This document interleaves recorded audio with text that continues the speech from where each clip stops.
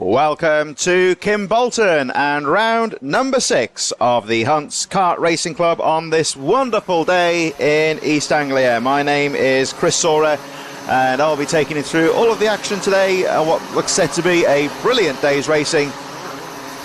Big entry of drivers here today, and we're about to get things underway with the junior rotax right on cue. The meeting starting very promptly this morning. And I wonder if that's something to do with a certain football match that's taking place this evening. I think quite a few people keen to keep their evenings free.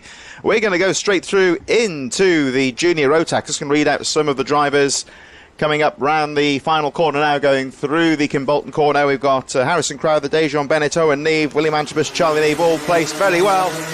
But right on cue, we go straight through into action, and race number 1, junior rotax, first heat of the day is underway. And there's trouble in the midfield, a bit of banging and buffeting in the midfield, 1 or 2 drivers in trouble. Number 96 caught up in the melee there, that's Harrison Whitacombe. Just trying to identify a couple more of the numbers, but everyone seems okay. They're just trying to extract those carts and get them back underway. That's not what they want in the first heat. And Dejon Bennett looks like he's got the jump on the field, number 39. This is our first race of the day, 34 races in total today.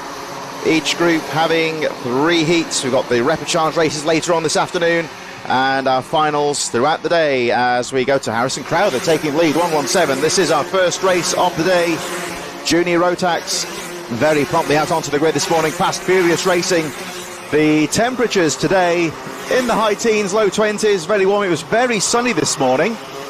Virtually no chance of rain according to the forecasts, and is scheduled to maybe cloud over a bit later on, but good conditions for racing. The track quite warm out there, but not too hot, you would say. You can see the carts gripping in quite nicely as in this early stage of the first heat of the day for junior rotax.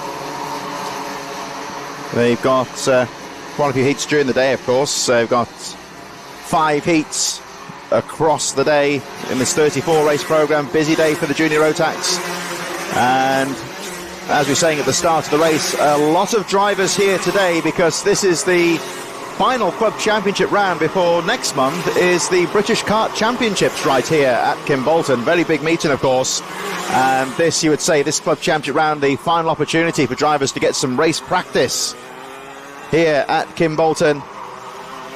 And in these early stages, Harrison Crowther, number 117, leading the way quite comfortably. It's Dejon Bennett in second, Kai Clark in third, Beich in fourth, Owen Neve, Thomas Behrman in sixth position, Charlie Neve, Alvi Lapper, Adam Wooden and Harry Bartle, the O-plate holder, rounding out the top 10 as Harrison Crowther goes through.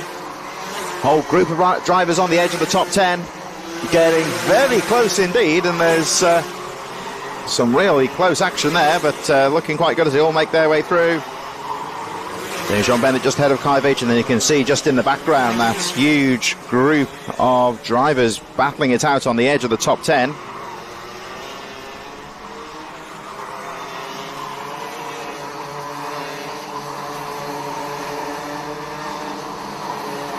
So they make their way through, and still the 117 Crowther leads the way coming into the final corner, heading through towards Kimbolton corner now, and still looking very strong out there.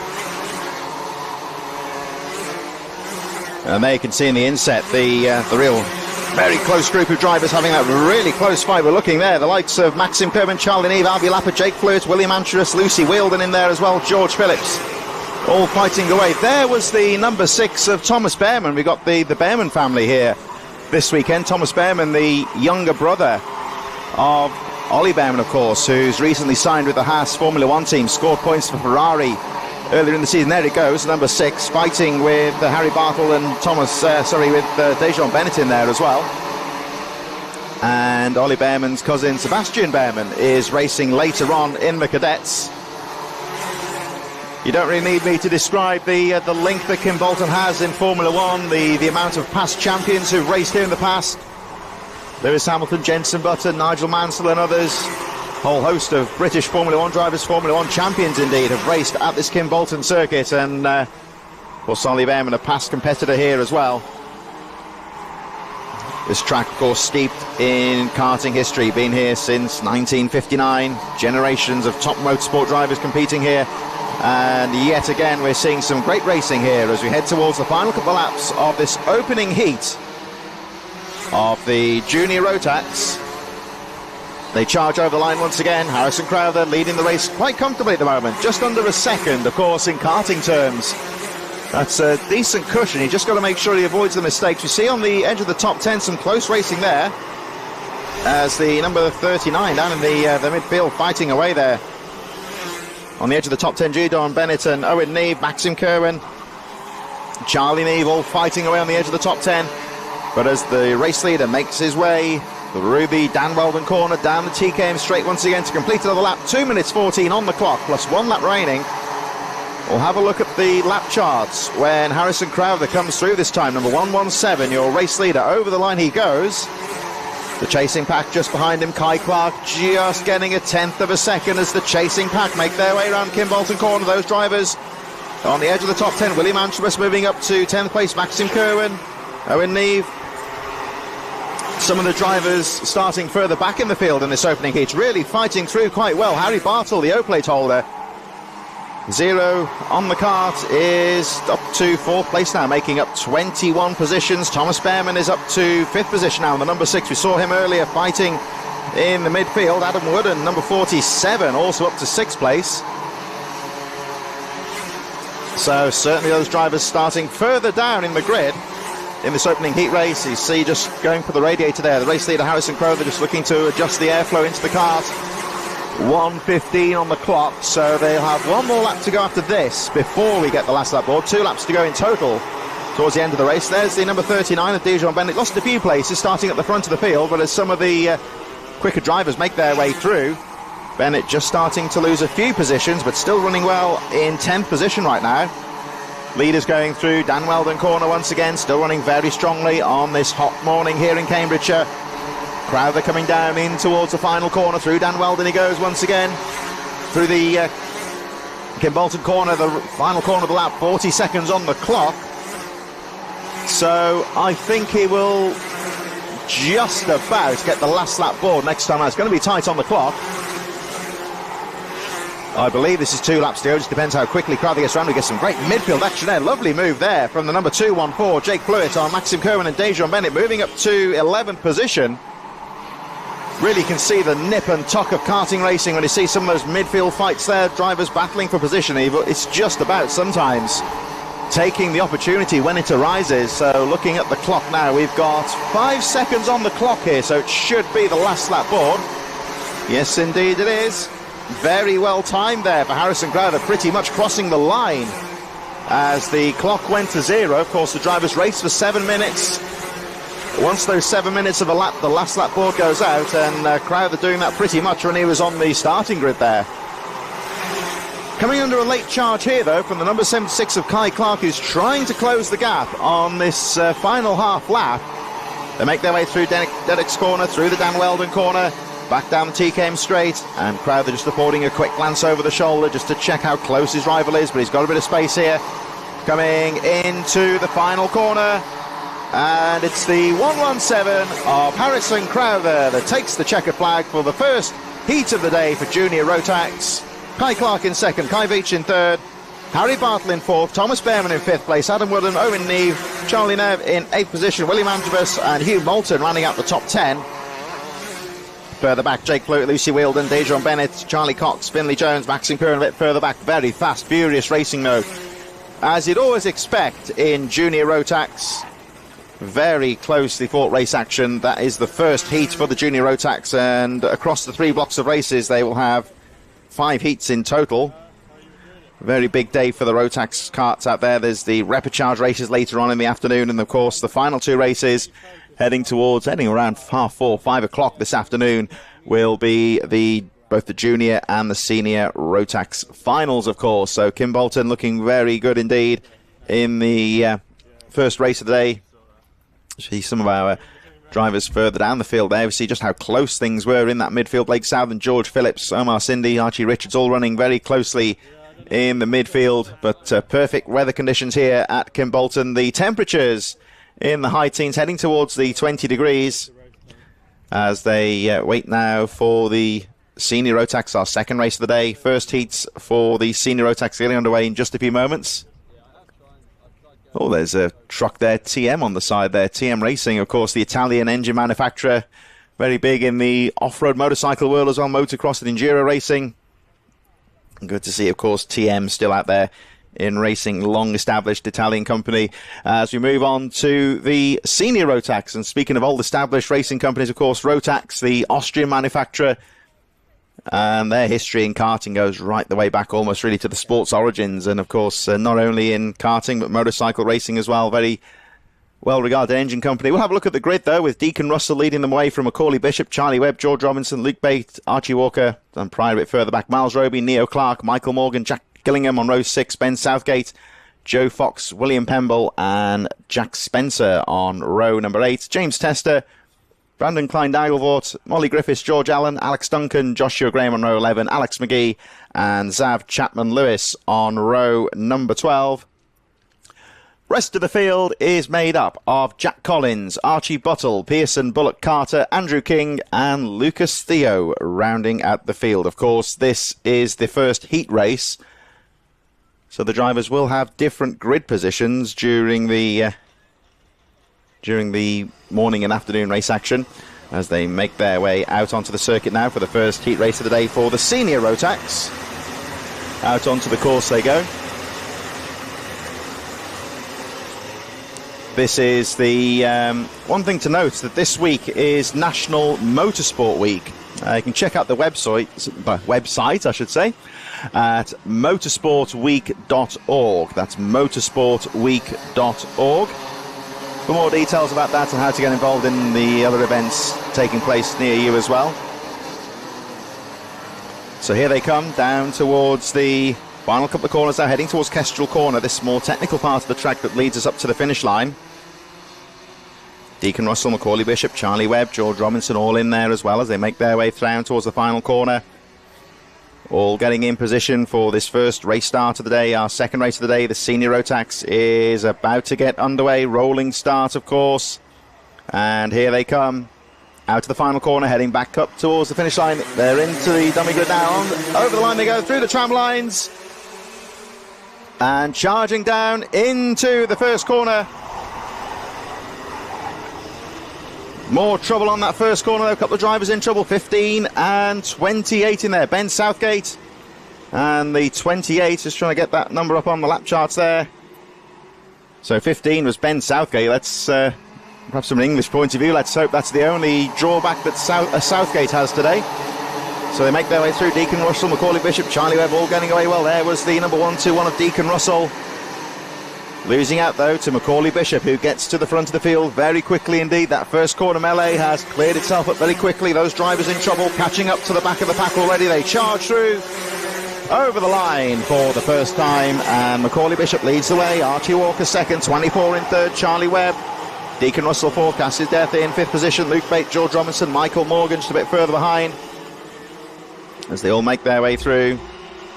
And good to see that the Keenans are watching today. Stephen Keenan getting in touch, watching from Cyprus, and Owen Keenan, very good driver, gutted that he is not on the grid today. We'll see later in the year, of course, Owen Keenan racing as they make their way down towards Kimbolton Corner once again. Out to the final corner they go, heading back towards the Hines Straight and the start-finish line. And still the number 0 leading the way. You see, as you'd expect with karting, some very close midfield action. Really is nip and tuck, you say, the midfield race action in the karting. You just got to stay in there and take the advantage where it counts, of course. They make their way up towards the top of the circuit now, racing away. Down towards the TKM Straight. Heading towards Kestrel Corner and towards Kimbolton once again. There's the number 47 there of Cassius Death, coming under some pressure here. Right behind there, looks like George Robinson, Luke Baton there, number 95 in there as well then. That's 54, Michael Morgan.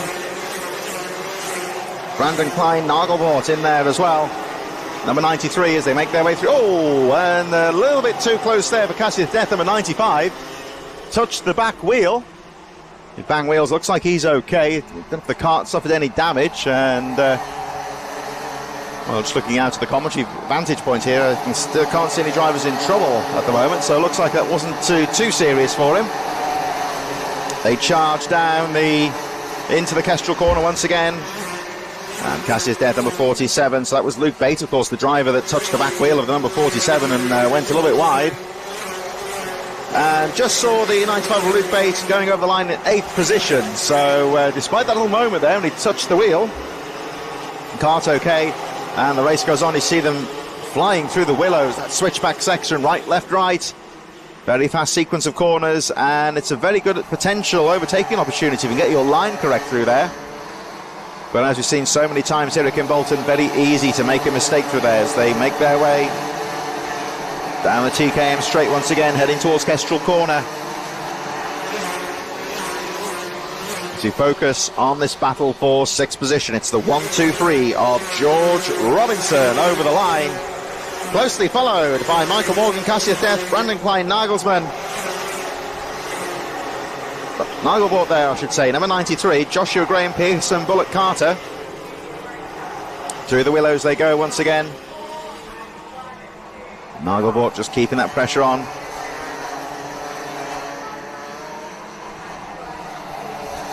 Heading through Derek's corner, up towards the top of the circuit once again. Still that very close battle in the edge of the top 10.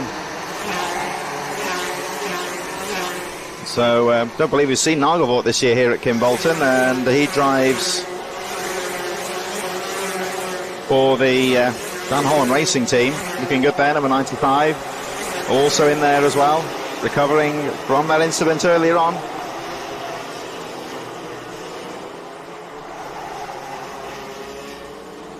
Through the willows they go. Still that very close battle on that edge of the top 10. Running very closely indeed. Macaulay Bishop then still leading the way. Archie Walker up to 2nd place, number 7. 2:24 on the clock, plus the 1 lap remaining. There in that midfield there, we just saw the number 12 of Jack Collins fighting through the field, made up 9 places. Archie Buttle, Alex Duncan in there as well, Jack Spencer.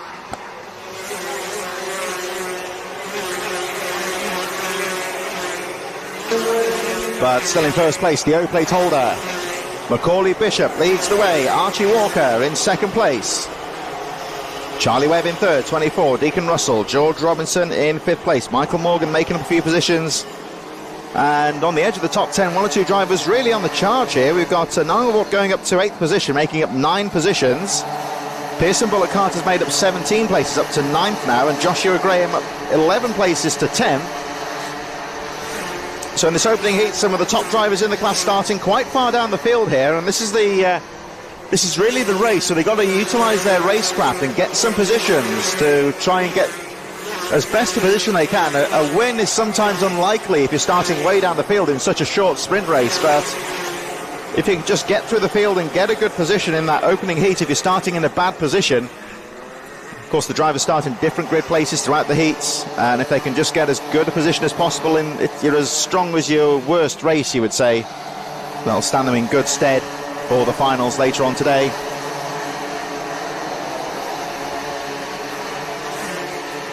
Certainly some of those mid to top drivers in the class in the midfield, they would be certainly hoping to avoid the repechage later on today, the last chance qualifier where the top 4 drivers make their way through into the A final later on today. Although a couple of times this year, of course, we have seen drivers who've had bad heat races having to go through the repechage and then start to make a really good showing in the A final as well. I've seen that a couple of times this year, so even though we're in this only the 2nd race of the day, very important racing here, some very important positions to be gained here as well, as the drivers really coming out of the grid quite strongly this morning. 14 seconds on the clock as they make their way through. Macaulay Bishop leading the way, getting through with Archie Walker in 2nd place. Charlie Webb in 3rd. They make their way through the willows. The rest of the top 10 charging through. On the main screen there we see that midfield scrap with the top 5 scrap there. 1, 2, 3. George Robinson, Pearson, Bullock, Carter, number 9. Now look at the Carter here, number 9. Closing up on the 1, 2, 3. Pearson, Bullock, Carter has made up 20 positions in this race. They make their way through Dan Weldon corner. The number 9 fighting hard to make up yet more positions. Last lap next time round. as Macaulay Bishop goes through 40.37, fastest lap of the race. Over the line he goes to take the last lap board. So the O-plate holder, Macaulay Bishop, leads them through. Archie Walker in second, still Charlie Webb in third. Deacon Russell, Pearson, Bullock Carter, George Robinson, Michael Morgan. That's how it is still. So Pearson, Bullock Carter making up another position, now into 5th place. Making up 21 places. So 26 on the grid, 5th at the end. That would be a very good race for Pearson, Bullock Carter in what would be his worst grid start of the heat races. But Macaulay Bishop making his way down towards Kimbolton Corner once again. Started second, makes his way to the front, and will take the opening race in senior rotax. So Macaulay Bishop takes the checkered flag, Archie Walker second, Charlie Webb, Deacon Russell, and the very impressive drive there from Pearson, Bullock Carter to finish in 5th place. George Robinson in 6th place. Michael Morgan 7th, Joshua Graham, another driver that's really been on the charge there, making up 13 positions to finish in 8th place. James Tester 9th, Luke Brait rounding up the top 10 just ahead of Brandon Klein Nagelvort, Jack Collins, Archie Buttle, Alex Duncan just a little bit further behind. So our second race of a bumper 34 race program is now drawn to a close. Moving on very shortly to the Senior X30 and the Rotax 177s in just a few moments. As always, of course, a big shout out to our sponsors here at Kimbolton: iZone Driver Performance, Easy and Elegant Weddings, Stu Stretter Photography, Talk Racewear, Clarkson Motorsport, and Ainsbury Plans Hire, along with Promise Dreams, who the Hunts Kart Racing Club is supporting with various charitable events through 2024 as the drivers wait on the dummy grid right now to make their way out onto the circuit for the first heat for the Senior X30 and Rotax 177s. Out onto the course they go, 2 separate grids, of course. Matthew Morgan, Alfie Richards, Aaron Lask, Tristan Powell and Oliver Harris amongst our leading group in the Senior X30s.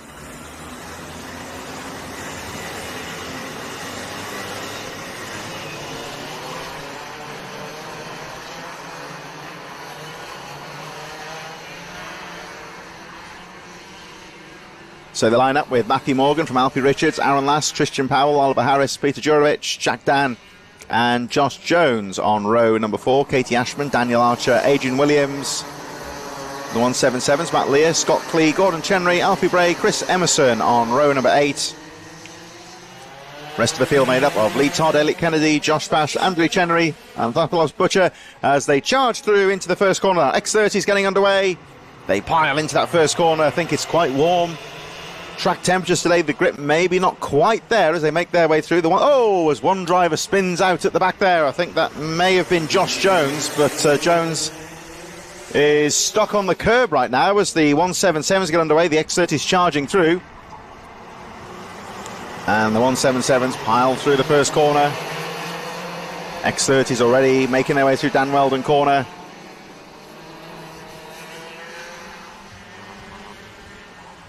And there we see our 177 leader coming through a little bit further down. So it was Adrian Williams at the front of the field early on as the leaders make their way through for the first time for the X30 class. So it's Alfie Richards leading the way. Tristan Powell, Matthew Morgan, Aaron Lass, Jack Dan in 5th place. Oliver Harris, Daniel Archer and Katie Ashman a bit further behind there, number 53. Peter Jurovich, Josh Jones, of course, spinning out on the first corner way down the field as the 177s make their way through. So it's Scott Clee from Josh Bass. Some of the regular front runners there fighting away at the front once again. Gordon Chenry, Alfie Bray and Adrian Williams a bit further behind. The race leaders of the X30s make their way down towards Kestrel Corner into Kimbolton, the final corner. Further back we see our battle with the 177s with Scott Clee and Josh Bash, Gordon Chenry in there as well. Leaders over the line once again for the X30s. Powell leading the way, Lask into second place, the cake plate holder. Drifting into the Stowe corner. And there at the back of that little group there, the number 63 of Oliver Harris chasing Matthew Morgan and Jack Dan as they make their way through the willows. The 177s, meanwhile, making their way over the line on the inset on the right-hand side of your screen. Still with Scott Clee from Josh Bass, Gordon Chenry, Alfie Bray, Adrian Williams right in there as well. Jack Taylor, Elliot Kennedy, Chris Emerson a bit further behind. as they all go flying through the willows. And there is the number 88, the race leader of the X30s, Tristan Powell, coming out of the final corner, heading back towards the Heinz straight to complete another lap. 4 minutes and 50 seconds on the clock, plus the 1 lap remaining. On the inset of your screen there you see Scott Clee. Clee on the overalls there. Let us know who he is. Definitely there from Josh Bass, Gordon Chenery, Alfie Bray right in there. But it's still Tristan Powell, number 88, your race leader, making his way through Derek's corner, heading up towards Dan Weldon. The 177's fighting away into Stowe, the first corner. Just saw the number 53 there, third place Alfie Bray, with Gordon Chenery, Adrian Williams on his tail.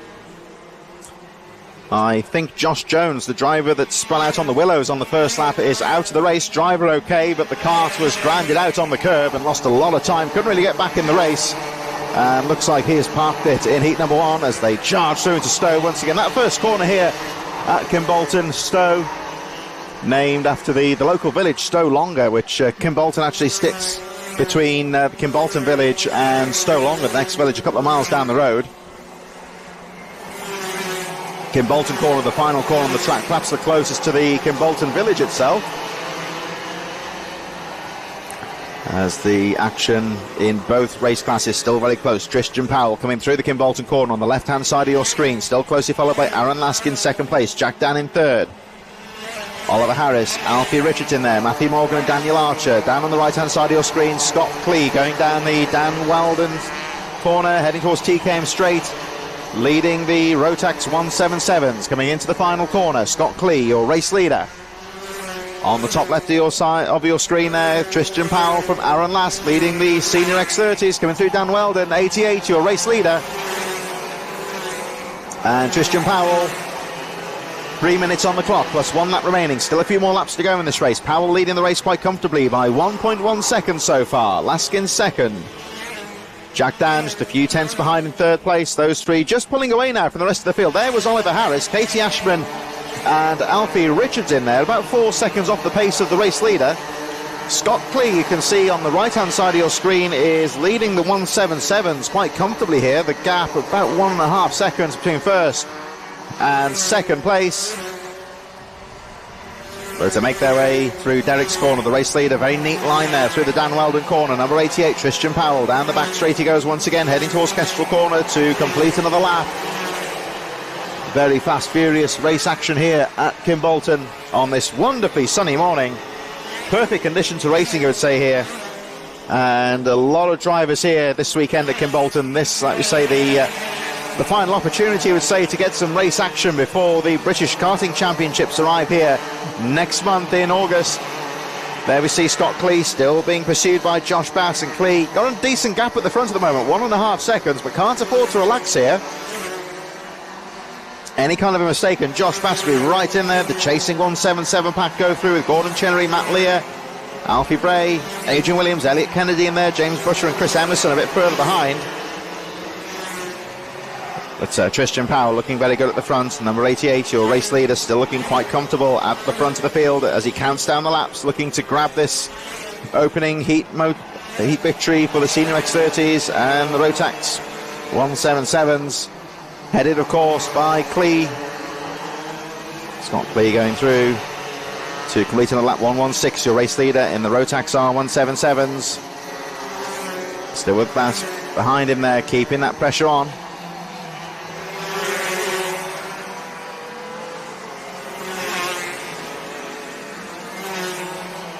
So closing laps now for the senior X30 and Rotax R177s. They make their way through for their first heat race of the day, of course. Plenty of race action here today at Kimbolton in all the race classes. This is, of course, the first heat of the day.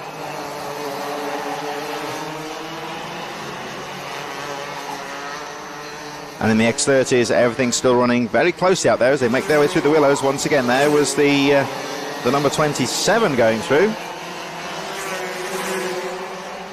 In the X30, in the 177s, that's Andy Chenery, closely followed by Stavros Athanasopoulos and Lee Todd rounding out the field in the R177s.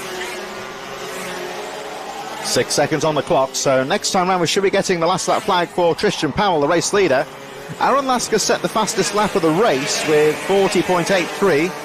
As we look at the fourth place driver there, number 53, Katie Ashman, who set her fastest lap of the race. Oh dear, and the kart upside down. That's not what we want to see. That's on the... that's your driver okay, as you can see. That's on the entrance to Derek's corner. That's number 98, I think, Daniel Archer, although the kart said number 86 at face value when you look at it there, because it was upside down. The marshal's doing a great job with the driver of getting that upside down kart off the track. The driver is okay. There's another driver caught up in that, so we didn't see the incident there. The red flag has come out though. Oh dear. Red flag coming out very quickly there, and just off our screen I just noticed one driver absolutely slammed the brakes on there. That's the incident that's caused the red flag. Down on the finish line, I can tell you that Aaron Lasker has absolutely piled into the tyre wall. The driver is okay, but the front of the kart looking quite bent, and he's not too happy. Tristan Powell slamming the anchors on when the red flag came out, very surprisingly there. But Aaron Lasker with nowhere to go.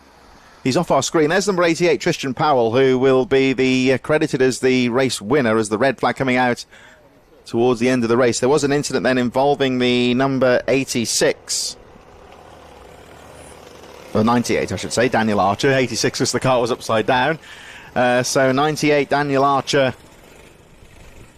There it is. And you can see the helmet on the side of the track. The driver was up and walking about. And I think the driver is out of shot, just checking out the other driver involved in the incident who still sat in the kart. I can't tell you. There is the other driver. And you can see him just helping him out. Looks like just an incident there where they've tangled wheels, possibly. Difficult to tell the number on that one. Driver appears to be up and walking, so up on his feet. You may expect that it's just a little bit winded. Down on the finish line, Aaron Lasker's walloped the tyre barriers. He's got the helmet off and he's okay. Walking about, looking a little bit annoyed at his kart. I can tell you that just out of shot, the red flag came out and they all slammed the brakes on. Just out of camera shot. So one or two incidents out there. So we're going to be a few moments here, I think, before we get things back underway. Our medics, of course, doing a great job along with the Hunts Kart Racing Club officials to deal with the injured drivers. There is the driver that was involved in the red flag, the number 98 of Daniel Archer. But as you can see, the driver okay, up on his feet and talking to the marshals. The medics are on site, but they don't appear to be doing all that much. So I think they're just taking their time, just as a precaution, making sure the drivers are okay. You'd certainly know if there was anything serious, because the medics would be acting a lot more urgently, but they're not too worried. They're just making sure those injured drivers are okay. I don't think there's any serious injuries to the drivers, but when a kart goes upside down, it throws the drivers out and about, and they will naturally get quite winded. I think the other driver, I can't tell you who the other driver is, unfortunately. The numbers were damaged on that kart, and I'd never like to guess a number unless I can see it for definite. So there's Aaron Lasker, actually. There was the incident I was telling you about a moment ago, just by the finish line. The race leader, Tristan Powell, saw the red flag come out immediately. He was just passing the marshal point when the red flag came out, and he braked quite sharply, I think a little bit more quickly than Aaron Lasker was expecting. He tagged the back of Powell's kart and then ricocheted off into the tyre barriers. Now, Lasker, I should say, is perfectly fine, although looks a little bit miffed, and he's got a bit of repair work to do before the next heat, because he hit that tyre barrier and it looks like it's damaged at least the stub axle on the car. I don't think it's anything too serious, of course, but a little bit of repair work to do on that Birrell kart before the next race gets underway. So race number 3 drawing to a premature conclusion due to an incident involving the number 98 of Daniel Archer. That kart was upside down on Derek's corner.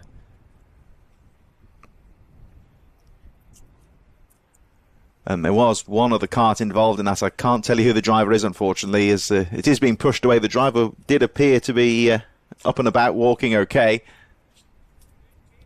But the simple reason that the numbers are all obscured with time. There is the other kart involved in that. Now, is that 28?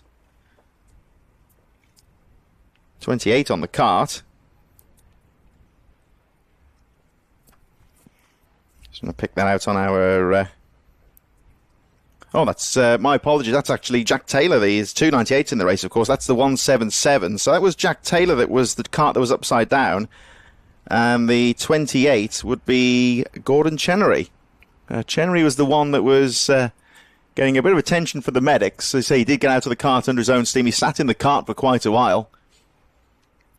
So my apologies, Daniel Archer. There's 298s in the race. So Daniel Archer, not the driver that was involved in the incident. It was the 98 of Jack Taylor.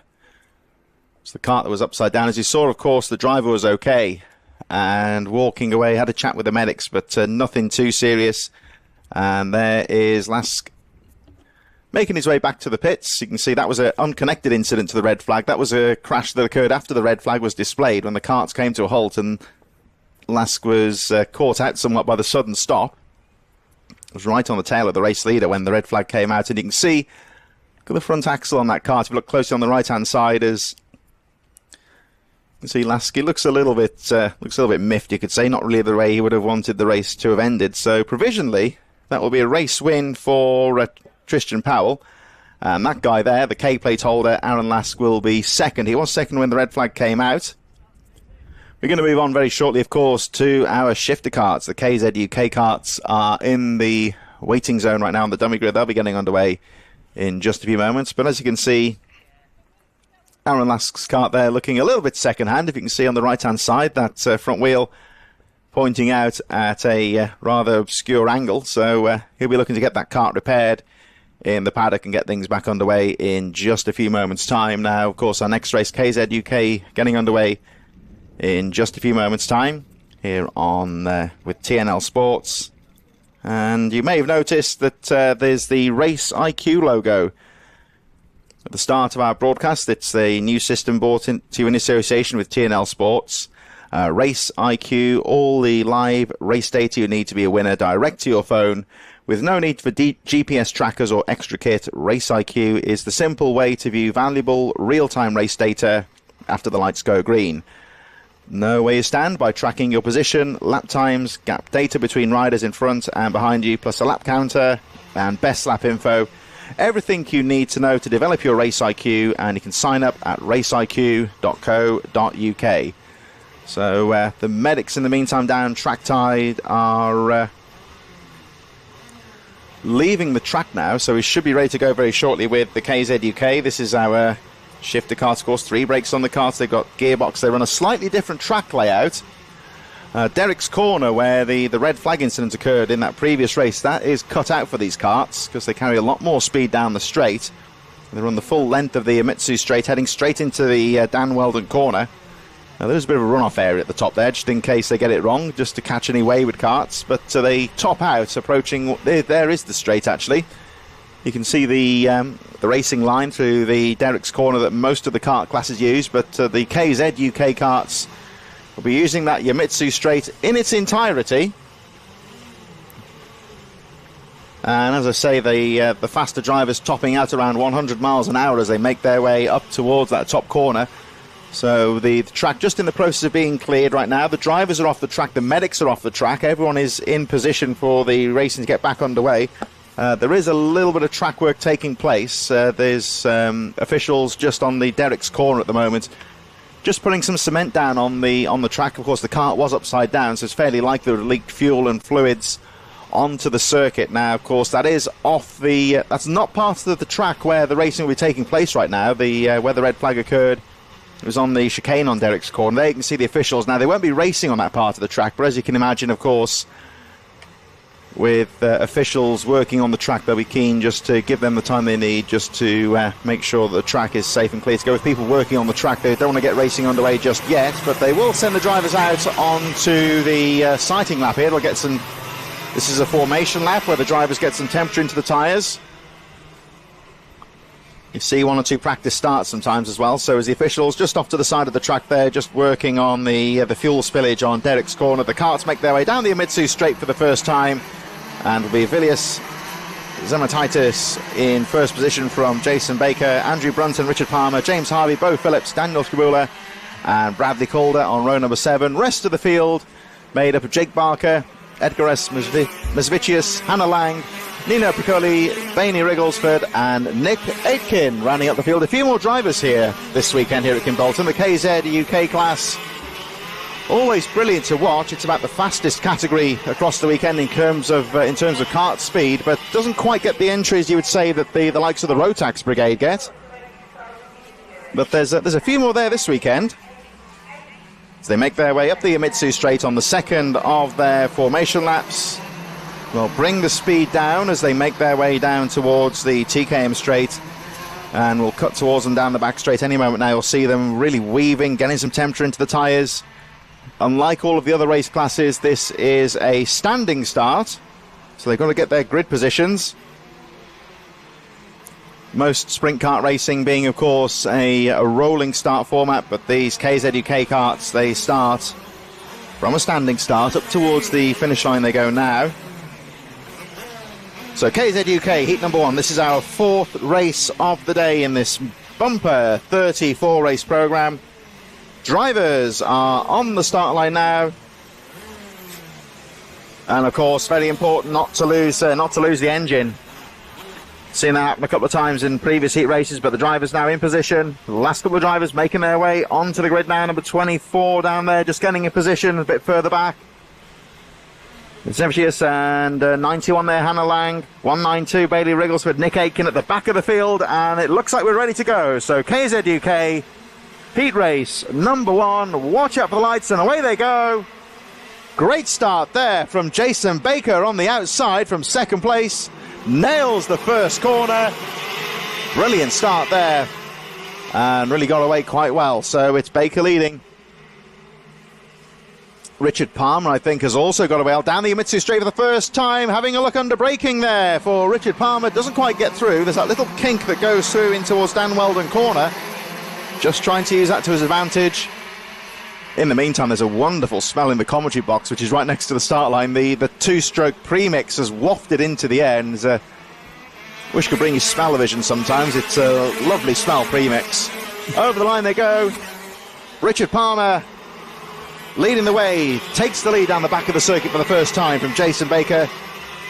Zamataitis, number 80, in third. Well, he was in third place, but I think he's been overtaken by Bo Phillips and Andrew Brunton just on Stowe Corner. So Richard Palmer with a very strong start there, getting to the jump and getting to the front of the field quite quickly. Goes down the TKM Straight through Kestrel Corner and into Kimbolton to complete the second lap. Number 17, Richard Palmer, your race leader, and already trying to establish a gap at the front. There's trouble for number 21, Nick Aitken. That's up on the Dan Weldon corner. Now, oh dear, I think the kart, I don't know what happened there, whether he went off the track or he's had, well, judging by the tyres, I think he's been off the track. And there's the waved yellows for the stricken Nick Aitken. Driver okay, but pushing the kart away from the track. Trying to get that clear as quick as possible. There's Aitken just on the edge of the circuit now, off the racing line at least, so shouldn't be an issue for the chasing drivers. All Aitken can do, though, is step out of the kart and watch on here. And hopefully we'll be able to get a bit of help to get that kart to safety once the pack has gone through. So Richard Palmer leads the way, 36.34, fastest lap of the race. Bo Phillips in second place, Jason Baker in third, Andrew Brunton fourth, James Harvey fifth. Daniel Chabula, Hannah Lang all going through there. So Hannah Lang moves up to 7th position. So Lang in 7th, Bailey Rigglesford in 8th place, Mazevius in 9th, Calder, Baker, Piccoli, and Vilius Zemataitis, who started at the front of the field, is out of the race, it would appear, showing on our lap charts as pulling into the pits. Nick Aitken, of course, as we saw for ourselves, is out of the race as the race goes on. Nick Aitken on the side of the track is okay, but looks a little bit winded. I wonder if he may have been off the track possibly. There's the waved yellows because the kart is on the edge of the track, so they're just making sure the drivers do not overtake through this corner. And he just saw, just as the camera panned to the left there, just saw the stricken kart of the number 21. As we look at this battle here between the number 90, Andrew Brunton, keeping the pressure on the number 38 there of Jason Baker. Baker, who started in second place, dropped to third now. He had that wonderful start, though. Led the race briefly on the first lap. Was down the inside, goes Daniel Chabula. Oh, but the switchback there for Andrew Brunton. Goes out to the corner and retakes that position back into fourth. This allows Jason Baker just to pull away slightly. Baker had that wonderful start from second on the grid, took the lead early on, but Richard Palmer and Beau Phillips have both got ahead very quickly, and now Baker having to fight here to hold on to that third place. As down the inside, having a look there, is Dan Brunton, has to cover the line though going through, and lovely line there out of the corner from the number 12 of Daniel Chabula. Took a very tight exit, got the grip though as well, and that should set him up into Stowe. Yes, it does. Oh, but that's cheeky there. Number 91, Hannah Lang, goes through, tries to have a look at least. Oh, but it didn't quite come off. Brunton just shuts the door. That's how it works though in karting sometimes. Saw Hannah Lang there, just saw the gap and tried to sneak down the inside. Hannah Lang, another one that started further back in this heat race, has fought through the field quite well, and there is the there's the unfortunate Nick Aitken, who is a spectator in this race. Focusing at the moment on this battle for third place, as Jason Baker comes under a bit of pressure now, as got some very quick drivers challenging behind him. Oh, down the inside goes Chabula, makes that apex. Here's lovely move there from Daniel Chabula. Got the inside and he parked the kart on the apex. And just behind there, I think that may be we've got Andrew Brunton and Hannah Lang fighting through, and I think Lang is through, and she's putting the pressure on Baker as they make their way through towards the left-hander, through into Kestrel Corner, into Kimbolton. There's Lang, number 91. She tries to square the turn off, which she does so out to the final corner, and that may well set her up nicely for Stowe as the rest of the top 10 go through. There's Hannah Lang down the inside, and also following through there is Bailey Rigglesford. And you saw that's another classic karting move there. Hannah Lang pushing Baker wide into the first corner. She took the position, and Rigglesford just stuck onto the rear bumper of Lang and also sneaking through as well. So Bailey Rigglesford chasing Hannah Lang here into the final corner, and Rigglesford closes up into Kimbolton Corner, under braking. Richard Palmer leading the way, Beau Phillips in second, 1.7 seconds covering the top two drivers. They are well clear now of this fight for third place. Daniel Chabula, number 12, in third. The driver we're focusing on at the moment, Hannah Lang, number 91, currently in fourth place. Bailey Rigglesford, 192, having a look down the Yamitsu straight. Oh, he ran out of road. Two wheels on the grass, and a good save there from Rigglesford. That could have been very nasty indeed, approaching 100 miles an hour and getting two wheels onto the grass like that. Nervous moments there then for Bailey Rigglesford, shrugs it off and will refocus now and trying to catch up with Hannah Lang here with 45 seconds on the clock. So looking at the position of the leaders next time round, they'll have 2 laps to go. There'll be 1 lap to go now, I think, because 32 on the clock. They should sneak through, I think, before the 1 lap board goes out. We look at Hannah Lang going through the Dan Weldon corner, 24 seconds on the clock as the leaders make their way over the line. So it's going to be 2 laps to go, including the lap they've just started, with Richard Palmer leading the race comfortably now, 3.1 seconds. Daniel Chabula still in third, number 12, and Hannah Lang charging in fourth. Bailey Rigglesford in fifth place. Andrew Brunton, Jason Baker, James Harvey in 8th position. Edgar Esmasevius in 9th position. Jake Baker and Nino Piccoli running out the field with Bradley Calder, Zimatitis and Aiken all out of the race. But here is the race leader, number 17, Richard Palmer, coming out of Kimbolton Corner, heading towards the Hines Straight for the final time as the last lap board goes out. And Palmer setting the fastest lap of the race on that previous lap there, 35.65. So Palmer looking good at the front of the field. The gap goes up to 4 seconds, charges down the Yamitsu Straight for the final time, approaching 100 miles an hour onto the brakes in towards Dan Weldon Corner and back down the TKM Straight for the final time.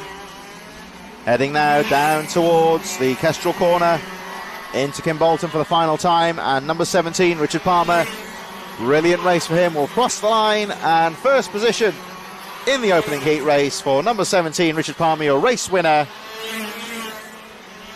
It's going to be Beau Phillips in second place, and that fight for third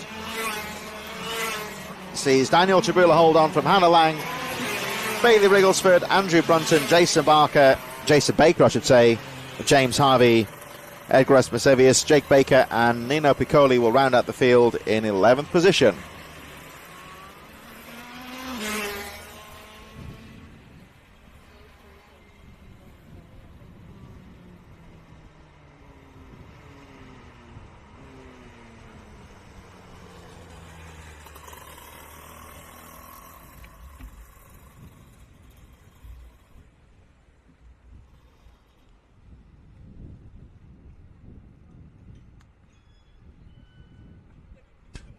Race number 5 in the programme, the Mini Inters, getting underway in just a few moments' time as our drivers make final preparations. That, I think, is the number 48 of Louis Barker on the dummy grid. 142, Oliver Spencer just in front, as you can tell from the helmet. No need to identify that driver. Mini Inters in association with iZone Driver Performance, getting underway in just a few moments for their first heat race of the day. This is race number 5 of 34 today.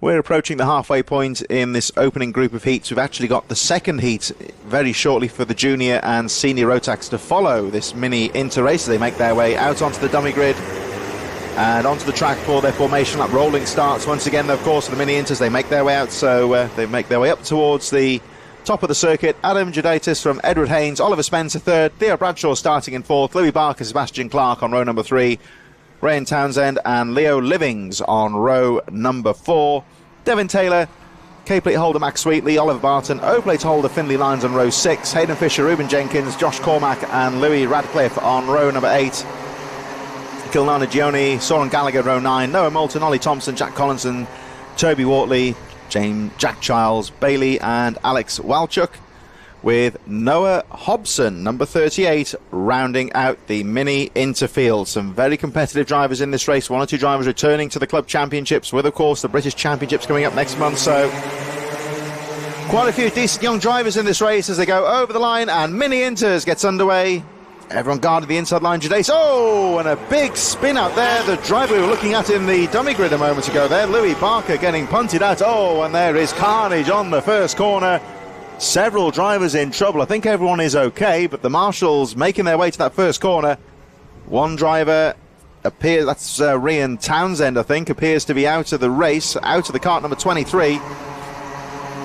2 other drivers in trouble there, number 38. That will be a bit further down the midfield there.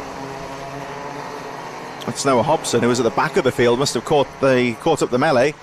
So we've got the Battenberg flags out now. The yellow and black cross flags. You see the carts have slowed right down. So the Battenberg flags are the equivalent of a safety car. If you imagine in safety car in Formula 1 or other forms of motorsport where the drivers have to slow down.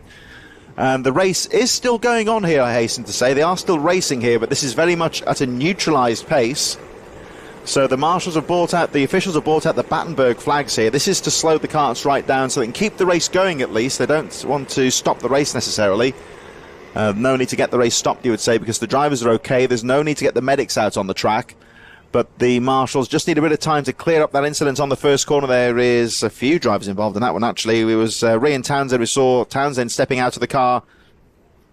Toby Wortley is the other cart that is stranded on the first corner, and Noah Hobson was at the back of the field, caught the back of that melee on the first corner. And there's one of our drivers marching back to the paddock, leaving the cart there, and they'll go and pick that one up in a moment. So we are still under race conditions, but the Battenberg flags are out. This is how they line up at the moment. We've got 5 minutes plus 1 lap remaining in this race. Oliver Spencer, 142, is your race leader. There's the number 38 there. We just saw on the inset of Noah Hobson getting back into the car. I don't know if he's going to go back into the race or not, but Oliver Spencer still leading the way. Edward Haynes in second place. Theo Bradshaw in third. Adam Judaitis in fourth, and they're slowing. I think they're anticipating a race start here, but I can't see that happening because there is a cart still on the first. Oh no, I stand corrected. They are bringing the green flag out. That cart evidently is okay where it is. So it's Oliver Spencer. We are back under race conditions here. Oliver Spencer leads the way. Down the inside goes the number 46 of Edward Haynes, fighting with 44 Theo Bradshaw side by side through the willows.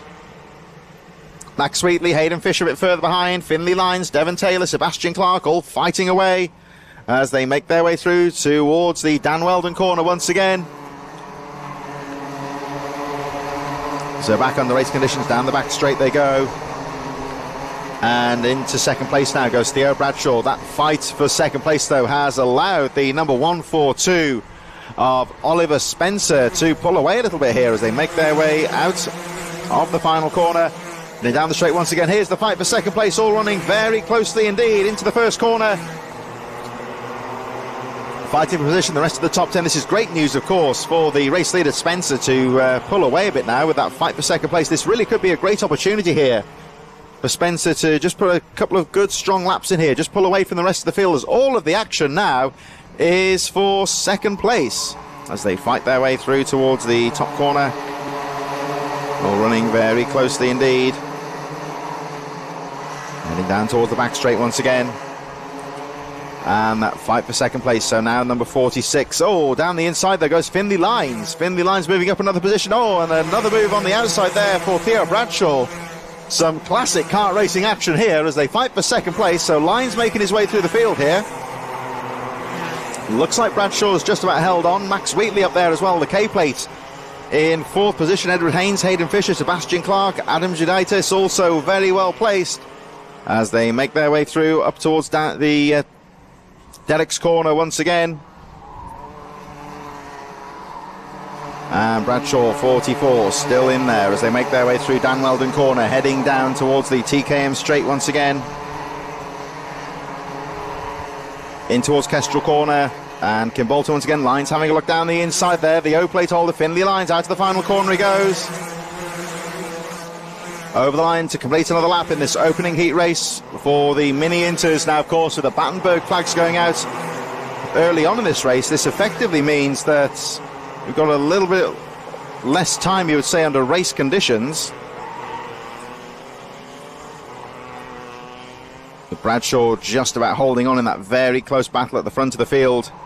Up towards the top of the circuit now. And down the back straight once again. So just to recap, Oliver Spencer having the luxury now of a bit of a gap at the front. There goes Spencer just out of shot, the race leader, leading by 2.1 seconds on this great fight for second place as Finley Lines goes down into Kim Bolton corner and takes second place. Well, my apologies, third that is, because Theo Bradshaw still in second. There's Lines guarding the inside line with the 46 finding the opening on the inside there. Can't quite pull it off though. Edward Haynes has to hold on to that fourth place. So it's Oliver Spencer still leading. Theo Bradshaw in second place. Finley Lines in third. Edward Haynes, Sebastian Clark, Max Wheatley, Hayden Fisher and Leo Livings all running very closely indeed. As we focus on the zero there of Finley Lines. With the O-plate and down the TKM straight he goes. So Finley Lines closely followed now by Edward Haynes as they make their way down towards Kim Bolton corner.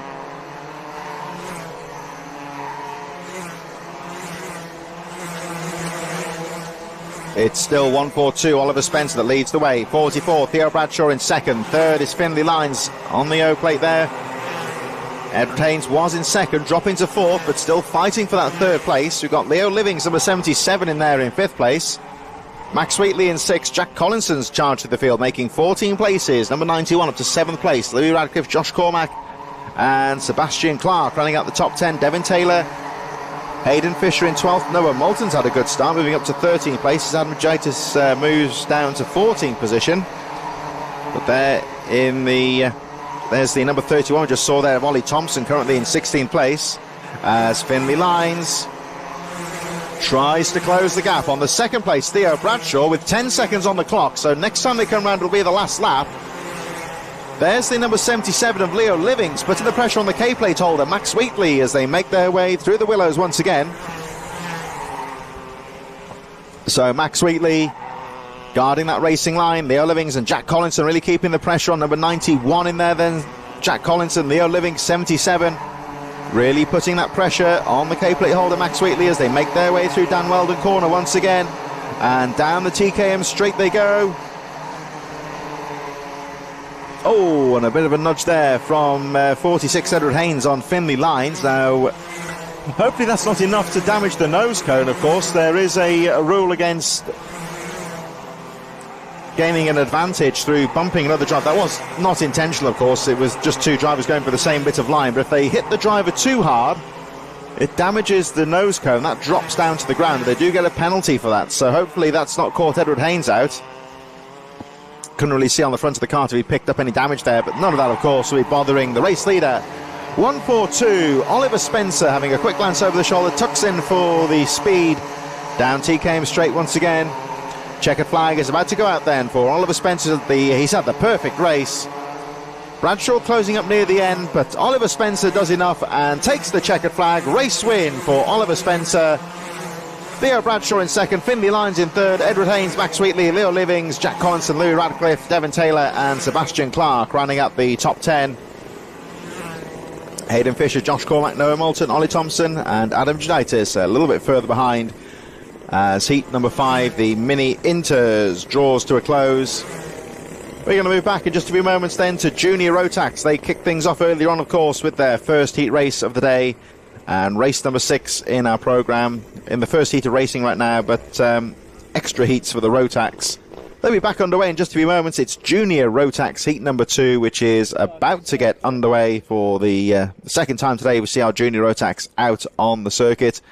They'll be underway in just a few moments' time. Of course, 34 races taking place today. A reminder, of course, if anybody is watching this live stream at the track itself, that the trophy presentations in each of the A finals later on this afternoon will be done on a rolling basis. They'll be presenting the trophies whilst the racing takes place in the clubhouse. Usually all the presentations take place at the end of the day after the final race, but quite a few people, I think, are quite keen to get back home later on once the racing draws to a close. We're looking at around 5 o'clock, I think, around 5, half 5, that the racing will finish today. But, of course, it's the Euro finals later on, and England are in the final, so a lot of people want to get in front of a television later on to watch that. So I think there is a bit of a keenness to be gone and away later on today. So busy day today, and the racing being run as slickly as possible. Junior Rotax then, heat number 2, Charlie Whitehouse and William Bloom, Vlad Rybakon and Leo Robinson, Freya Woodall, Reese Porter further behind there, and Gareth Haynes, Thomas Warner, Thomas Shaw, Luke Woodward, Harvey Jones, Sean Abbott, Spencer Laney, Han Calichurn, Ben Cowley, Jessica Fitch Hall, Oliver Bowen, Luke Jarman, Joseph Booth, Liv Jakins, Harrison Morrow, Jake Cox, Kian Bennett and Samuel King on row number 12. That's how they line up for the second of our Junior Rotax heat races today. There'll be 5 in total. Big entry of Rotax drivers, of course, one of the final chances to race on this Kimbolton circuit before the British Championships next month. So certainly always a big entry of Rotax drivers, and they'll be underway with their 7-minute plus 1 lap heat in just a few moments' time.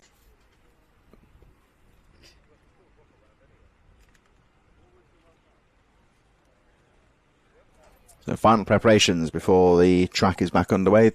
Just looking to see if there's any sort of delay out there, but the track looks good, where they're just making sure I think all marshals in position, everything ready to go. So we should be underway very shortly for our Rotax heat number 2 in just a few moments.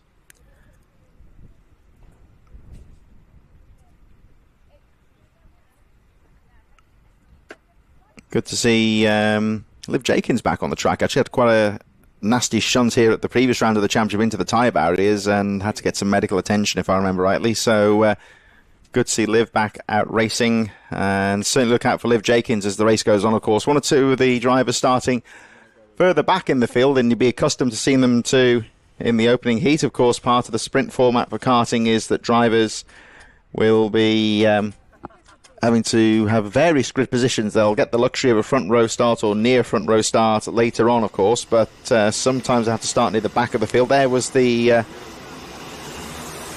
number 37 a few moments ago, just as they make their way out onto the track for the first time.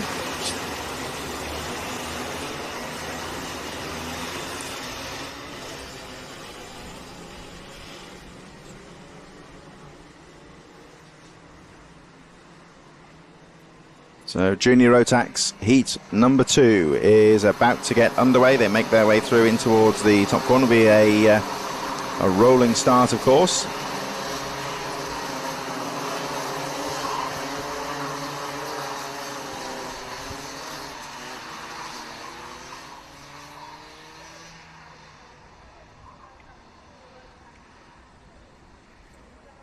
Senior Rotax heat number 2 coming up in just a few moments as the drivers make final preparations, getting the temperature into the tyres as they make their way down towards the Kimbolton corner for the second heat race for the Junior Rotax. Out to the final corner they go, and charging up to the line, over the line they go to get the race underway. So Junior Rotax heat number 1 gets underway.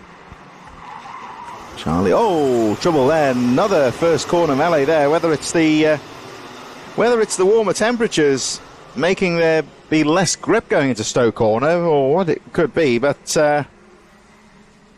there do seem to be a few first lap incidents out here. So here they come round towards the top corner.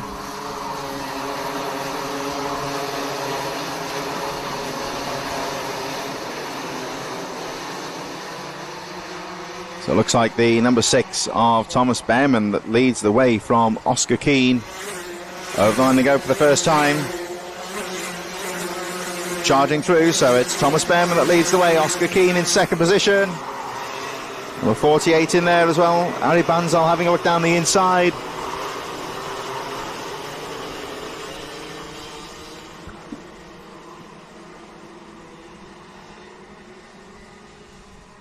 So Thomas Behrman, your race leader. 48 up to second place now. Oscar Keane also well placed. Finley Jones, Mikey Walker in there as well. They make their way down towards the TKM straight once again, heading through towards Kestrel Corner. Into Kimbolton, down the inside goes the number 32. So Mikey Walker up to third place, I should say, as the rest of the field go charging through. Great first lap there for the number 48 of Ari Banzal, who moves into second place. Mikey Walker third, Finley Jones in fourth, Kai Bates, Adam Wooden, George Phillips, House and Crowther in eighth place, Maxim Kerwin, Will Archer, Charlie Cox, Joshua Smith making his way through the field as well.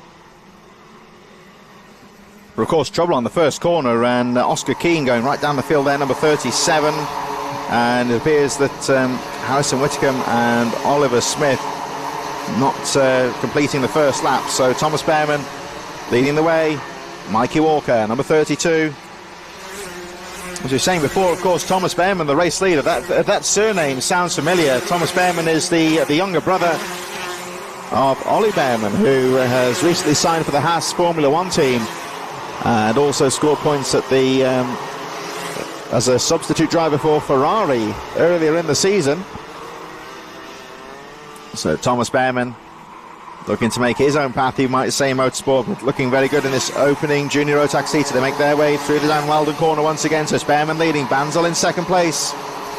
Ari Banzal, number 48, having a fantastic start to the race, making up 8 positions on their opening lap and trying to put the pressure on Behrman, number 6. There's Banzal in second place, Walker 32 in third, Kaivich in fourth place, Finley Jones still in 5th place. Rest of the top 10 made of Adam Wooden, Harrison Crowther in 8th place. So remember, Harrison Crowther won the opening heat.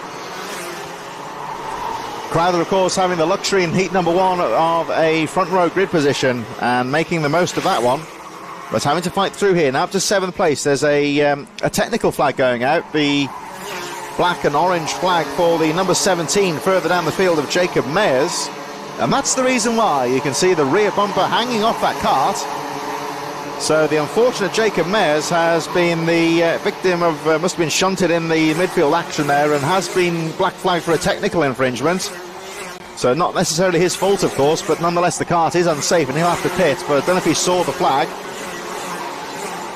Race goes on, of course. Thomas Behrman leading the way. Joshua Smith, number 15, fighting the field quite nicely. There he goes, just through a couple of moments ago. Joshua Smith making up 12 positions, out to 8th place, and has set the fastest lap of the race, 41.52. There's R.A. Banzal, number 48, coming under some pressure now from Mikey Walker, number 32.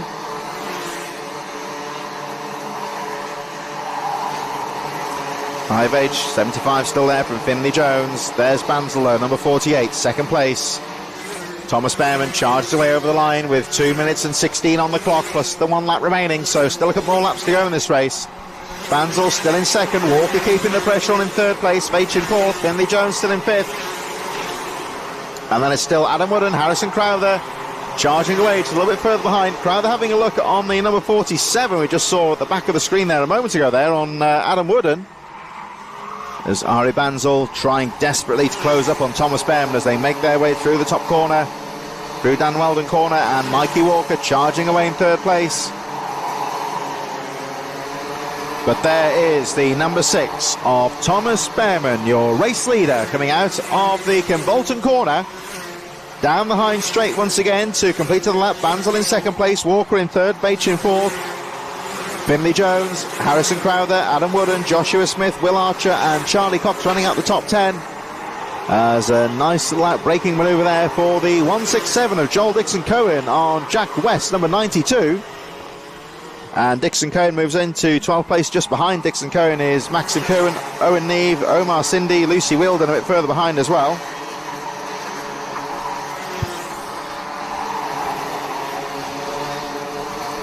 So there's George Phillips now, number 62, coming under some pressure once again from the 167. Oh, down the inside, neat move there, going through into Kestrel Corner in that midfield battle there. So Joel Dixon-Cohen charging hard to make his way through the field. Thomas Behrman leads the race with 43 seconds on the clock, so we'll probably sneak through once again before the last lap flag goes out. So I think there's going to be 2 more laps to go in this race. It's going to be tight once the drivers cross the finish line as to how long we've got left in this race. We've got 30 seconds left on the clock, plus the 1 lap remaining. I should think that Thomas Behrman will get round before that. As we look at the number 47, Adam Wooden still there in 7th place as the leaders make their way down towards the Kestrel Corner once again. 12 seconds on the clock as Thomas Behrman goes through, so 2 laps to go in this race. And Thomas Behrman, number 6, your race leader,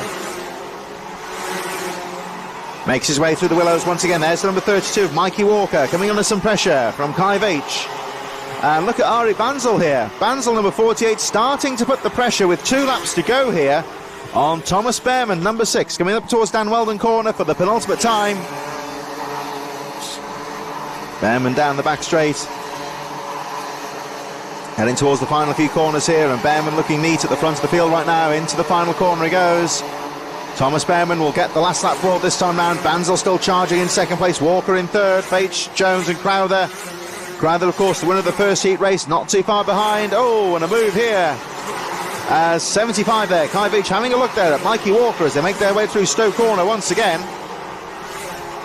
1 lap to go in this 2nd junior Rotax heat, and as you'd always expect with Rotax Racing, all very close, right to the drop of the flag. There's trading of lines here through Derek's Corner. 75 having a look there down the inside there, Kai Veitch on the number 32 of Mikey Walker. Race leader Thomas Behrman going through in towards the final corner now, the Kimbolton Corner for Thomas Behrman, and the checkered flag goes out. Thomas Behrman takes the checkered flag. Ari Banzel charging to the line in 2nd place. Rest of the top 10 charging through now with Mikey Walker, Kai Veitch, Finley Jones, Harrison Crowther, Joshua Smith, Adam Wooden, Will Archer and Charlie Cox rounding up the top 10. Joel Dixon-Cohen, Jack West and Maxim Kerman, Owen Neve just a little bit further behind. But as always, the junior Rotax karting very close indeed. Senior Rotax getting underway very shortly for their 2nd heat. As you may see on the television footage there, that the clouds are just starting to move in. It feels a little bit cooler trackside at the moment. It was baking hot sunshine around about 5-10 minutes ago, but trackside you can really feel that the temperature is starting to drop. Whether that will relate to track temperatures, I don't know. Not just yet, you would say, but this is pretty much how the weather's going to be today. It's quite warm in the high teens, low 20s, vacillating between hot sunshine and cloud cover. And whether that'll change, of course, it does feel a bit fresher when the clouds move in and the sun is obscured, but whether that'll change things too much for the drivers, we shall have to wait and see. But senior Rotax underway in just a moment as the drivers make their way out onto the track for their formation lap. Senior Rotax heat number 2, 5 heats for both the senior and the junior Rotax throughout the heat programs. Busy day for the Rotaxes. There's 5 heat races, the Repecharge and the A final for those qualifying drivers. Our final 2 races of the day later on this afternoon. They'll line up with Lucas Ellingham from Ben Southgate, Liam Notai, James Henson, Ewan Charman, Archie Buttle, Stefan Kuzmarchuk and Ewan Richards on row number 4, Joshua Graham, Jack Collins, Alex McGee, Ryan Hedge on row 6, Cassia Death, Guy Cunnington, Macaulay Bishop and Luca Osman Price on row number 8. Row number 9, George Donnell from Adriel Negua, James Tester, Jack Spencer, Neil Clark, Alfie O'Brien, William Ray and Will Forber on row number 12. And the rest of the field made up of Michael Morgan, Louis Weaver, George Robinson, Lucas Theo and Francesco Borghese at the back of the field on row number 15 as senior Rotax make their way through Kimbolton Corner And over the line they go. It's a fast, furious start down to the first corner. Lucas Ellingham guards the inside line as they pile through Stowe for the first time. Will they get through cleanly? Just about. It's always a spectacular start with the karts, though, through the willows as they fly through in towards Derek's corner for the first time. Everyone appears to have stayed out of trouble. Incident-free start to this race, and it's Lucas Ellingham that leads the way. Very top of the circuit now, making their way through Dan Weldon corner, back down towards the TKM straight, and the run down back towards the finish line at the end of the first lap. So it's TKM Extreme and the Micromax Cadet classes coming up at the final of the first block of races. The leaders make their way down towards the first corner, and look how close it is in the midfield as they all jostle for position. And of course, with it being a heat race, some of the front-running drivers will be starting further down the field.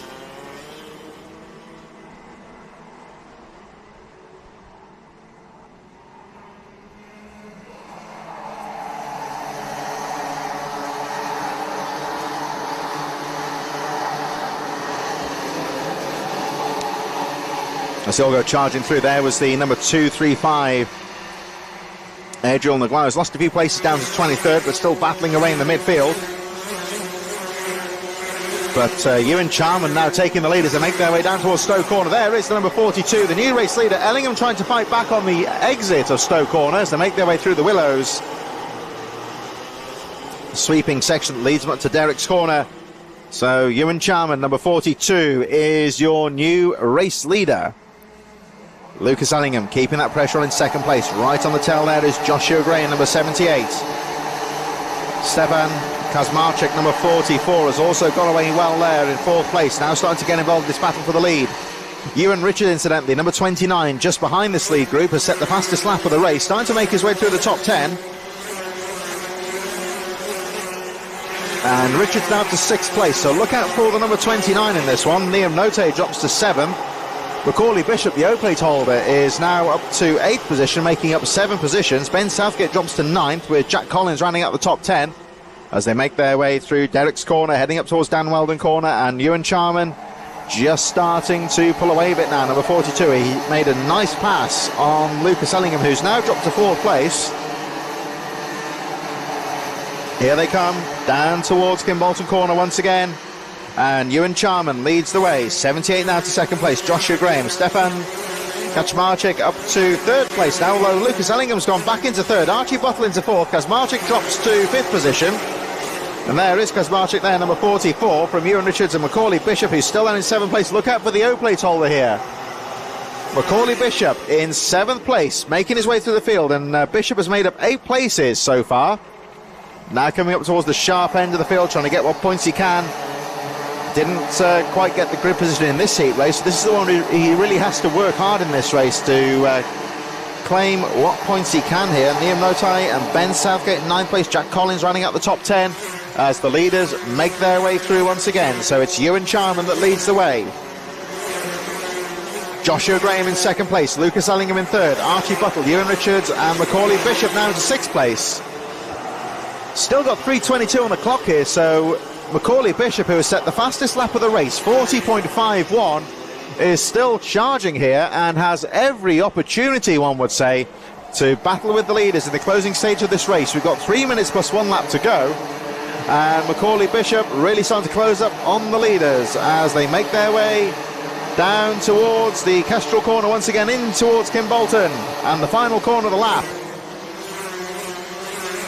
Over the line they go to complete the lap. It is still the number 42 that leads the way. Ewan Charman from Joshua Graham, Lucas Ellingham. Buttle, they go charging through Stowe for the first time. Rest of the top 10 just behind them. Macaulay Bishop, Kaczmarczyk in 7th. Notai Collins, Southgate Cunnington up to 11th place now. Guy Cunnington, Jack Spencer, Will Forber, George Donald and James Tester in 15th place. They're all running very closely indeed as they make their way down the Amitsu straight, heading towards Derek's corner, up towards the top of the circuit now. Neil Clark, Alex McGee, Luca Osmond, Price Cassius Death and Louis Weaver, William Ray a bit further behind as well as the midfield runners make their way through here towards the top of the field. There's Macaulay Bishop making up another position, the O-plate holder. 2 minutes on the clock. And Macaulay Bishop fighting his way through in the Lando Norris kart there, making up 10 positions there. Bishop now up to 5th place. Archie Buttle just a bit further ahead there, number 22. Lucas Ellingham, the early race leader, dropping to 3rd, but still well placed.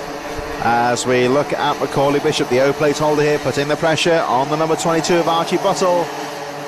Very quick line there through Kestrel Corner, and it pays off. Once again, Macaulay Bishop really has nailed that penultimate corner there. He carries a lot of speed into Kestrel Corner, that fast left-handed 90-degree corner, and then just piles into Kimbolton under braking. He's made that pass move work a couple of times now during the race, and Bishop is starting to close up on Lucas Ellingham in 3rd place. So it's still Ewan Charman that leads the race, number 42. 1 minute and 10 on the clock now. And down the back straight they go, of course. This is all part of National Motorsport Week. Plenty of action and race meetings across the UK to check that out. As again we see some braking manoeuvres there going through into Kimbolton Corner. So you can check out about National Motorsport Week at motorsportweek.org for all the action celebrating motorsport throughout the UK, of course. Of course, the Goodwood Festival of Speed, also a big meeting part of National Motorsport Week as well.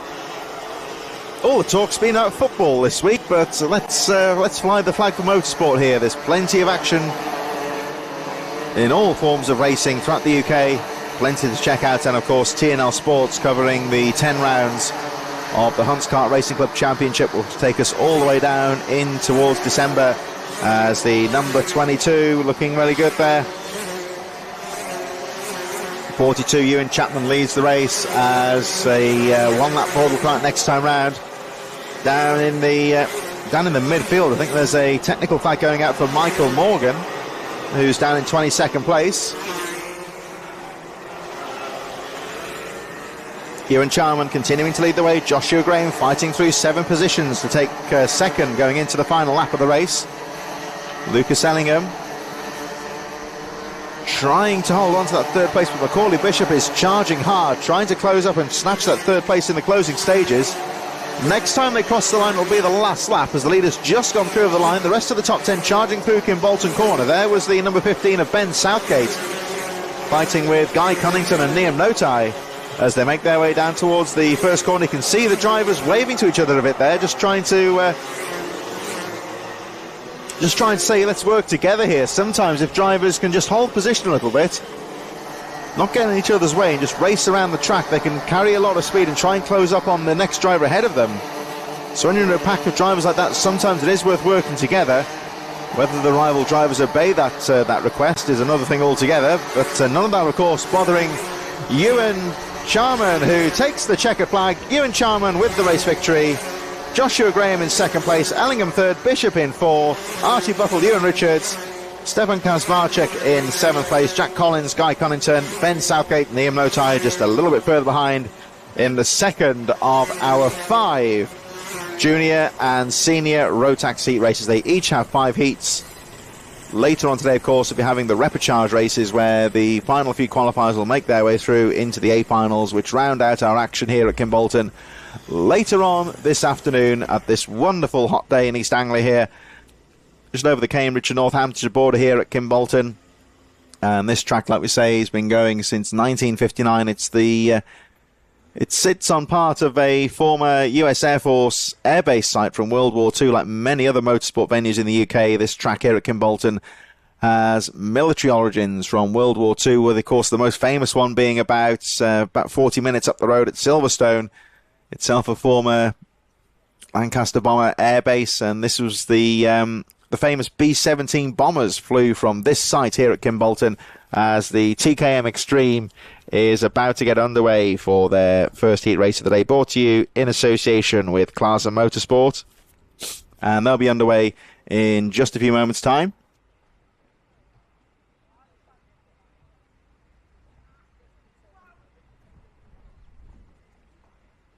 It's going to be Charlie Whitehouse from William Bloom, Lad Ribocon, Leah Robinson, Freya Woodall and Reese Porter on row 3, Gareth Haynes and Thomas Warner, Thomas Shaw, Luke Woodward, Harvey Jones on row 6 from Sean Abbott, Spencer Lane, Johan Calichurn on row 7, Ben Cowley and Jessica Fitch Hall on row number 8. Oliver Bowen, Luke Jarman, Joseph Booth, Liv Jakins on row 10. Harrison Morrow, Jake Cox, Keon Bennett, and Samuel King on row number 12. So the first heat getting underway in just a few moments' time for the TKM Extreme. The drivers making their way out of the dummy grid and onto the circuit now for their formation lap. The final opportunities, of course, to get some heat and temperature into the tyres before the race gets underway as they make their way out onto the circuit now.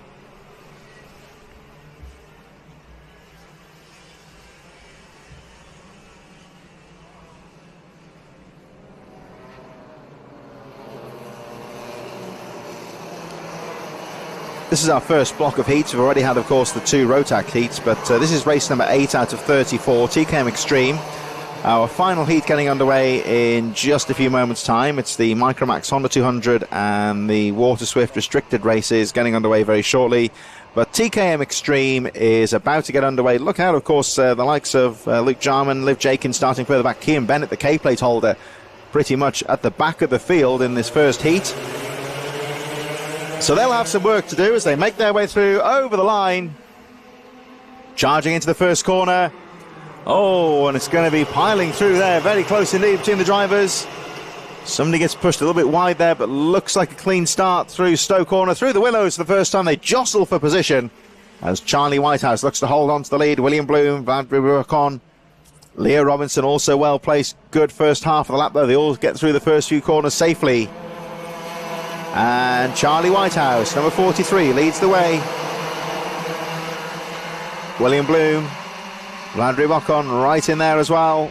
And it looks like Leo Robinson has had a very good start there, moving into second position as they make their way through Kimbolton Corner for the first time. Fast, furious action on this opening lap of the TKM Extreme. So still Whitehouse leading, Robinson, Bloom in third, Woodward, Warner, Harvey Jones, Freya Woodall in 7th place. Thomas Shaw, Gareth Haynes, Spencer Lane all fighting their way through. Johan Kalichern, 11th position. Vlad Rabokon has dropped a few places actually now to 12th place. Looking further down, and it looks like Luke Jarman's made up 2 positions. Liv Jakins has made a couple of places. Oh, and trouble here for 17 and 18 there. That's Thomas Warner, who ran very well earlier on. A bit of a collision there, and his rival just making sure he's okay. That's Harvey Jones, I think, number 18. Very sporty, going to check he's all right. Doesn't appear to be anything too serious. The marshals making their way over to that incident at the Dan Weldon corner right now. But bad luck day, have to say, for Thomas Warner and Harvey Jones, who both were running well in the top 10 when that came out. So wave yellow flags here, as those 2 drivers are still on the edge of the track. The race goes on. And they see the stricken cart number 18 on the edge of the track there of Harvey Jones. Thomas Warner still in his cart talking to the marshal, so doesn't appear to be anything too serious, although that part of the track by Dan Weldon corner is still under wave yellow flags. Over the line they go. Charlie Whitehouse leads the way. Leo Robinson, William Bloom, Luke Woodward, Freya Woodall, Johan Kalichern up to 7th place now for the number 28, so Kalichern coming through the field quite nicely here. Gareth Haynes in 8th place, Spencer Lane, Sean Abbott, Luke Jarman charging through up to 11th place now. Joseph Booth up to 12th. Oliver Bowen in 13th. And the red flag has been displayed. The red flag is out. So that race has been stopped. And we've still got 4:28 on the clock plus the 1 lap remaining. So still a bit of time to go in this race. So well, there'll be an extra start to this one. So I can't see any other incidents out there on the track, so I can only assume that is the collision between Harvey Jones and Thomas Warner. So Thomas Warner still sat in his cart talking to the marshal, and there he is. And appears to be quite relaxed here, so yeah, he was battling with Harvey Jones. I did see off camera Harvey Jones run to the marshal point there, so whether he's got an injury that needs some medical attention, or if it is Thomas Warner, perhaps they're just looking to keep him in the kart for the time being until the medics can come and check him out. But the karts are remaining on the track. There's Johan Kalicher, and you see the Klaasen Motorsport driver, and easily recognisable by his name on the back of the overalls, who was up towards 7th into the top 5 when the red flag came out, so came through very well. The karts then parked on the start-finish line. There, I think, is Harvey Jones, who ran off to that marshal point quite quickly, now talking to the marshal. And it appears that the red flag has been brought out for Thomas Warner, and I don't know what's happened there, because Thomas Warner appeared fairly relaxed when he was sat in the cart talking to the marshals. They brought the medics over, so whether there's something that's happened there, maybe he's picked up an injury that they just want to get the medics out just to check out and make sure he's okay. And there he is, Warner. So yeah, it looks like looking at the knee, aren't they? So I wonder if he's maybe, I don't want to speculate on this sort of thing. It was almost like they've dislocated a knee or something. They're very tenderly looking at that knee, aren't they? So and that medic just making sure he's all right. That would certainly explain if he's got some sort of an issue with his leg and his knee, why he's sat in the cart. Perhaps doesn't want to stay in position and not put any weight on that until the medics have checked him out. So we're just checking the kneecap there, weren't they? And just checking his leg, I think. So whether he took a walloping from that cart maybe when they collided in Dan Weldon Corner, but Warner just playing it cool, I think, just staying in the cart. And as always, when there's an injury in racing, it's not worth taking any risks. Just get the medical crews out on the track, get the incident checked out, and make sure the driver's okay. So Thomas Warner, as you can see, doesn't appear to be too badly hurt. The medics, as you can see, just taking their time. They're not rushing things here, just checking things out. So all nice and relaxed here. Priority is making sure the driver's safe, and pleased to see, you can see for yourself there, that Thomas Warner is back on his feet, a little gingerly, and with the aid of, don't fall out of the cart now and pick up an injury. So he's hobbling away a bit there, so he's evidently picked up some kind of knee or leg injury in that accident, and that would certainly explain why he stayed in the cart until the medics came out, because if he'd broken something, they certainly wouldn't want to get him out and exacerbate any potential injury. But as you can see, Thomas Warner, that's the reason why the red flag is out. That incident between Thomas Warner and Harvey Jones. This is at Dan Weldon Corner at the top of the circuit, and Thomas Warner, as you can see, doesn't appear to be badly hurt. I think they were just checking out a possible leg injury, but he was able to, after some check from the medics, he was able to stand up out of the cart and walk into the medical vehicle under his own steam, which is a good sign. They're going to take him away now to the medical area by the paddock and just as always, just a precaution, check the driver out, make sure he's okay. The rest of the field are still on the start line, and this is where the officials are working very hard here just to make sure everyone's in the correct position, because they may have just swapped a few places when they were slowing down under the red flag. We just saw the number 18 driving off the track there, so Harvey Jones, driver okay, but is out of the race and has parked the kart in the paddock, and we'll see him later on, of course. So that was the driver that was also involved in the incident that brought the red flag out. The medical vehicle, in the meantime, is making its way up towards the Kimbolton corner, the final corner of the racetrack. You may just see it at the back of your screen. There it is, right on cue. So they're going to take the injured Thomas Warner off to the medical centre just for further checkups. As I say, it doesn't appear that he was badly injured. I think he picked up some kind of a leg injury, and after some checks from the medical staff, he was able to stand up under his own steam, which is always a good sign. They'll check him out, and we'll see. They've just made a gap in the carts there. Number 42 just pulling back a little bit there. The machine of Thomas Shaw. And the medical vehicle will make its way. The medical centre is just off to the side of the track here, so we should be able to get him for some further medical treatment in just a few moments. But as I say, it doesn't appear to be a serious injury. He did walk in to the medical vehicle under his own steam, if you didn't see that a few moments ago. And all being well, once the track is clear, we should be able to get racing underway just a few moments' time once the track is safe and ready to go. This is part of Motorsport Week. If you go to motorsportweek.org and check out all the details about that, this is a celebration of all kinds of motorsport. National Motorsport Week celebrates and promotes the best of motorsport throughout the UK, And even if you're a club member, active competitor, if you work in the motorsport industry, it's a way to show your support. If you go to more information about that is available at motorsportweek.org. And a lot of that also celebrates the grassroots motorsport, how to get involved in the sport, be it as a driver, if you want to get involved in karting, for example, or there's all kinds of auto tests and track-based things with production-based cars as well. If you want to join part of the Orange Army, of course, plenty of opportunities available as well. And if you just want to sit and watch, there's plenty of action, of course, for you. We've got the British Supermoto at Oliver's Mount on the 25th of August.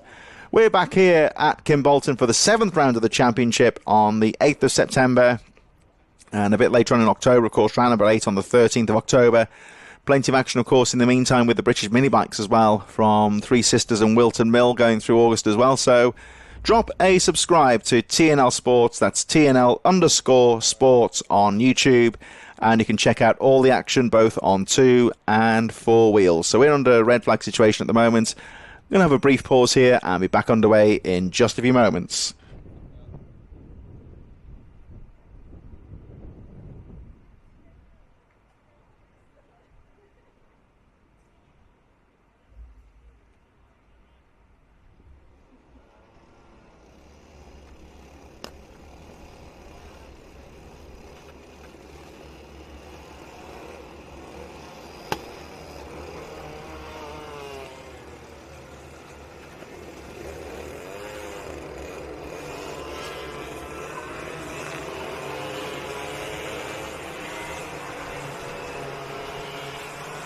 So Jamie Rowe, our clerk of the course there, giving the drivers a signal to fire the machines up and get back underway. So just looking at the timing screens here, and it appears we are now back under race conditions, actually. We have started right underway with racing, although you see the Battenberg flags are out, so the drivers are neutralised here. They've got a driver to reduce speed. No overtaking. And looking at this, so the clock is still ticking down here on the lap charts here, as you can see on the left-hand side of your screen. So we are back racing here, but we are under the Battenberg flags, which I think should go to green any moment now. Here they come over the line. So no, the Battenberg flags remain out for another lap here, so we are still under race conditions, and I think 1 or 2 of those drivers are expecting a race start. So whilst the race is neutralised here, we'll just run through the race order with 3.5 minutes plus the 1 lap to go. 43, Charlie Whitehouse is your race leader from 36, Leo Robinson.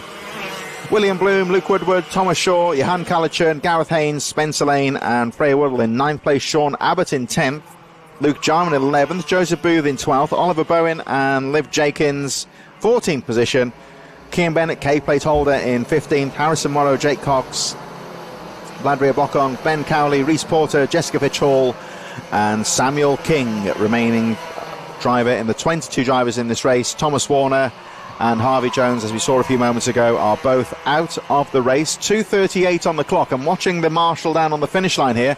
The green flag goes out and we are back under race conditions. And it's a sprint to the line here. 2.5 minutes to go, plus 1 lap remaining in this TKM Extreme Heat number 1. So they were under the Battenberg conditions there a few moments ago. That is the equivalent, you would say, of a safety car condition where the race is still going, but it is neutralised at a slow speed. We are now back under full racing conditions, and right on cue, Leo Robinson, who has been slowly but surely picking his way through the front runners in the first part of the race, has now gone through into the lead. 56, William Bloom, who was in 2nd place at the start, he's right in there in 3rd place. Luke Woodward, who's charged through the field, 46 in 4th place. Thomas Shaw in 5th, Freya Woodall, and look out for Johan Calichurn, who's also been charging through the field as well, number 28. And of course, with the race neutralised under the Battenberg conditions, that means everyone's bunched up together now, and those drivers who have been fighting through the pack have got every opportunity now to try and pick up a couple of places in the closing stages of the race here. But I am sure here that the race leader, Leo Robinson, who snatched the lead when they went back under green flag conditions, will be determined to hang on here. Let's have a look at the clock. 1:16 on the clock. They're lapping at around 43 seconds at the moment, so I think they'll get through before the last lap board goes out once again. So we're going to have 2 more laps to go in this race when they cross the line now. 2 more, I think, before the last lap board goes out. So Leo Robinson leads the way. Still number 36, and Charlie Whitehouse second place, William Bloom in third, Thomas Shaw, Luke Woodward, Ihan Calichurn, Spencer Lane all fighting through as they fight their way through the Willows, heading towards Derek's corner. Oh, down the inside, brave move there from Charlie Whitehouse. He left his braking really late to snatch the apex away, and very good move for him there to go back into the lead. So Charlie Whitehouse, and he's just signalling there to Leo Robinson to chase him here. Oh, but down the inside goes the 42. Nice move there from Thomas Shaw. Classic out-braking manoeuvre as they make their way through in towards Kimbolton corner. Leaders going through over the line once again, and it is still Charlie Whitehouse, number 43, that leads the way. And the unfortunate Leo Robinson drops back down to third. So Luke Woodward up to fourth place. Ihan Calichurn continuing his charge into fifth place. Spencer Lane, Freya Woodall, who is under investigation incidentally, currently in eighth place. Luke Jarman and Sean Abbott running out the top 10. But a lovely move from Charlie Whitehouse. You saw him there just signalling to the chasing pack to follow him, not to go for another pass, just to try and charge away from the chasing pack. We're going to get the last lap board this time round. And Charlie Whitehouse continues to lead the way, but Leo Robinson in second place, Thomas Shaw all looking good. Look how close they are on the edge of the top 10 as they go charging through.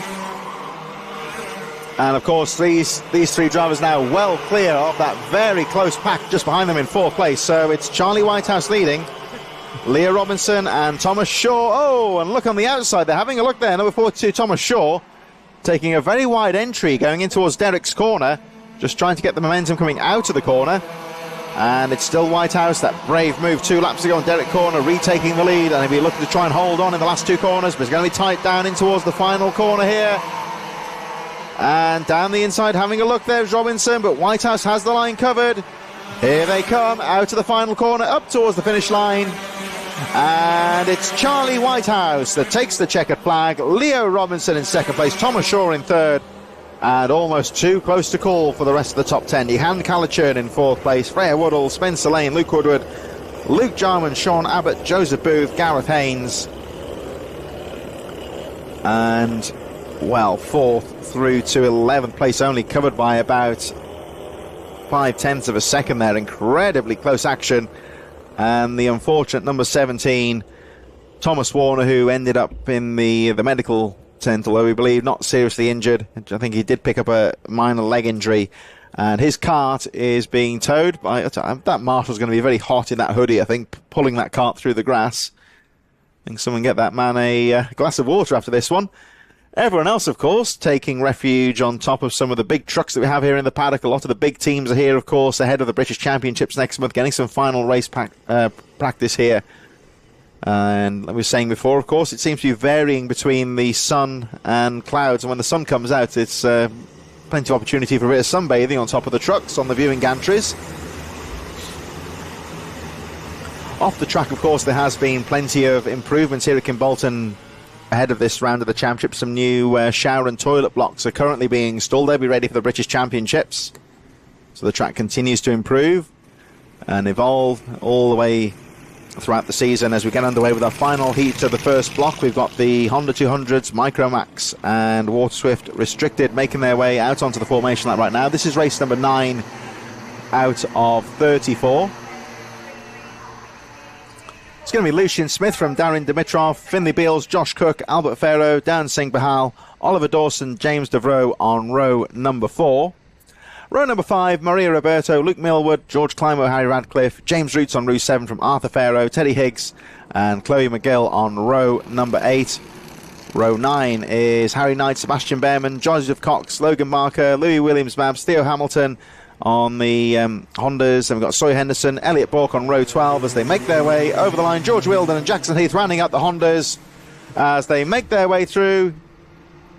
And our cadets into the first corner. It's going to be tight. Oh, and trouble for number 20, Finley Beals. Doesn't look too happy with that one. I think he just got caught out by the braking there. And the back end stepping out for him under braking, and he goes right to the back of the field as the Hondas make their way over the line a little bit further behind there with Theo Hamilton, Soy Henderson, Elliot Bork, George Wilden and Jackson Heath all charging away towards the back of the field in the separate race, but Lucian Smith from Darren Dimitrov, Josh Cook also well placed, Albert Ferro, Dan Singh Bahal, Oliver Dawson as they make their way down towards the final two corners.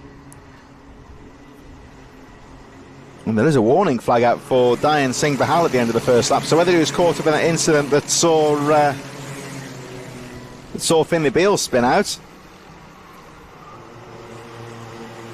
He does pick up a warning flag, Bahal, so nothing too serious at the moment, just almost like a yellow card, you might say, almost for him there. The Hondas over the line there, just making their way a bit further behind, so we've got Theo Hamilton leading the Honda cadets. Elliot Bork, Soy Henderson, Jackson Heath and George Wheeldon. So at the front of the field, Lucian Smith leading the way as they make their way up towards the top of the circuit. Smith looking very smooth indeed as he makes his way through Kestrel Corner, heading towards Kimbolton. And Smith out of the final corner, closely followed by Josh Cook. Bahal in third, Farrow fourth, Dawson fifth, and George Climo closely following. The Hondas down on the right-hand side of your screen. Theo Hamilton, Elliot Bork in there as well. Looking at the race control here, Dan Singh Bahal, currently in third position, is under investigation, so whether that was linked to that incident on the first corner, I don't know. So under investigation at this stage, maybe a possible penalty for him. We'll have to wait and see after the race, of course. But Elliot Bork, meanwhile, on the right-hand side of your screen, going into the lead from Theo Hamilton, one of the stars this year, of course, in the Honda Cadets, number 30. As the rest of the field make their way through, this is the final race of the first block of racing, our first heats, drawing to a close. Heats coming up very shortly for the Senior X30 and the Rotax 177s. Race number 10 is next. That's their second heat of the day. As the cadet group all charging away, our youngest drivers, of course, making their way through the first corner, and Lucian Smith pulling a small gap from Josh Cook in second place, George Climo in third. The Hondas down on the right-hand side of your screen charging over the line, with Elliot Bork leading from Theo Hamilton, Jackson Heath, Soy Henderson and George Wheeldon just a little bit further behind.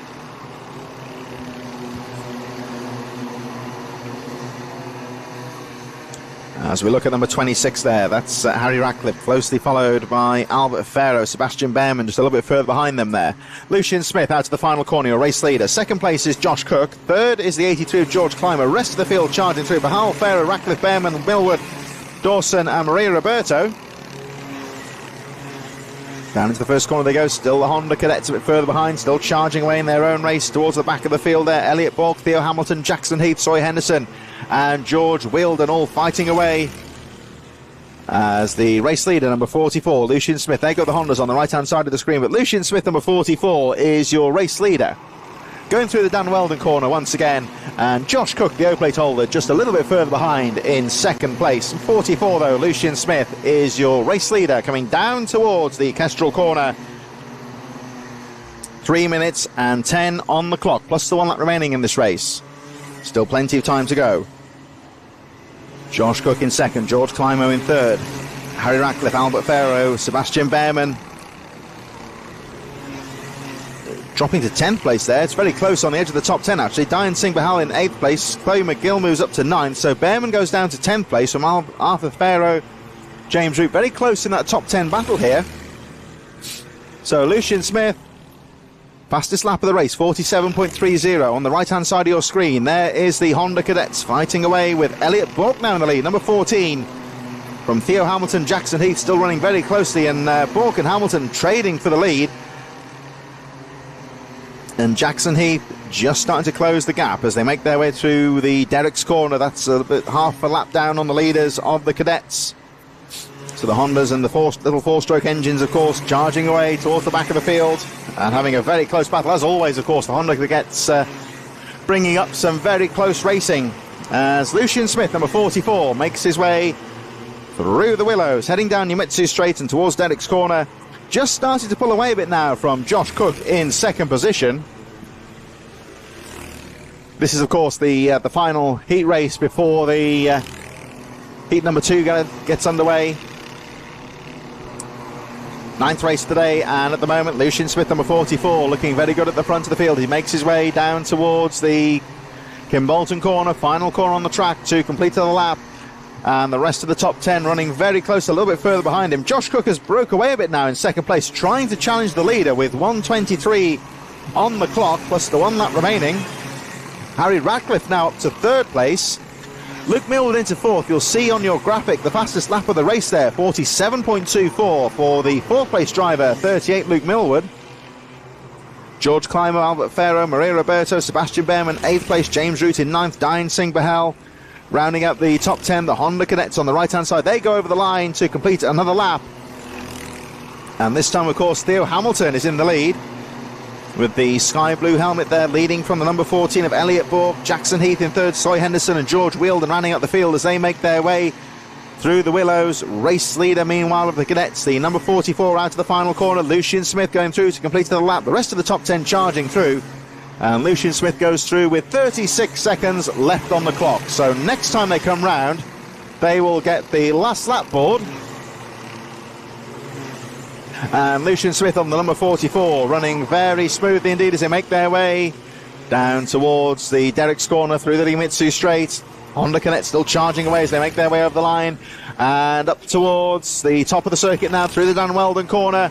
Still the number 44 of Lucian Smith just trying to break away. The top two really now pulling away from the rest of the field as the last lap board comes out next time round. Josh Cook in second, still very close with the Hondas as they make their way through the willows. Look at that as they come through to Derrick's corner. Leaders go over the line, but Theo Hamilton holding on to the lead as they make their way through Derrick's corner. Last lap board meanwhile goes out as a warning flag goes out for the number 24 of Arthur Farrow, currently in fourth place.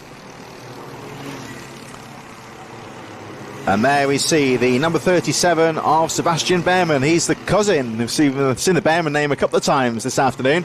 And Sebastian Behrman, the cousin of Ollie Behrman. 44, meanwhile, Lucian Smith for the final time as the Hondas still fight away. Hamilton losing the lead there to the number 14. So Elliot Bourke goes back into the lead. Lucian Smith, meanwhile, making his way around Kimbolton corner for the final time. The checkered flag goes out, and a very good race victory for Lucian Smith. It's going to be the number 0 in second place of Josh Cook, and anyone's guess who's going to finish in third, very close to the line. Luke Millward takes it from Albert Farrow, Sebastian Behrman in fifth place, George Clymer, Harry Ratcliffe, James Root, and Maria Roberto, Dan Singh Bahal rounding out the top 10. But who's going to win? The Hondas, here they come into the final corner. Elliot Bourke and Theo Hamilton side by side over the line. Oh, and just about taking it there is Elliot Bourke. First position from Theo Hamilton, Jackson Heath, Sawyer Henderson and George Wheeldon will round out the field. So that's the first group of heat races all completed now. And coming up now with heat number 2 for our race groups, and of course the rotax having additional heats, of course, but heat number 2 getting underway very shortly. It's the 10th race of the day, and in just a few moments, Senior X30 and rotax 177. That is your next race of the day here at Kimbolton.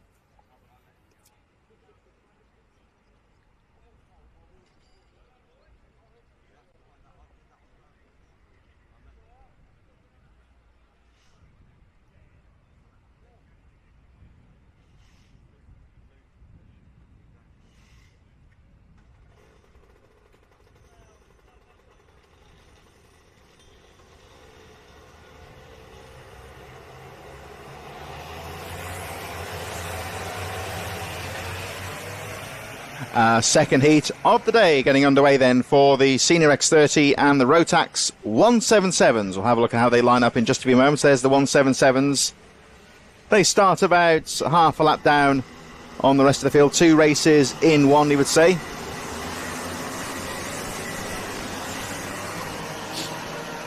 So in the X30s, Peter Jurovic from Josh Jones, Jack Dan, Aaron Laskin, that repaired kart, and fourth place, Arthur Richards, Katie Ashman, Christian Powell and Oliver Harris. Matthew Morgan from Daniel Archer on row 5. Chris Emerson, Elliot Kennedy, Lee Todd.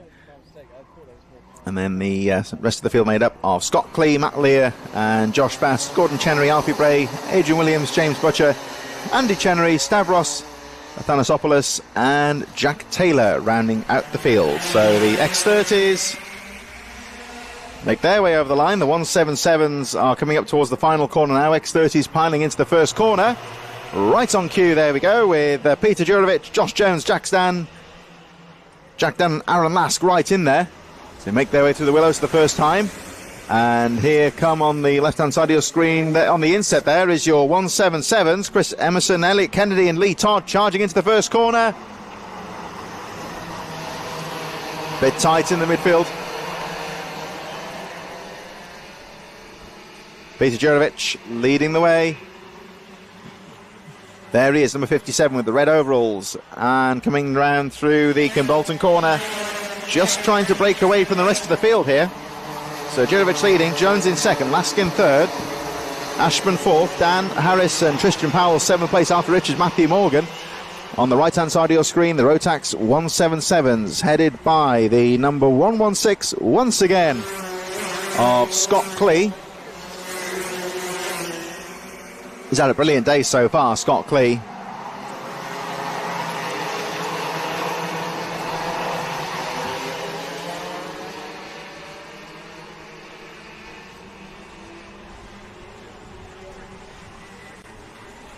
Race leader Peter Jurovic coming under a bit of pressure now from Josh Jones. Now you remember Jones, number 84 in second place with the red cart. Jones in the first heat spun out right here on the willows and the cart was grounded out on the curve. He was out of the race, so Josh Jones, number 84, really does need this heat victory to try and boost his grid position going into the finals later on today. But Peter Jurovic will not care about that at the front of the field. He'll be determined to hold on to the lead for himself as the battle in the 177s making their way through the willows once again. Very closely fought there between Josh Bass, Elliot Kennedy, Andy Chenery right in there as well. Adrian Williams, James Butcher and Alfie Bray. Warning flag going out for the number 88 of Tristan Powell, who's currently in 5th place, as we look at the 84 there of Josh Jones, just starting to close up on the race leader Peter Jurovic. The gap goes down to half a second. Closely fought then in this X30 second heat of the day as they make their way through towards the top of the circuit, heading towards the Dan Weldon corner any moment now. Jurovic still leading and Clee still leading the 177s quite comfortably at this stage as they make their way down towards the final two corners there. Jurovic still leading the X30s. Through the final corner they go. So it's Peter Jurovic leading, Josh Jones in second, Katie Ashman now moves into 3rd place. There's Ashman in 3rd. And look out for the number 53 here. Katie Ashman is starting to close up on these two drivers. As you see on the inset of your screen, that is still Scott Clee, the leader of the 177s. And we cut to some of the action there during the midfield as our leaders make their way up towards the top of the circuit now. Peter Jurovic leading. And look at Josh Jones in 2nd place, starting to really pressure the race leader Jurovic. Here they come down towards the final corner. Is Jones going to have a look down the inside? Yes, he is. But Jurovic will have the line out of the corner. They'll be side by side over the straight, making their way down towards the first corner. Peter Jurovic will retake the lead. No such problems for Scott Clee further behind there, as he leads the 177s quite comfortably. And Josh Jones makes it work on the outside, going through the willows and goes through into the lead. So Josh Jones, number 84, is your new race leader. And that pass was about half a lap in the making, really. Got the line coming out of the willows and takes the lead. Jurovic still in 2nd place. Katie Ashman shadowing in 3rd with Tristan Powell and Jack Dan in there as well. Aaron Lask not too far behind. On the inset on the right hand side of your screen, you still see the 116 of Scott Clee leading the way in the R177s. Elliot Kennedy second in that group from Matt Lear, Josh Bass, Andy Chenery, Alfie Bray a bit further behind. But at the front, Peter Jurovic trying to close back up on Josh Jones, who had that wonderful move to take the lead. 2 minutes 27 on the clock.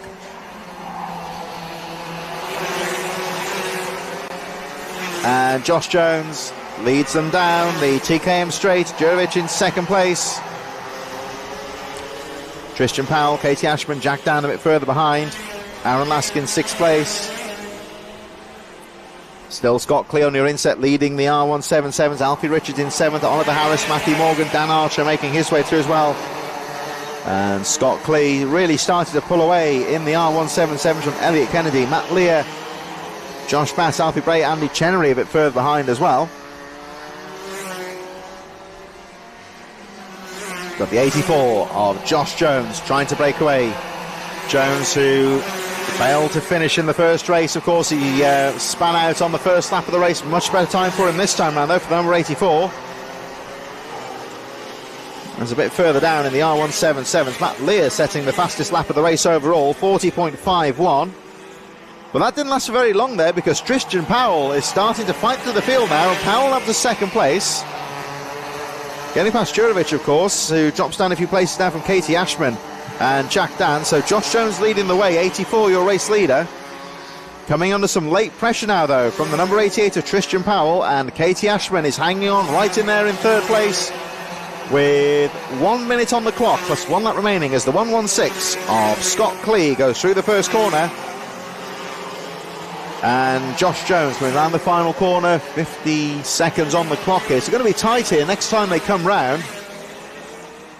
I think they'll just about squeeze through over the line before the last lap board goes out. So I think after this lap there will still be 2 laps to go in this race. So still plenty of time for Tristan Powell and Katie Ashman to try and snatch the lead in the closing stages.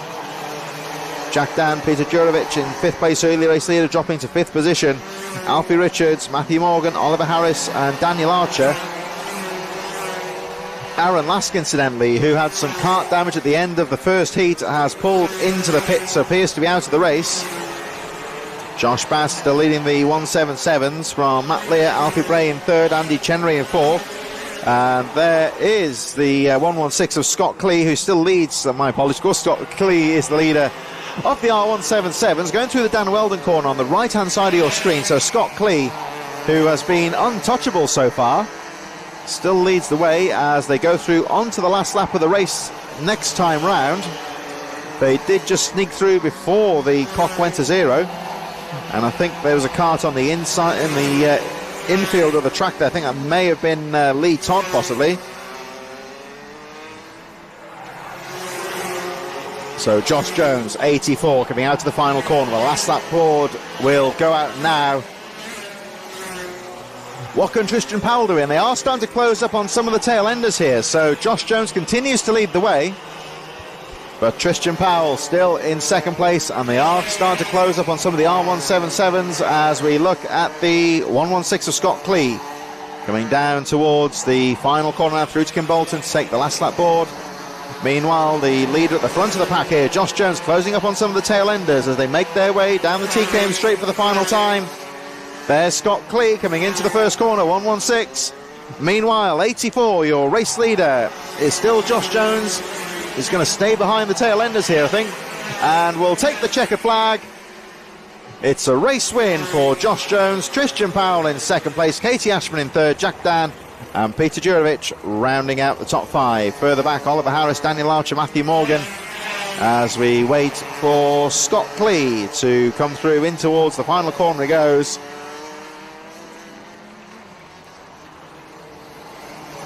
So the 116 of Scott Clee out of the final corner, and over the line he goes to take the checkered flag. 9th on the track, but winning the R177s. He's been in top form today. Josh Bass in 2nd, Elliot Kennedy in 3rd.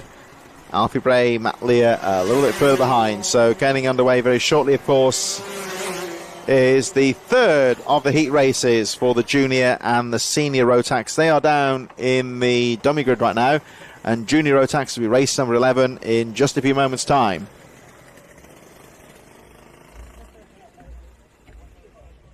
The number 83, that was Alfie Richards, one of the retirements from the race, and that kart very quickly being pushed towards the infield.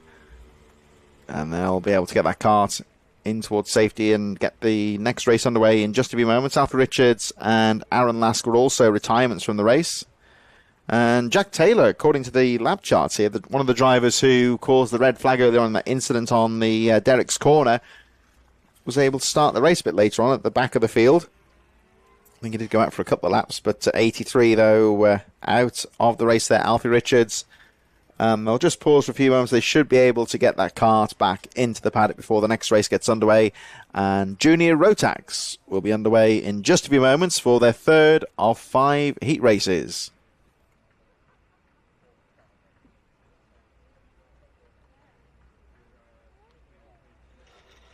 Just reference, what side is the bottom third off?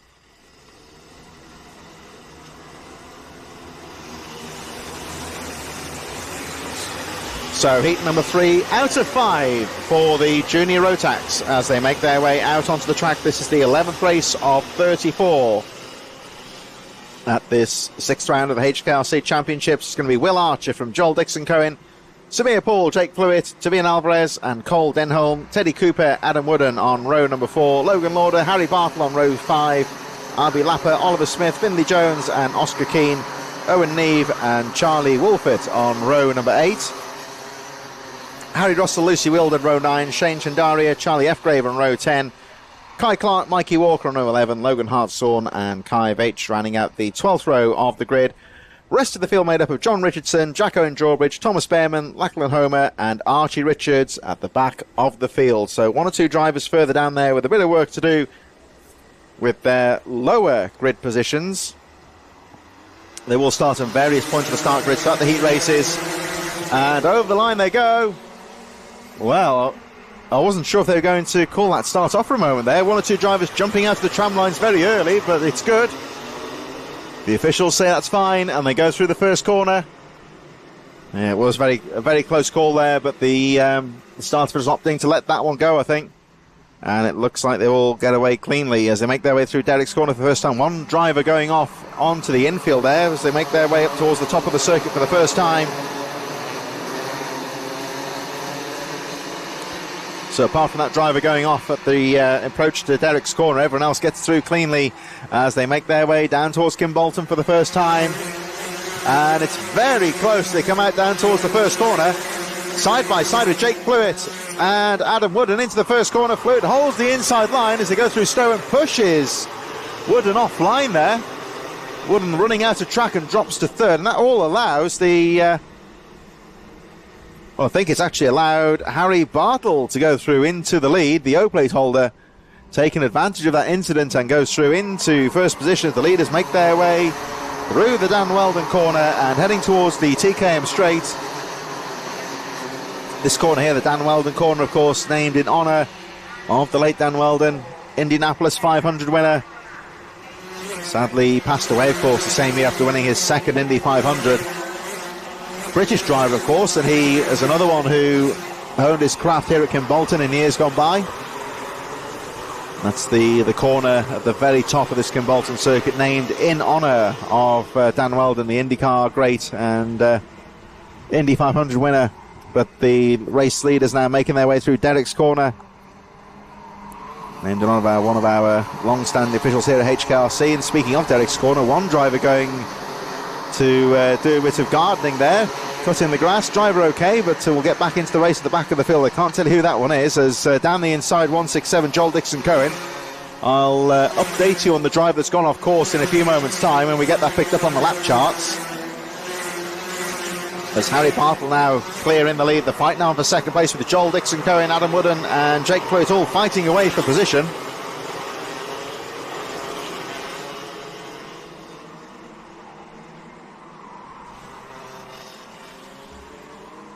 So I think the driver that hit trouble there was Will Archer, who drops way down the field. And Will Archer, of course, started at the front of the grid, so bad luck for Archer, you would say, who goes from first to last place now. 20th position for the 166, courtesy of that off-track excursion on the previous lap. Harry Bartle continues to lead the way and pulling away at the front of the field now from Joel Dixon Cohen, who is now clear in second place from Adam Wooden. Jake Flewitt, Logan Lauder, Cole Denholm into 6th place. Finley Jones, Teddy Cooper, Owen Neve and Kai Clark all fighting through. Shane Tandaria, Tobian Alvarez in 12th place. Thomas Behrman up to 13th from the back of the grid. Albie Lapper and Samir Paul dropping a few places to 14th and 15th respectively. Charlie Wolfett, Logan Hartshorn moving up a few places up to 17th place. Harry Russell, Mike Walker, John Richardson and Kai Veitch all a bit further behind. So some of the drivers who were in front running positions in the earlier heat races, having a bit of work to do down in the midfield as the drivers on the edge of the top 10 all fighting for position now with 3 minutes plus 1 lap to go. Harry Bartle leads the way from Joel Dixon-Cohen, Adam Wooden, Jake Fluid and Logan Lauder running up the top 5. But Harry Bartle pulling away by 1.7 seconds now as he makes his way up towards the Dan Weldon corner. Adam Wooden and Jake Fluid both still looking good. This is the third heat out of 5 then for the junior Rotax. Our senior Rotax third heat will be starting right after this race. Oh, was a bit of a tap there with 76, I think, Kai Clark and Toby and Alvarez. There's the second place driver, 167, Joel Dixon-Cohen, making his way through Stowe Corner and through the Willows. That sweeping section of corners, going to get a good line choice, carry the speed through there as you lead on to the Ametsu Straight. Harry Bartle, O-plate holder, the race leader who's just dropped out of view there, has set the fastest lap of the race, 41.57. Joel Dixon-Cohen only a couple of tenths down though, 41.74. Those two were separated by 1.9 seconds. As you can see, as they make their way down towards the final couple of corners, I think Joel Dixon-Cohen may have closed slightly on Harry Bartle. Well, remains about the same, hovering around 2 seconds between first and second place as 47. Adam Wooden goes down the inside of the 217 of Jake Fluid as they make their way through the Willows, heading towards the Amitsu Straight once again. So it's still Fluid. So Fluid is now in 4th place now. Wooden goes up to 3rd. Colt Denholm and Logan Lauder right in there as well. Logan Lauder in 6th place. Finley Jones, Kai Clark, Tobias Alvarez, Owen Neve in 10th place. Thomas Behrman moves up to 11th position now, and then number 6 making his way through from the back of the field. As, down the inside, having a look there, and he makes that one work. Cole Denholm, very late on the brakes, just about took the corner away from Jake Fluid there. And really, I would say that Cole Denholm had to be strong to make that pass work. But he's done it, and now moves up into 4th position. Harry Bartle comfortably leading the race by 2 seconds. From Joel Dixon-Cohen with 1 minute plus 1 lap on the clock. So I'm going to have a look at the finish line when they come through in a few moments. Number 91, incidentally, is out of the race. Lachlan Homer crossing the finish line very slowly, barely above walking pace a few moments ago. So we may see the yellow flags up for the leaders. There is the number 91. Right on cue on your inset there. Lachlan Homer is still on the track here as the leaders come down towards the first corner. So you see the yellow flags out here to indicate there is a slow kart on the track. As Homer pushes the kart off to the side of the circuit, I think there might be some damage to the steering possibly. The kart not running true, you would say. But that incident not really affecting the race leaders at the moment with 21 seconds on the clock. I think it's going to be tight. I think it will be the last lap this time round. As Harry Bartle, O-plate holder, leads them down the TKM straight, heading towards the final couple of corners now. 8 seconds on the clock, going down to 5 as our race leader comes out to the final corner and times it to perfection as the last lap board goes out for the number 0 of Harry Bartle over the line, leading the race now by 2.27 seconds. Cole Denholm in 3rd, but has to guard the inside line from Adam Wooden and Jake Fluid. Logan Lauder in 6th place. Tobias Alvarez, Finley Jones, Thomas Behrman, Kai Clark also in there as well from Owen Neve. So 1 lap to go in this second heat race of the day. Bartle looking quite good at the front of the field. Down towards the final couple of corners they go. This is the 3rd heat race, of course, for the junior Rotax. And crossing the line to take the checkered flag is the number 0. So Harry Bartle taking the checkered flag. Joel Dixon-Cohen in 2nd place. Adam Wooden in 3rd. Jake Fluid, Cole Denholm, Logan Lauder, and Tobias Alvarez going through. Finley Jones, Thomas Behrman, Kai Clark, and Owen Neve just on the edge of the top 10 in our 3rd of 5 Rotax heat races throughout the day. That's the junior Rotax who've just finished their race. Will be underway very shortly with the senior Rotax there in the dummy grid area right now, just off to the side of the track. And they'll be out onto the circuit in just a few moments' time at this 6th round of 10 here at Kimbolton. Throughout the year, running through from January through to December, One weekend of every month sees racing here at Kimbolton. 10 rounds of the HKRC Racing Club Championship, taking us right the way through to December. And, of course, May, we saw the Ultimate Karting Championship taking place here. August, next month, there will be no championship round, as the British Kart Championships will be here on the 10th and 11th of August. So if you've got a free weekend, you want to come down and see the action in person, that will be also available. The senior rotax are in the dummy grid area right now, and they'll be underway in just a few moments for the next race of the day. As one or two drivers been summoned to the race control, and hopefully that's nothing too serious, as the senior rotax make their way out onto the circuit now. This is the third heat race out of 5 for senior rotax.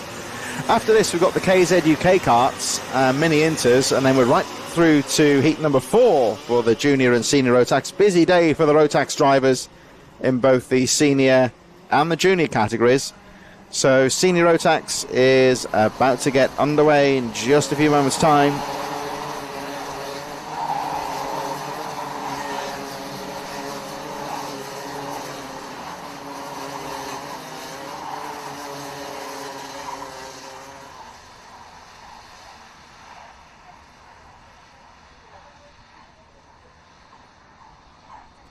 Here we go then for senior rotax in towards the final corner.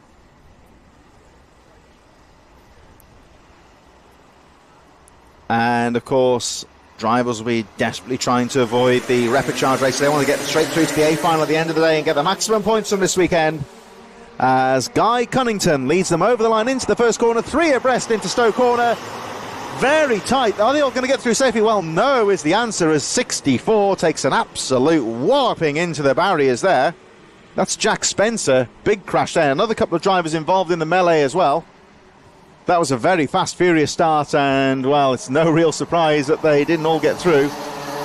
Spencer, incredibly, I'll tell you, at the back of the field, is back onto the track. That was a hefty drive into the barriers, and driver and kart appear to be okay for the time being.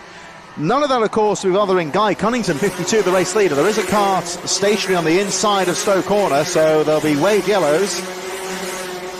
So Cunnington leading, William Pemble in second place. Pearson Bullock Carter, who ran so well earlier on, fighting through from a lower grid start, is currently in third place. Got the 93 of Brandon Klein Nagelvoort currently in fourth place. Louis Weaver, Alex McGee, Joshua Graham and Jack Gillingham. Alex Adams-Acton also going through.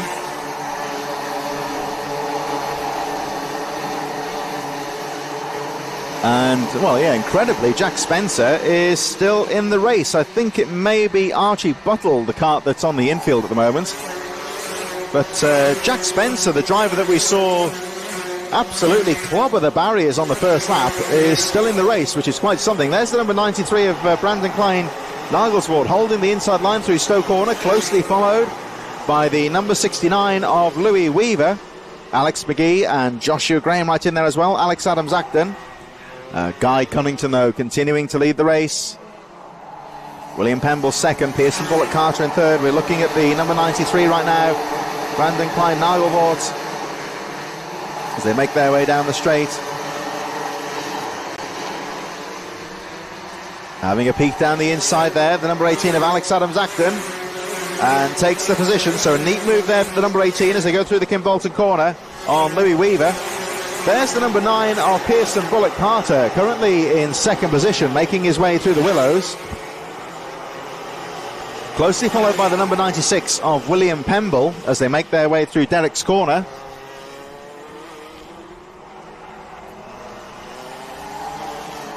And those two really trying to close up on the number 52, the race leader, Guy Cunnington, who makes his way down the TKM straight in towards Kestrel corner and Kimbolton corner. Over the line they go to complete the lap, so Guy Cunnington leads the way. Pearson Bullock Carter in second, William Pemble in third, Brandon Klein Nagelsvoort, Joshua Graham, Alex Adams-Acton, Louis Weaver, Archie Walker, Alex McGee and George Allen running up the top 10. Charlie Webb, Jack Gillingham, Tom Breyer, Angus Shriveler and Macaulay Bishop a little bit further behind. As we look at the number 78 there, that's Joshua Graham coming under some pressure now from the number 93 trading positions here. Brandon Klein-Nagelswort. So Graham now moving into 4th position. And Nagelswort trying to get back at once again the number 93. Oh, looking at that down the inside though. Neat little braking move there from Alex Adams-Acton. He's done that before in this race. Very deep on the brakes going in towards the Kimbolton corner. And Adams-Acton moves up another position now. So 18, Alex Adams-Acton up to 5th place. Guy Cunnington continuing to lead the way as they make their way through towards Derek's corner, but not too far behind is Pearson Bullock Carter. Got 3 minutes plus the 1 lap remaining, and Bullock Carter just starting to close the gap slightly on Guy Cunnington as that leading group of drivers make their way through the Dan Weldon corner. The leaders now making their way down towards Kimbolton corner, and Pearson Bullock Carter continuing to close up on the leader Guy Cunnington as down the inside goes Archie Walker. Another late braking move going down in towards Kimbolton corner. Leaders now making their way through towards the first corner. And Pearson, Bullock Carter, they make their way to the Willows, that leading pack of drivers. Bullock Carter just starting to close up on Guy Cunnington as they make their way through towards the Derek's corner. That battle with the rest of the top 10 still very close here with William Pemble, Joshua Graham, Alex Adams-Acton, Archie Walker, Brandon Klein-Nagelswort, and Louis Weaver, 8th place, McGee 9th, and Charlie Webb running out the top 10. Leaders now making their way through the final corner, still with Pearson Bullock Carter closing on Guy Cunnington. And they're making their way down towards the first corner. Still William Pemble from Joshua Graham, Alex Adams-Acton in that very close battle here now. Archie Walker, Klein-Nagelswort, Weaver, McGee, Webb, George Allen, Macaulay Bishop moving to the field now. So Macaulay Bishop, the O-plate holder, currently up to 12th place. Angus Scrivener and Deacon Russell a bit further behind. But Guy Cunnington coming under some pressure now from Pearson Bullock Carter. The leaders now making their way to the top of the circuit, the Dan Weldon corner. And Pearson Bullock Carter really starting to close up on the leaders. They're making their way down towards the final corner. Still this close battle a bit further behind here with Nagelswort fighting away. We've got 1:34 on the clock, so still a couple more laps to go here. William Pemble, number 96, still in 3rd place. Joshua Graham, here's the battle for the lead. And as you can see, Pearson Bullock Carter, number 9, has been slowly but surely closing up on Guy Cunnington, the race leader, as they make their way down the Umitsu Straight, and down the inside goes the number 9. Pearson Bullock Carter with a neat out-braking manoeuvre into Derek's corner, takes the lead. So number 9, who's been very impressive in the early part of the meeting, now goes through into the lead. Guy Cunnington charging away in 2nd place. So it's Cunnington in 2nd, early race leader. But Pearson Bullock Carter has to really work hard to try and snatch this race lead.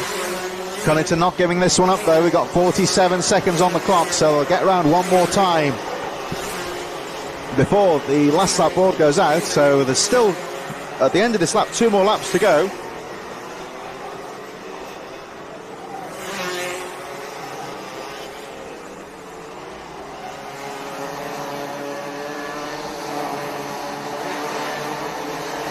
They make their way down the TKM straight, heading towards Kestrel corner and the Kimbolton corner once again. And it is still the number 9 of Pearson Bullock Carter. We've got 10 seconds left on the clock, so they'll go around for one more time before the last lap flag goes out. So another chance here for Guy Cunnington to try and close up and retake the lead. Next time around will be the last lap. They make their way through the Willows. And it is still your race leader, Pearson Bullock Carter, still in 3rd place, the number 78. Joshua Graham from William Pemble, Alex Adams-Acton, Archie Walker, Brandon Klein-Nagelswort, Louis Weaver, Charlie Webb and Macaulay Bishop a bit further behind. But as we head towards the closing stages of this senior Rotax 3rd heat, all eyes are on this battle for the lead now, as Guy Cunnington, you can see here now, is looking at the lines that Pearson Bullock Carter is using as they go over the line for the last lap. And Bullock Carter leads the way as they make their way down towards Stowe for the final time. Guy Cunnington in 2nd place is not giving this one up though as they make their way through the Willows. Is he going to line up the leaders and make their way to Derek's corner? No, because Bullock Carter guards the apex as they make their way through Derek's corner up towards the Dan Weldon corner for the final time. Cunnington all over the back wheels here of the race leader, number 9, Pearson Bullock Carter, as they make their way down towards Kimbolton for the final time. Cunnington cuts to the inside, but Bullock Carter's got the line covered here. They come out to the final corner. That's going to be side by side to the line. drag race to the line here, but Bullock Carter just about squeezes out Cunnington and takes the checkered flag. Joshua Graham in third, William Pemble in fourth, Alex Adams-Acton in fifth, Archie Walker, Brandon Klein, Nagelsport, Charlie Webb, Macaulay Bishop and Angus Shremner rounding out the top 10 as the checkered flag comes out. Yet more very close senior rotax racing. The rotax always throwing up some very closely fought racing. A bit further back there, Macaulay Bishop fighting through the field well there, the O-plate holder up to 9th place. Charlie Webb also making up 16 places up to 9th. And Angus Shrivner, the 10th place driver, number 49, finishing 10th and making up 18 positions. So in these all-important heat races, good overtaking, very important indeed to try and get the best position you can, even if you have to start further down the grid in your lowest grid position. Really is a case of having to fight their way through the field. There's one or two of the drivers who dropped out of the senior rotax, making their way back to the line. That's the driver who went out on the very first corner, the number 22. And there you can see, actually, that's the draped over the nose cone there. That's the driver's rib protector. And that's part of pretty much all the drivers have that kit, of course, rib protectors. They go...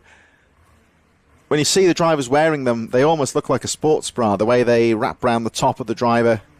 What that does, it's a piece of fairly tough plastic, you would say, and that sits on the driver's ribs. You see how the drivers, those seats aren't designed for comfort particularly. They're kind of hard fiberglass construction, and if you get nudged by another cart, if you hit the curbs quite hard, it's very possible to break a rib or damage the cartilage between the ribs. So you'll see the drivers, when they take the top of the overalls off, they'll quite often see those rib protectors, just keeping the drivers safe. I can tell you from falling off motocross bikes in the past and damaging ribs, if you break a rib or even if you damage the tissue between the ribs, it really can hurt, and it's one of these injuries you can't shake off for many weeks. So that's the reason why they wear those rib protectors. KZUK then, it's going to be Hannah Lang in first place from Jake Barker, Edgar Smith-Vedius in third from Richard Palmer, Jason Baker, Phyllis Simatitis, Brunton and Calder, James Harvey, Daniel Chabula, Bo Phillips, Nina Piccoli, Nick Aitken and Bailey Rigglesford, making out our 7 rows of KZUK shifter carts running, of course, on the full circuit, and they'll be out in just a few moments' time. So KZUK heat number 2 getting underway very shortly indeed, making their way through to the second of their formation laps. This will be race number 13 of our 34 race program, getting underway very shortly, and it's the second heat for the KZUK carts, making their way through the Dan Weldon corner. Hannah Lang will lead them away, and they'll be underway in just a few moments.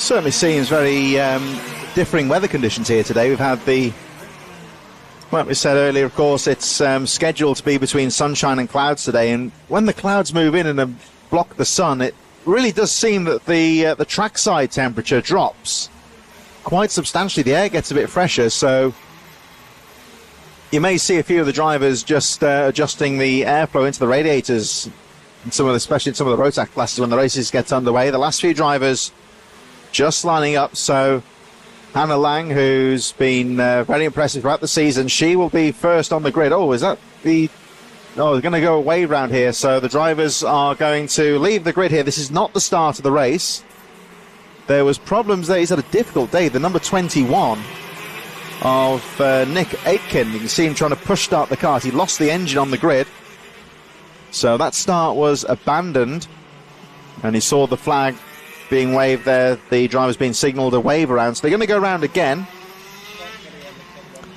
Of course, they don't want to be stationary on the grid for too long and lose that temperature in the tyres and the brakes going into the first corner, so in the interest of safety, They were held on the grid for quite a bit of time there because Nick Aitken just lost the engine trying to get the kart restarted, but couldn't get it going in time, so they're just having a wave round here. They're going to go round once again, and we'll start the procedure once again. The drivers will line up in the grid positions. This all adds to the tension, of course, though, for those drivers, especially at the front of the grid, the likes of Hannah Lang and Jake Baker, Edgaras Mazevius, those drivers at the front of the field. They, of course, will be determined to get a good start. And having to go around again just adds to the tension. Aitken has got the kart going again, number 21 at the back of the grid in this second heat. So should be okay to retake the start. There is Aitken, number 21. As you can see for yourself, the kart is moving under its own steam now. Lining up next to Nico Piccoli, number 53, and 192 Bailey Rigglesford to round out the field. So this looks better. Karts are in position. And we are ready to go as the KZ UK karts get underway, charging into the first corner. Great start there for Edgaras Mizevicius there, number 24. So Mizevicius, number 24, getting the early lead. Lang in second place, having a look down the inside as they make their way to the Dan Weldon corner. But Mizevicius has a good line going through into that first corner. It's the number 17 of Richard Palmer, currently in third position. Oh, and look at that down the inside. Hannah Lang going for the lead, but that's going to allow Richard Palmer in now. So Lang goes back into the lead. She knows that Palmer's there, trying her best to defend the corner as they make their way through Stowe. And Richard Palmer has retaken the lead. So great move there for the number 17. And goes through into first place. Great move there then for the number 17, Richard Palmer. We saw that Hannah Lang diving down the inside going to Kimbolton corner, but that out-braking manoeuvre compromised the exit speed, and that allows number 17, Richard Palmer, to take advantage and go through into first place now. So 17, Richard Palmer, your new race leader. Hannah Lang charging in second place. Mizevicius in third, Bo Phillips in fourth, Andrew Brunton, Jason Baker a bit further behind as they all go charging through. 5.5 minutes plus the 1 lap to go in this second KZ UK heat race. We've got the mini inters coming up next. Junior Rotax and Senior Rotax fourth heat a little bit later on in this second group of heat races. But Richard Palmer, number 17, who's been on top form today, coming down towards the final corner. So Palmer leads, Lang in second. Mizevicius and Bo Phillips having a good fight. The fastest lap of the race, incidentally, in these early stages, 36.05 for Richard Palmer. Bailey Ricklesford's had a good start on 192. You remember he started at the back of the grid in this second heat race and has now moved up into sixth position on the second lap. So good fight in his early stages from Rigglesford. Getting up towards the front of the field very early on. Daniel Harvey, Daniel Jabula, I should say, currently in 8th place. Bradley Calder, Jake Baker running up the top 10. Nick Aitken, who had that difficult start to the race, now moving up to 11th place in the number 21.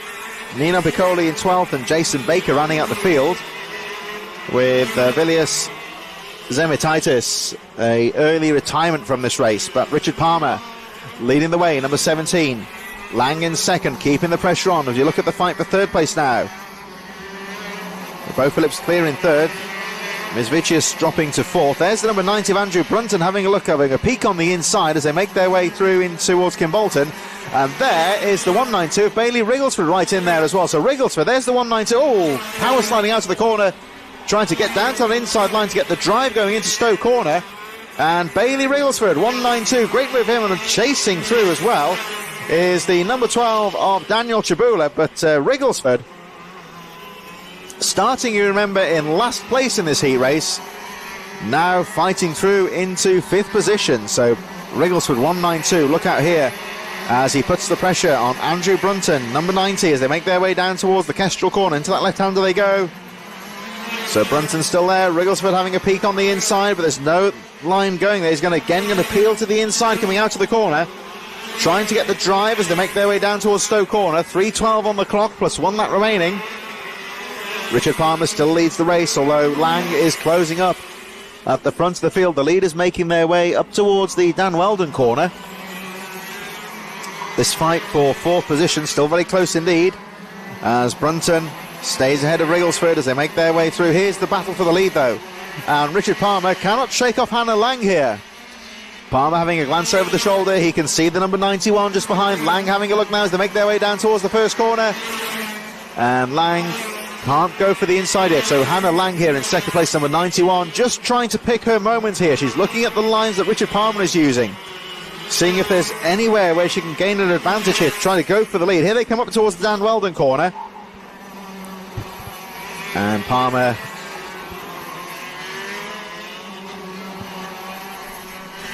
just trying to keep the cart nice and neat as they make their way through the final few corners. Lang can't quite get close enough for an out-braking maneuver here. We've got 2 minutes 10 on the clock plus 1 lap remaining.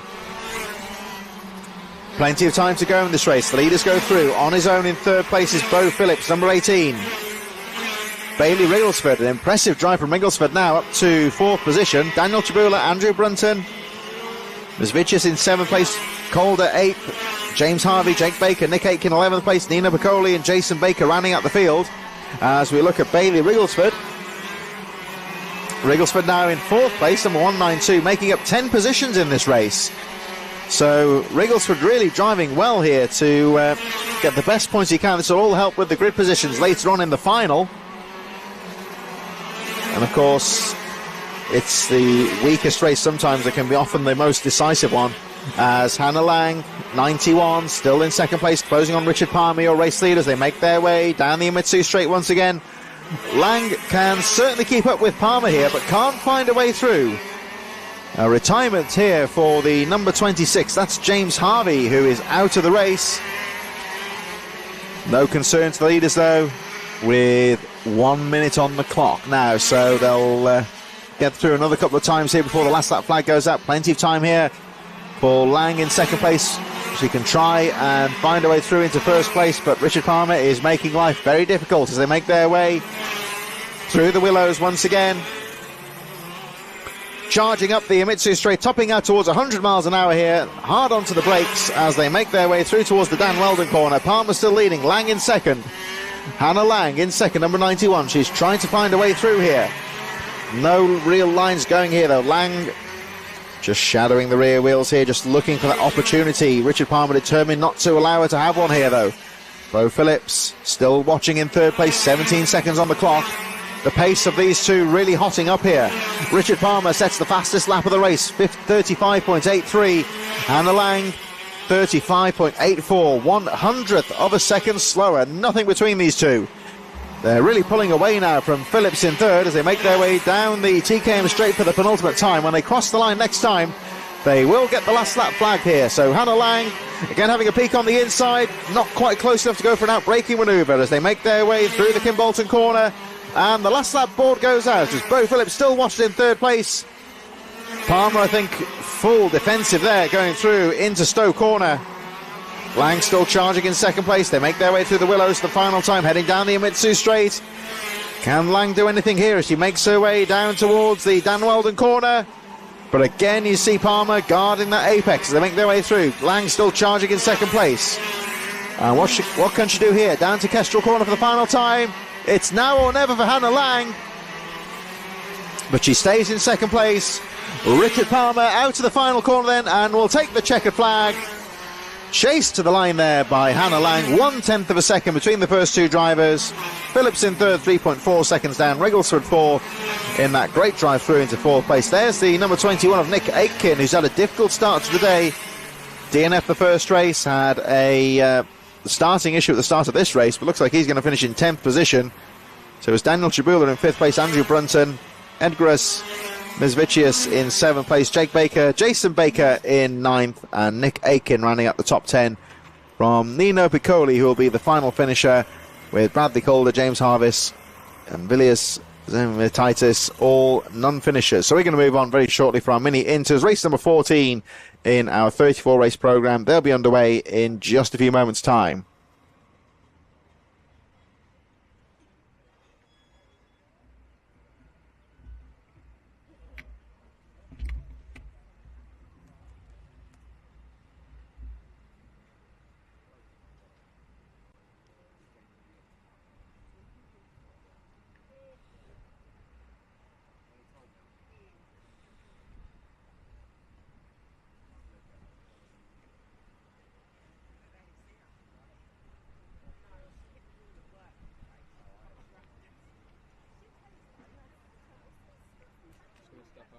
generator real quick. It's been running for hours.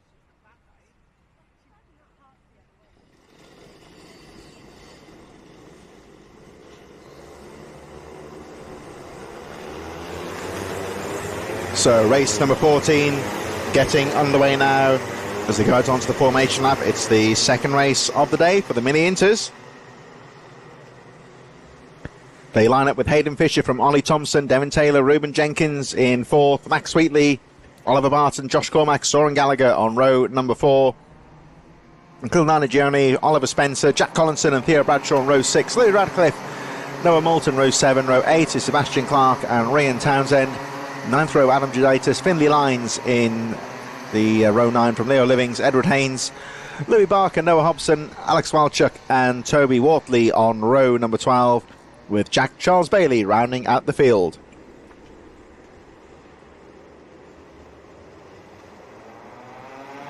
Heading up towards the start line now then, second heat race of the Mini Inters. Over the line they go.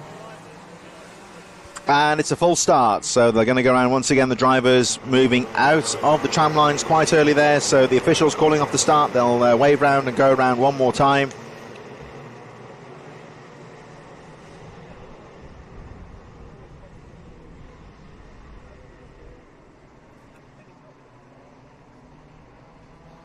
In what sense?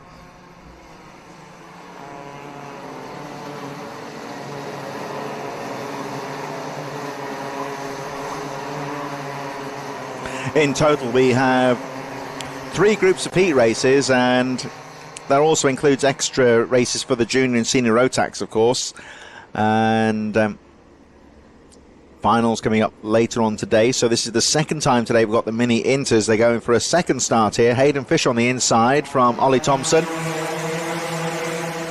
Over the line they go. And this time it looks good as they make their way through to the first corner. Down the inside goes Hayden Fisher. They pile through the first corner. One driver pushed wide, losing all kind of positions there. I think it was the number 65 of Oliver Barton, who was in about 6th place going into the first corner, got pushed wide as they all charged through and losing valuable places as they make their way through. Hayden Fisher there with a perfect start. Ollie Thompson, Devin Taylor, Reuben Jenkins, Max Wheatley, the K-plate holder, all very well placed as they make their way down the TKM straight for the first time. And into Kimbolton corner, the 174 of Hayden Fisher leading the way. Over the line they go. Devin Taylor in second place. And it looks like Ollie Thompson up to third. Hayden Fisher very aggressively defending that inside line as they make their way through Stowe corner.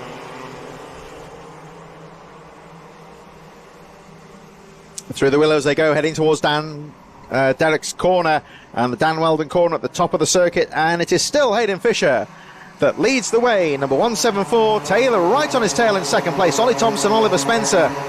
Great start there for the 142 of Oliver Spencer to move into 4th position as they come charging down towards final corner. Oh, look at that, number 31 having a really brave inside move there. Ollie Thompson didn't quite work out. He lost pace coming out of the corner. And number 14, Devin Taylor, holds on to the second place, being told here to trying to get everyone to work together here.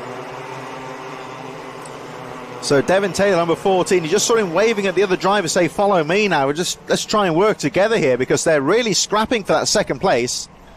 And if they're not too careful, that's going to allow Hayden Fisher to really pull away here.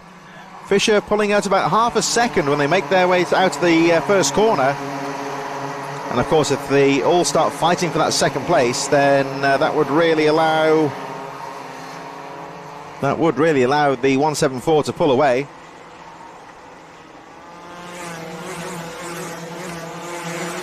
So Hayden Fisher getting a shout out there on the channel here from Sandra Fisher, saying go Hayden, and this is certainly the result they would want, with Hayden Fisher leading the way. I also had a call shout out from Isaac Smith, the K-plate holder, who has got the broken ribs and currently absent from racing. We're talking about, of course, the rib protectors. It's still very easy, even with that protection, to break a rib when you're racing karts, and it's a sort of injury where it's very difficult to race when you've got broken ribs as well. So just goes to show that it's not the easiest of sports karting. And you'll also see as well, if you look closely at the drivers, you'll see the 174, the Hayden Fisher, wearing the neck brace. That's the looks like one of the Leop braces there, which is a very similar design to the, of course you see the hands device that drivers have to wear in all manner of top-line motorsports nowadays. The Leop brace, a very similar sort of design. It's designed really to prevent the serious neck injuries that can occur from a jolting impact. So if you look at the 174, the race lead, you'll see there, if you look closely, you'll see the collar that he's wearing around his neck and his collarbones there. That looks like a Leop brace, which is, like I say, it's very, very popular in karting, very similar kind of thing in the motocross as well. As Oliver Spencer goes down the inside. Oh, a bit of bar banging there as they make their way to the final corner. You see them coming into the first corner now. And Oliver Spencer holds on to the lead, with Josh Cormack and Hayden Fisher dropping to third. There's the K-plate holder Max Wheatley, who has moved into fourth place. So still with 3 minutes plus the 1 lap to go. It's the 1:42 of Oliver Spencer that leads the way. 2:54 plus 1 lap to go here. Josh Cormack, Hayden Fisher, Max Wheatley all charging away. Devin Taylor, and you may have saw there was some banging of wheels when they made their way through. So is anybody going to get an investigation flag here, I wonder?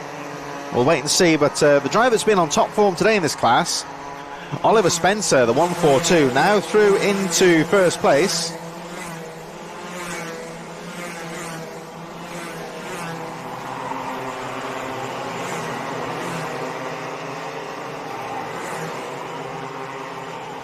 There's the number 46. Also in there well, Edward Haynes fighting with Finley Lines. There's Lines now, of course, the O-plate holder Finley Lines, who takes that position. He's having to start quite far down the field, of course. The drivers get allocated different grid positions throughout the heat races. And you'll see, like on this occasion here, Finley Lines having to start quite far back in the pack here. This is a very important race, I would say, for Finley Lines, one of the front-running drivers, having to start and fight his way through here.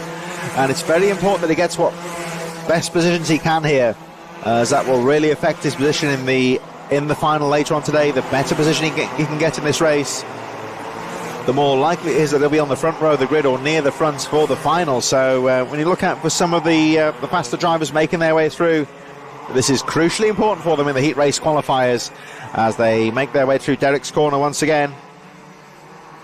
That tight technical bus stop style chicane in towards the Dan Weldon corner. It's a tight entry into the corner, and it really opens up down towards the TKM straight, heading towards Kestrel corner.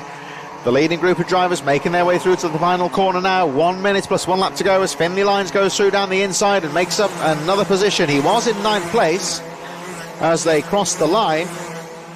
And Lines moving up to 8th place now as the leaders go charging through. Still Oliver Spencer that leads the way as they make their way through the Willows. Once again, 51 seconds on the clock. They'll most likely get through before the last lap board goes out. So Oliver Spencer continuing to fight away at the front of the field from Josh Cormack, Max Wheatley and Devin Taylor. Hayden Fisher currently in 5th place. Theo Bradshaw and Edward Haynes. Down the TKM straight they go once again. Still running very close to here. 30 seconds on the clock. So they'll get through one more time before the last lap board goes out. And another out-braking manoeuvre there from Finley Lines going down towards the Kimbolton corner. Leaders making their way for the penultimate time into the first corner. Oliver Spencer, 1:42, still leading the way, but his teammate there in 2nd place, 1:21. Josh Cormack keeping the pressure on as they make their way through the Willows, heading up towards Derek's corner. Watching in 3rd place now is Max Wheatley, and Wheatley with the K-plate is determined to try and get involved in this fight for the lead here. Wheatley closing up all the time and is dragging along the number 14 of Devin Taylor, right with him now. When they next cross the line, it will be the last lap board. Here they come down towards the final couple of corners, and this is hotting up now to be a 4-way fight for the lead as they make their way down towards the final corner. Second heat race here for the Mini Inters. Over the line they go. One more lap to go, and it's all a showdown here on the final lap. As Spencer holds the inside line, you can see Cormack trying to sweep through as they exit the corner. Down towards the Yamitsu straight, and Max Wheatley getting involved in this one now. Wheatley, the K-plate in 3rd place. Watching in 4th is Devin Taylor. Any one of these 4 drivers could win the race as they make their way through towards the Dan Weldon corner for the final time. And look out for Josh Cormack, 1-2-1, trying to get the exit speed. Can't quite make it though. Oliver Spencer's got the line covered. Here they come down towards Kim Bolton for the final time. What's going to happen here? Well, it looks like Oliver Spencer gets the line covered, but it's going to be a fight to the line here. 4 drivers fighting for position.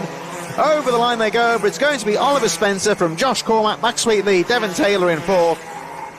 Finlay Lyons in 5th place, Edward Haynes in 6th, Hayden Fisher, Theo Bradshaw, Jack Collinson and Sebastian Clark rounding out the top 10.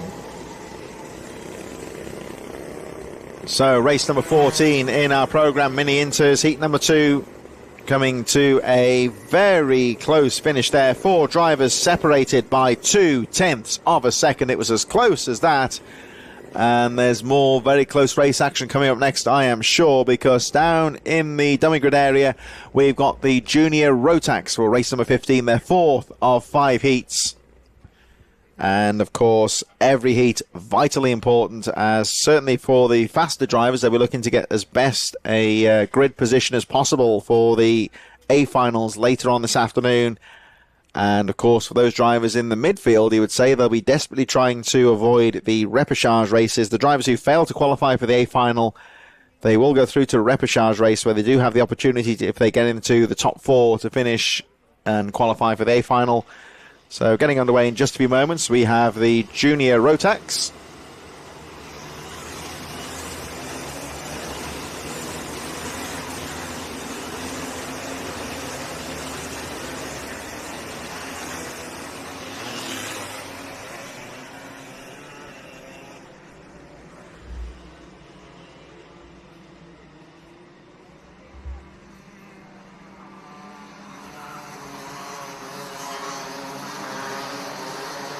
So we Jack Owen, Drawbridge from Hugh Moulton, Black Tomarchuk, Jack West, Charlie Wolfett, John Richardson, Logan Hartshorn and Harry Bartle, Charlie Cox and William Antrobus, Alexander Gergwis, Kai Clark, Dejon Bennett, Charlie Neve, Josh Smith and Shane Chandaria, Dominic Parabuk, Charlie F. Grave, Maxim Kerwin, Logan Lauder, Samir Paul, Tobian Alvarez, Cole Denholm and Jake Flewitt on row 12. As they charge over the line, there's a few drivers starting further down the field here. Ari Banzel at the back of the field. Cole Denholm, Jake Flewitt, who ran very well in the previous heat. They're starting towards the back of the field here.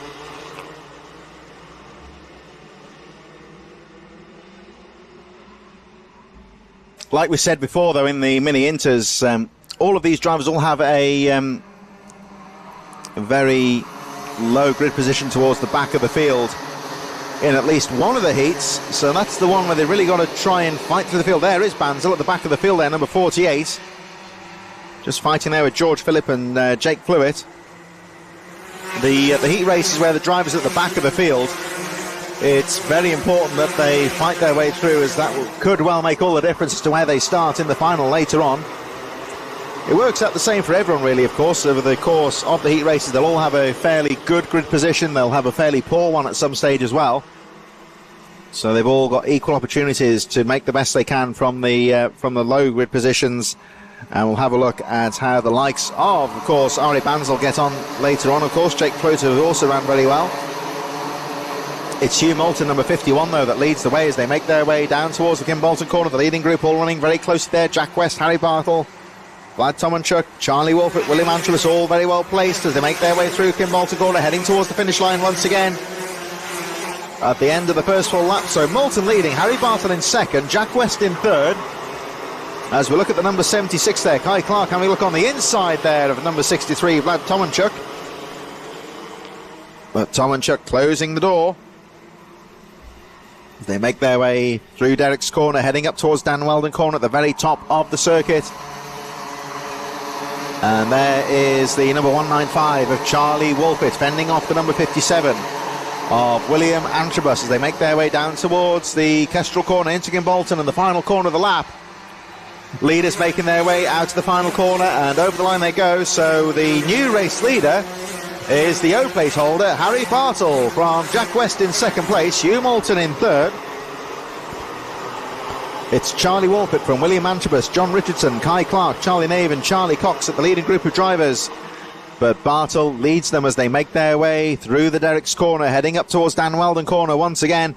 Jack West 92 chasing hard here to try and catch with the leader, match that leader's pace, and try and stay away from the attentions of the number 51 of Hugh Moulton in third. Just going for the so I'm just reaching for the radiator there, adjusting the airflow into the radiator, perhaps looking to get some more of that cool air. Now of course the track temperature dropping ever so slightly as the clouds move in, so the ambient air trackside is that little bit cooler, so if you can get some more cool air into the cooling system through the radiator, that will certainly potentially, would say, help benefit the performance of the kart. So you'll see sometimes the drivers just twiddling with the air inflow, making adjustments to the kart mid-race. And there is the number 51, Hugh Moulton, keeping that pressure on the number 92. Jack West still there in second place, the early race leader. Let's see what Moulton can do. Having a look on the inside into Kim Bolton. Nice out-braking manoeuvre there. And Jack West unable to fight back. It looked like Moulton had covered the line. There's trouble there for the number 72 further down the field. And that's Jack Owen Drawbridge, who dropped some positions earlier on and now right the way at the back of the field. Alexander Gergis at the back as well. Dijon Bennett at the back as well, dropping some serious positions in those early stages, so they're losing out at the start of the race. Ari Banzel, the driver we were talking about at the start, the front runner from earlier, starting at the back of the grid, is now up to 21st position, along with Jake Flewitt, who moves up to 20th place. And Harrison Crowe there, the driver who won the first heat race today, another one who's at the back of the grid in this race. And Harrison Crowe from 27th place has now moved up to 17th. So these midfield scraps here for some of these drivers, very important indeed to ensure they get out of the repechage. There is the 117 with the white helmet there, following the 174 Logan Hartshorn in there as well. So that's Charlie Epgrave in 12th position.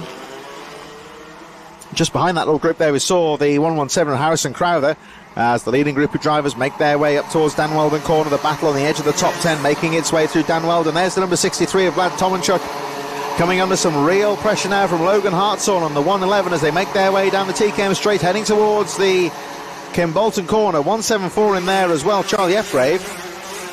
There, a little bit further up there is the 262. I'll tell you what, 262 Cole Denholm has had a brilliant drive, moving into the top 10, making up 13 positions. So from 23rd on the grid, Cole Denholm is now in the top 10, and that will certainly do his hopes for qualifying for the A final a lot of good, you would say.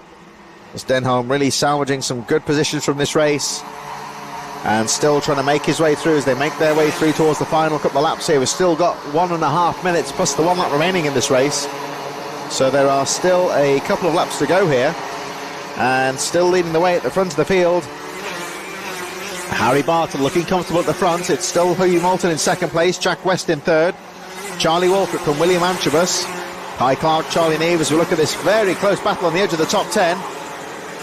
And there is the number 15 of Joshua Smith, currently in... trouble there for the 117, spinning out. And the driver coming off worse is the number 86. That's Tobian Alvarez, who parks the car to the inside. The back bumper of that car is ripped away. So even if he kept going, he punches the steering wheel in frustration there. Alvarez is out of the race. You can see that rear bumper of the car hanging off. And even if he carried on, he would be disqualified on the technical infringement. So that's very bad luck there for Tobian Alvarez. And the frustration of racing there, he punches the steering wheel as he marches away from the kart.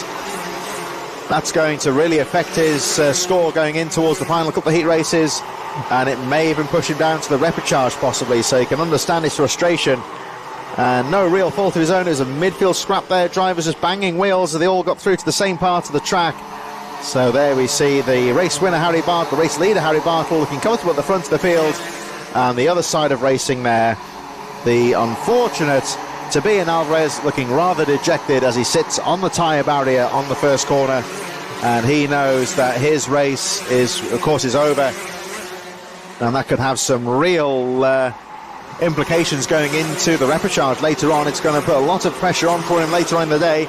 There is also a investigation going out as a result of that incident for the 111 of Logan Hartshorn. who's under investigation for his part in that manoeuvre that caused Alvarez to drop out of the race. In the meantime, though, we're moving on to the last lap of the race now with Harry Bartle looking very good here. The O-plate holder with Hugh Moulton still charging in second place. Jack West in third. Charlie Wolfett just a little bit further behind.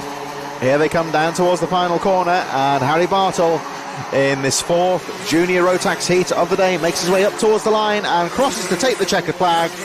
So Harry Bartle wins, Hugh Moulton second, Jack West, Charlie Wolfett, William Antrobus, Kai Clark in sixth. Charlie Neve, John Richardson, Cole Denholm with that great drive to finish in ninth place, and Charlie Cox rounding up the top 10.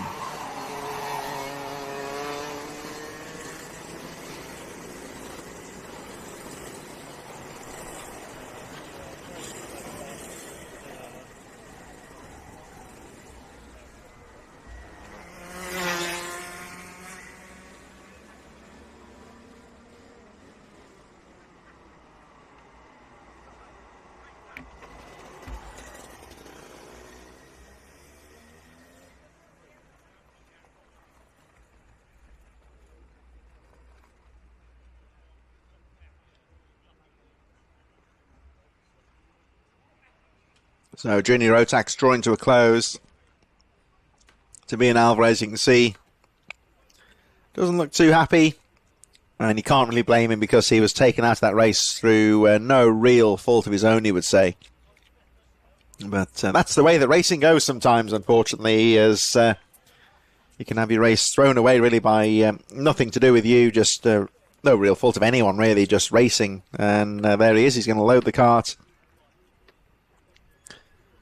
They're heavier than they look sometimes, and you see them being lifted onto the trolleys that will be able to get the cart back to the paddock as everyone looks on. And you'll see in the background here, there's quite a lot of this temporary fencing that's up on some parts of the track. Some of this, of course, is there just for protection as well, but there is a bit of construction work taking place here at Kimbolton at the moment, with new shower blocks, toilet blocks being constructed, improvements to the paddock area, and there's a few temporary buildings out here whilst they finish installing those ahead of the final few rounds of the championship. As we watch the 86 Tobias Alvarez there, you see there was talking earlier about the rib protectors. That's how it looks when it's on the drivers. It goes around the lower part of the driver's rib cage around the back there, and that just protects the driver's ribs from getting smashed against the seat as we wait for the senior Rotax to get underway for their next heat race. This is the fourth heat race out of 5 for our senior Rotax competitors, in association with Ainsbury Plant Hire. And Ainsbury Plant Hire once again, of course, sweeping the track after each of the race meetings to make sure that all of the marbles and the track surface is clean and neutral ahead of the racing taking place. So senior Rotax out onto the circuit now for their formation lap.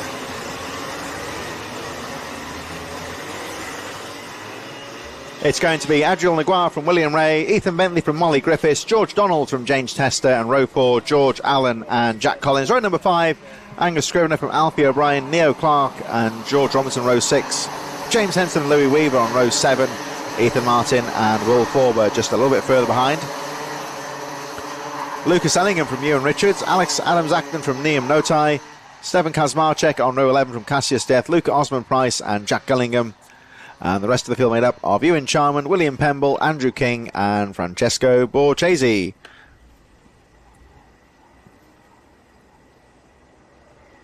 So once again, a few of the front-running senior Rotax drivers starting a bit further down the field here. So once again, very important that they make those positions up to guarantee their positions in the A final and get a good grid position.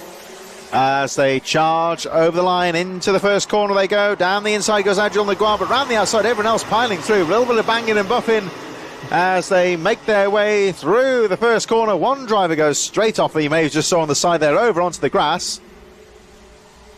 May have been the number 56 of Alfie O'Brien that went off the course, but managed to keep the kart in the race, and everyone goes charging through the Dan Weldon corner for the first time. Apart from that minor incident on the Willows, it's a good clean start. They make their way down towards the final couple of corners here. This is race number 16 and your 4th senior Rotax qualifier of the day as they make their way over the line once again. So it's William Ray that leads the way. George Donald in second place. Angus Scrivener in third. Molly Griffiths, George Allen, James Tester, Neo Clark, Angel Naguar. The pole sitter drops to 8th place. William Forber, Louis Weaver, Jack Collins and George Robinson in 12th place. Jack Gillingham's made a good start, moving up to 17th place. And we'll look out for Lucas Ellingham, one of the front runners in the senior rotax, moving up to 14th place, along with Ewan Richards up to 13th. So quite a few drivers making inroads through the field on that first lap of the race, but William Ray, number 65, keeping it nice and neat with George Donald right on his tail. Angus Scrivener, of course, who had to fight back in the previous heat race, having a much better grid start this time round. He started quite near the front of the field, was able to get up to third place quite early in this one. And look out for the number 49 here. Scrivener just pulling away now from the rest of the top 10, headed by the number 85 of Molly Griffiths, who's currently in 4th place. So she holds off James Tester, number 27. There is Molly Griffiths, number 85. And I think Tester has gone through. So Molly Griffiths drops to 5th place. James Tester moves up to 4th. Neo Clark, George Allen, Will Forber, Lewis Weaver all right in there. And trouble there for Molly Griffiths, who, again, you see how racing just, they come off worse, sometimes through no real fault of your own. And Griffiths there, I think she rode wheels with, it was either James Tester or George Allen as they fought their way through Kimbolton. And the unfortunate Molly Griffiths is nerfed off into the barriers. And after running quite strongly at the start of the race, she will be out of this one, and that will really affect her position as they make their way through, of course, towards the final heat race and the repechage later on. The leaders won't be bothered about that, though, of course, as now it's the George Donald that goes through into the lead. The leaders going past the stricken Molly Griffiths on the side of the track, as the marshal very quickly goes to help her out and tries to get that cart into a safe place. Now, of course, yellow flags are out on the Kimbolton corner because of that incident. So number 49, Angus Scrivener, now through into second place. So Scrivener, who looked good in the previous heat race, of course, fighting back through the field after a low grid position. And I'm sure we'll have ideas of going for the victory here as they make their way down the TKM straight once again.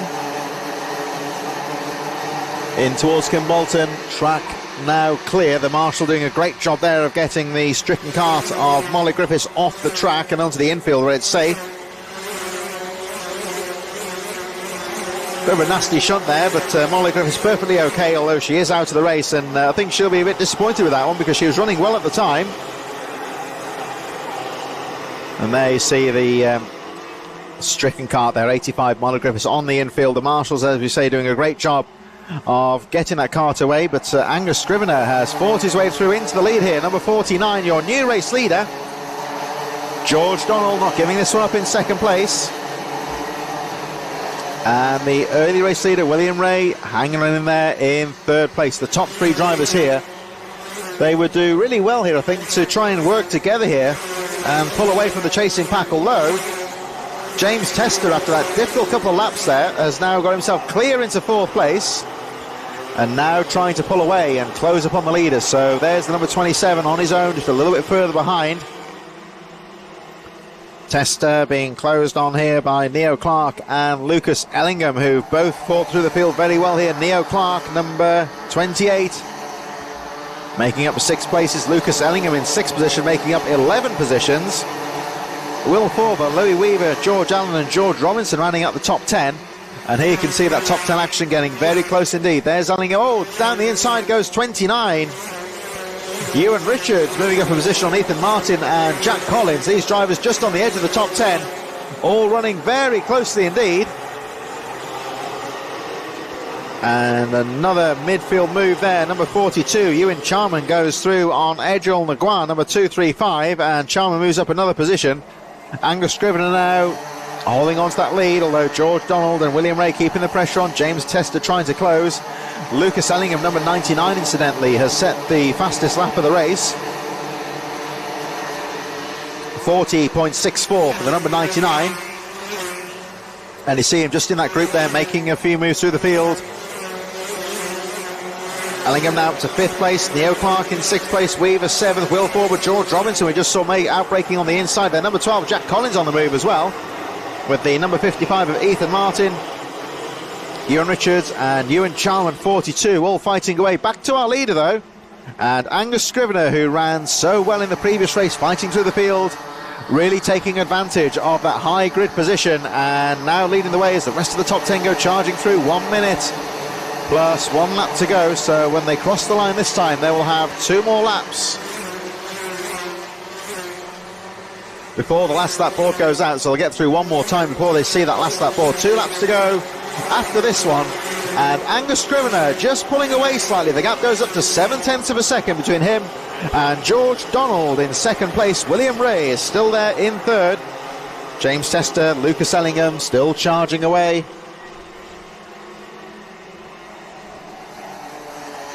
Neo Clark, Louis Weaver, Will Forber, George Robinson and Jack Collins rounding out the top 10. Angus Scrivener leads them down towards the final corner though. Number 49, your race leader, 15 seconds on the clock, so they should squeeze through, I think, before the last lap board goes out. Here they come over the line, so 2 laps to go in the Senior Rotax 4th heat qualifier of the day. And just watching there, the number 16 of George Donald just pushing on a bit there. William Ray defending the corner, and George Donald just pointing ahead saying, look down the track, I'm not going to go for the pass this time, we're going to try and work together here to keep the pace going. I think that with 2 laps to go here, George Donald can see no real benefit of diving down and taking the place on that previous lap. He's just going to tag on here, get the pull, because he knows that the number 27 of James Tester is not too far behind. As the race leader goes through to take the last lap board, let's watch this battle for second as they make their way down to the first corner. Scrivener still leading, Ray in second, and this time George Donald had a look, but he couldn't quite go for the up-braking manoeuvre. Race leader Angus Scrivener looking very neat as he makes his way up towards the top few corners here. Number 49, your race leader, and up towards the Dan Weldon corner he goes. 49, Scrivener leads. It's still William Ray in second place, George Donald and James Tester.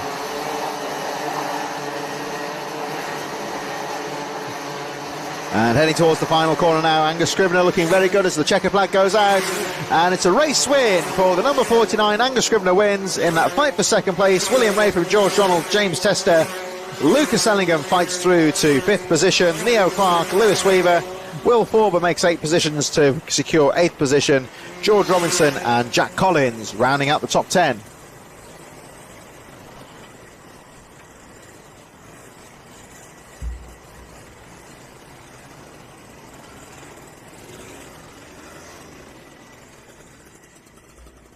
So there is Molly Griffith's Stricken kart. That's just on the inside of the final corner here at Kimbolton. You'll remember, of course, in this race that she was shunted off into the tyre barriers. No real fault of her, really, you would say. No real fault of anyone, you'd say. That's just racing.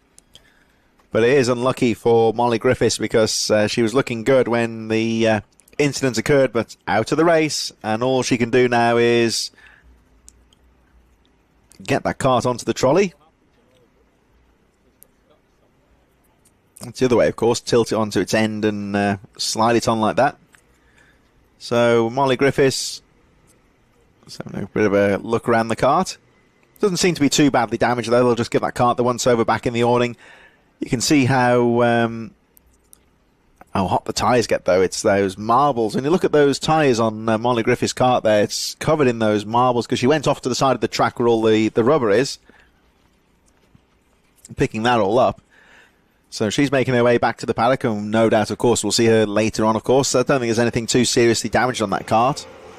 In the meantime, we move on to our next heat race. This is the penultimate race of the second block of heats. TKM Extreme is about to get underway.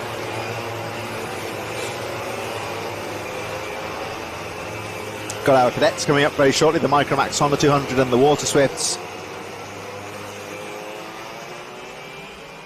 But TKM Extreme is about to get underway for the second heat of the day. This is how they line up. Harrison Morrow from Liv Jenkins, Ben Cowley from Jake Cox, Kian Bennett, Joseph Booth, Harvey Jones and Thomas Shaw on row number 4. Fifth row is made up of Freya Woodall from Reese Porter, Leah Robinson, Thomas Warner, Gareth Haynes, Luke Jarman, Oliver Bowen and Spencer Lane on row number 8. Row 9 is Sean Abbott from Jessica Fitch-Hall, Johan Calichurn, Luke Woodward, Charlie Whitehouse, William Bloom, Vlad Riebuckon, and Samuel King on row number 12.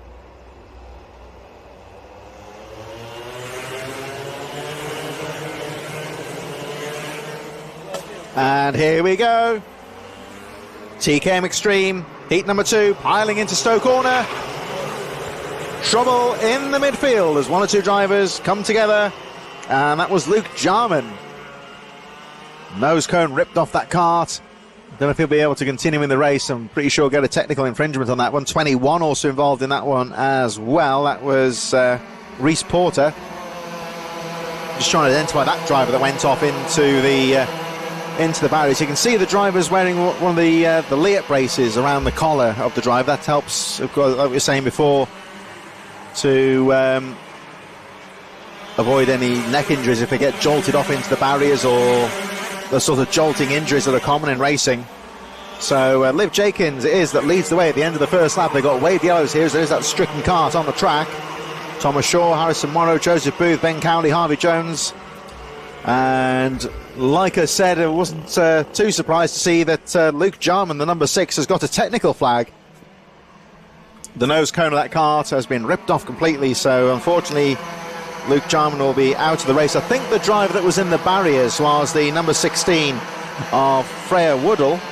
She's okay, she's walked away back to the paddock, but the kart in the barriers well and truly and out of the race. As we look at the K-plate holder here, that's Kian Bennett, fending off a whole group of drivers on the edge of the top 10 here, with right on his tail there, Leo Robinson, Harvey Jones, Thomas Warner, Gareth Haynes, Johan Calichurn, Jake Cox, Luke Woodward all coming through. But Liv Jenkins, who had a nasty shunt at the previous round of the championships, back to full fitness and running strong at the front here. So Jenkins fending off Thomas Shaw. She makes her way to the top of the circuit. Joseph Booth in there in third place. Kian Bennett closing up in fourth. Joseph Booth, number 45, setting the fastest lap of the race last time round. At the moment, that stands at 43.52. Wouldn't be surprised to see the pace pick up as the race goes on, though. They're running a very quick pace out there. The temperature's quite nice and getting a little bit cooler trackside, so that'll certainly benefit the engines. So it's Liv Jenkins, number 9, that leads. Thomas Shaw in second. There's the number 42 then, Thomas Shaw. Still there in second place, 45. Joseph Booth, Harrison Morrow and Kian Bennett, the K-plate holder. Closing up in fifth place. 43.24, now the fastest lap of the race. And we've got Leo Robinson, Harvey Jones, Thomas Warner, Johan Calichurn in there as well. Jake Cox, Charlie Whitehouse, all running very strongly indeed.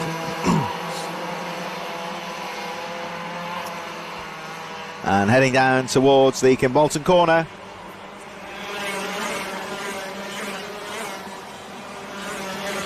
And over the line they go once again to complete another lap here at Kimbolton in this second TKM Extreme Heat Race, and it's still Liv Jenkins that leads the way as they make their way through the willows. The top 10 all fighting for position. There was the number 43 of Charlie Whitehouse, currently in 11th place. And Whitehouse, number 43, has made up 10 positions up to 11th place. As we see Liv Jenkins now, number 9, coming under some real pressure from the number 45 of Joseph Booth. And right on Booth's tail is Thomas Shaw in third. That second group of drivers just trying to get involved in this fight for the lead. We've got just over 3 minutes plus the one lappers. Down the inside goes Joseph Booth. And a neat overtaking move to secure that lead. Liv Jenkins chasing down towards Stowe Corner, but leaves the door open for Thomas Shaw down the inside. But Jenkins fights back. And a great move there from Liv Jenkins. Now she tucked in behind Joseph Booth, trying to get the slipstream down the main straight. That did allow Thomas Shaw in there momentarily, but she saw it coming, moved across to block Shaw, and goes down the inside to retake the lead. So some very good tactical driving there from Liv Jenkins to retake the lead. Joseph Booth will have to try and fight again here as they make their way down towards the final two corners. And Booth again has a look down the inside, lined it up quite nicely there. He's going to try and get it secure on the exit to the corner. And this time, look at Joseph Booth here, very defensive as he makes his way down towards Stowe Corner. Jenkins tagging onto the back wheel here. That could, and tell you what, Thomas Shaw had to be very quick on the reactions there to back off and avoid riding the rear wheels of Jenkins' kart. but loses a few positions as a result there. That means, of course, that Kieran Bennett is now through to second place. The K-plate holder from 4th to 2nd place in one corner, and Bennett, who set the fastest lap of the race, 43.16, and has been very threatening throughout the entire race, is now looking for the lead. Jinking about just behind Joseph Booth, having a look for the lines. And Joseph Booth driving very defensively here. Now he's got the lead, guarding the apexes everywhere, and that's bunching everyone up here. But I'll tell you what, Kieran Bennett had a lovely line into the first corner there down the straight. Came flying out to the Kimbolton corner and managed to get past Joseph Booth under acceleration, which is a great move for him. And Liv Jenkins in 3rd place. She'll be desperate to try and get past the previous race leader, Joseph Booth, as he saw he was driving incredibly defensively there, guarding the apexes nice and early, which makes it difficult for other people to overtake. What it does mean, though, is it sacrifices your speed. It's not the ideal line into the corner to be steaming down onto the inside line. You want to be taking a sweeping line as much as you can, so that means you're not really going to pull away from the chasing pack. So it's a bit of a double-edged sword, really. But Kieran Bennett, with that lovely move out of Kimbolton corner last time round, has taken the lead, and now leads by 0.3 of a second as Liv Jenkins, number 9, desperately trying to get past the number 45 of Joseph Booth as they make their way through the willows. The midfield runner still charging away. Leo Robinson in there in 4th place with Thomas Shaw, Johan Calichurn, who's had a very good race here. Calichurn out to 6th place. Harrison Morrow, Charlie Whitehouse in 8th. Another driver who's been charging through the field. Jake Cox, Gareth Haynes in there in 10th place. Oliver Bowen, Sean Abbott, Thomas Warner, Spencer Lane, William Blue made up a few positions into 15th position. Harvey Jones dropping down to 16th place, with Samuel King also on the move as well. Luke Woodward, Luke Jarman and Freya Woodall all out of the race as the leaders make their way down towards the final corner. This will be 2 laps to go here. We've got 20 seconds left on the clock, plus the 1 lap. So next time they come round, they will get the last lap board. And Kieran Bennett desperately trying to put the power down as he makes his way through towards Derek's corner to try and break away from this fight for 2nd place between Joseph Booth and Liv Jenkins, who still can't find a way through here. Booth, watch the number 45 as he goes into the corners. He is very quick onto the apex, really guarding those corners, trying to prevent a overtaking maneuver from Jenkins. But it's just bunching everyone up, keeping them together again. You say, oh, Jenkins has done it though. Well, I tell you what, Liv Jenkins, a great move there, going out to Kestrel corner to take 2nd place as the last lap board goes out. And again you see Leo Robinson driving very defensively into the inside of the corner there with number 45 Joseph Booth. Those two really guarding the apex. Number 42 Thomas Shaw getting involved in this one as well, and Johan Calichurn up to 6th position from 19th place on the grid. And Kieran Bennett at number 4 started near the front but did very well to fight through to the front early. But look out for Liv Jenkins here. She's having one last try here to go for the lead as they make their way down towards the final 2 corners. It's going to be a tough one here though, but Jenkins still charging, and Bennett out to the final corner. Over the line they go. Kieran Bennett takes the checkered flag. Liv Jenkins in 2nd. Leah Robinson 3rd. It's going to be Thomas Shaw, Charlie Whitehouse, Johan Calichurn. Great driving there from Charlie Whitehouse. 16 positions from 21st up to 5th. Johan Calichurn likewise 19th up to 6th. Joseph Booth, Harrison Morrow, Jake Cox, Gareth Haynes running at the top 10. Oliver Owen and Sean Abbott just a little bit further behind. Cadets then coming up in just a few moments. Our 18th race of 34. We've got the Micromax, Honda 200s and the Water Swift Restricted. At the end of our 2nd block of heat races, we've got one more group of heats coming up for all drivers, and then we are through to the finals. Of course, we're running right the way through the afternoon. We've got the repechage races for the junior and senior rotax a little bit later on, and of course they'll have the final heat races of the day. But race number 18 getting underway very shortly. Micromax and the Honda 200s with the Water Swift Restricted making their way out onto the track in just a moment.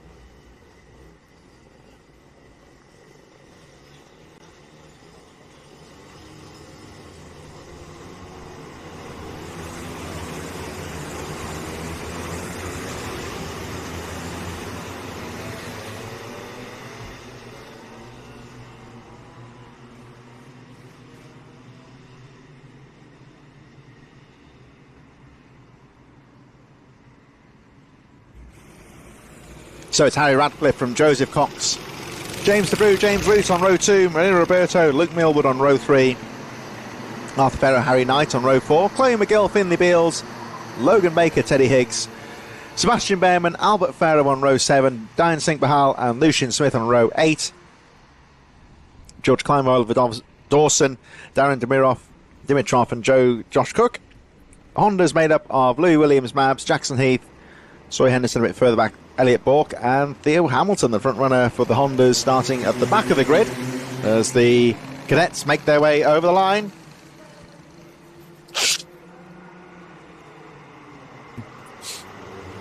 Into the first corner they go. Oh, and one or two drivers running over each other's wheels there, and hopefully they'll all get through okay. Bit of a moment there for the number 44, Lucian Smith, as the Hondas make their way through. Louis Williams, Mabs from Jackson Heath, George Wheeldon, Soy Henderson, Elliot Bourke and Theo Hamilton making their way over the line, and the Honda cadets a bit further down on the inset of your screen. Over the line they go to start their race. And Harry Radcliffe then, Joseph Cox and James DeVoe fighting away at the front of the cadets as the Hondas make their way down to the first corner. 64,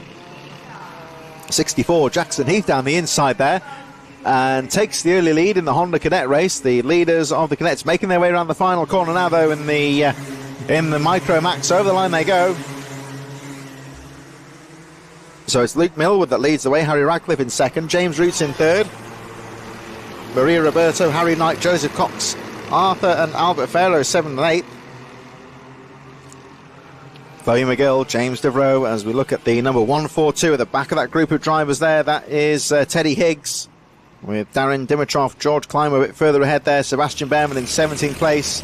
But leading the way is the number 38 of Luke Millwood. In the inset of your screen, the Honda cadets make their way over the line, and we've got Elliot Bourke fighting away, holding on to that lead.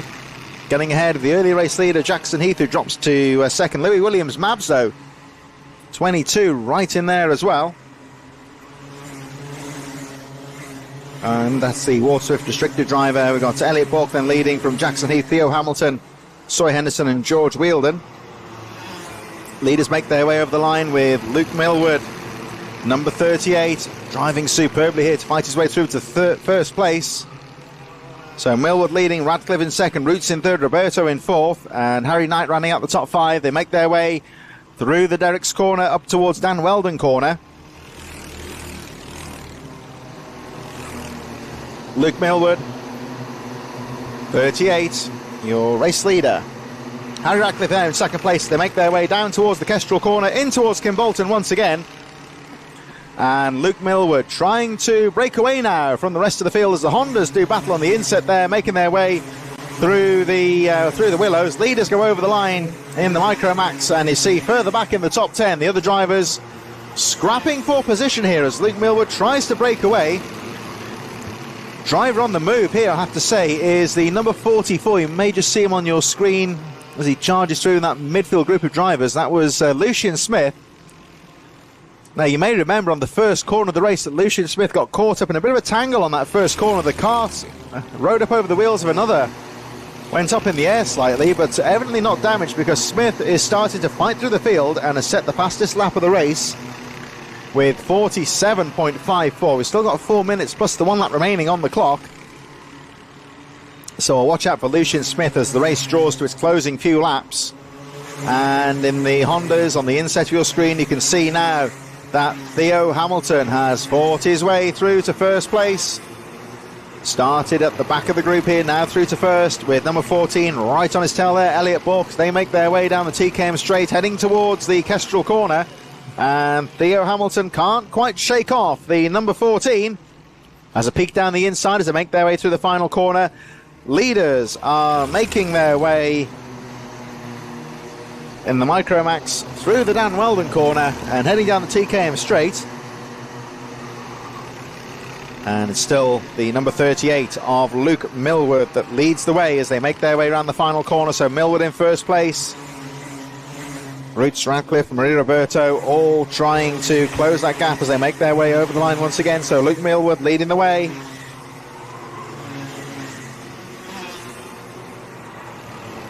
Closing stages of this second heat race for the Micro Max, Waterswift Restricted and the Honda 200s as they make their way through. So it's Luke Millwood still leading from James Roots, Harry Radcliffe. They make their way up to the top of the circuit now, heading through the Derek's Corner section up towards Dan Weldon Corner. And Luke Millward coming under some pressure now from James Roots, who slowly is closing the gap.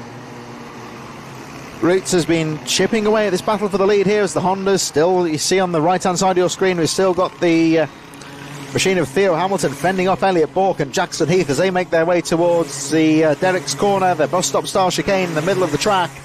And up towards Dan Weldon Corner, the lead though now in the Micromax, coming under pressure here now. James Roots really putting the pressure on Luke Millward for first place. Those two breaking away now from the rest of the field. They make their way towards Derek's Corner. And through that chicane they go. You can see further back, oh, trouble in the Hondas there. There's a bit of wheel banging there on the right-hand side of your screen between Elliot Bourke and Theo Hamilton. But Hamilton holds on to the lead. And the Water Swift drivers now fighting for the lead now themselves as they make their way down towards Kim Moulton Corner. 1:25 on the clock here as they go through, so they will get through one more time before they see the last lap board. So 2 more laps to go, including the last lap on top of that as well. Still in third place, Harry Radcliffe from Maria Roberto. Lucian Smith charging away into 5th place now. And another driver on the move is the O-Plate driver Josh Cook, who has also fought through the field very well, making up 14 places up to 6th position. Theo Hamilton on the right-hand side of your screen, still leading the way in the Honda Cadets as they make their way down towards the final corner. And he is still charging away.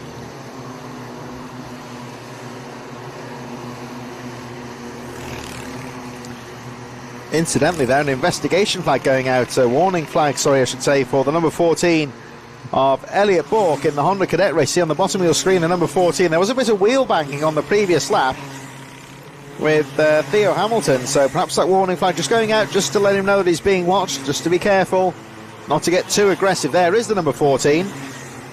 So Theo Hamilton with the warning flag hanging over a bit here, but he'll not be too worried about that. He'll just need to try and keep it focused, avoid getting too close if he goes for the pass. And here comes the Honda battle. Still there in third is the number 64 Jackson Heath, who's also led the race as well. And on the inset this time on the right hand side you'll see the Micromax. And when they come round, they will get the last lap board. Here they come in towards Kim Moulton Corner. The leaders going through to Stowe for the first time. They'll stay clear of the Micromax leaders, I think, as the last lap board goes out.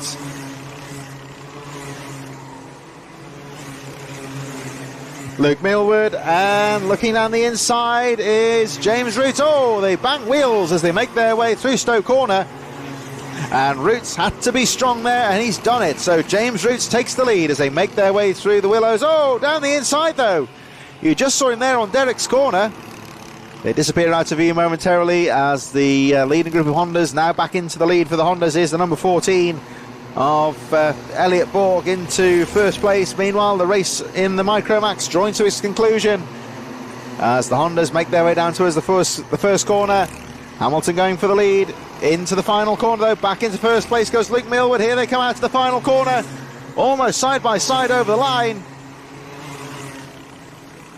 as the rest of the top 10 make their way through. Luke Millward takes the checkered flag from James Roots by 600th of a second. Harry Radcliffe in third. Lucian Smith with a great fight back into fourth place.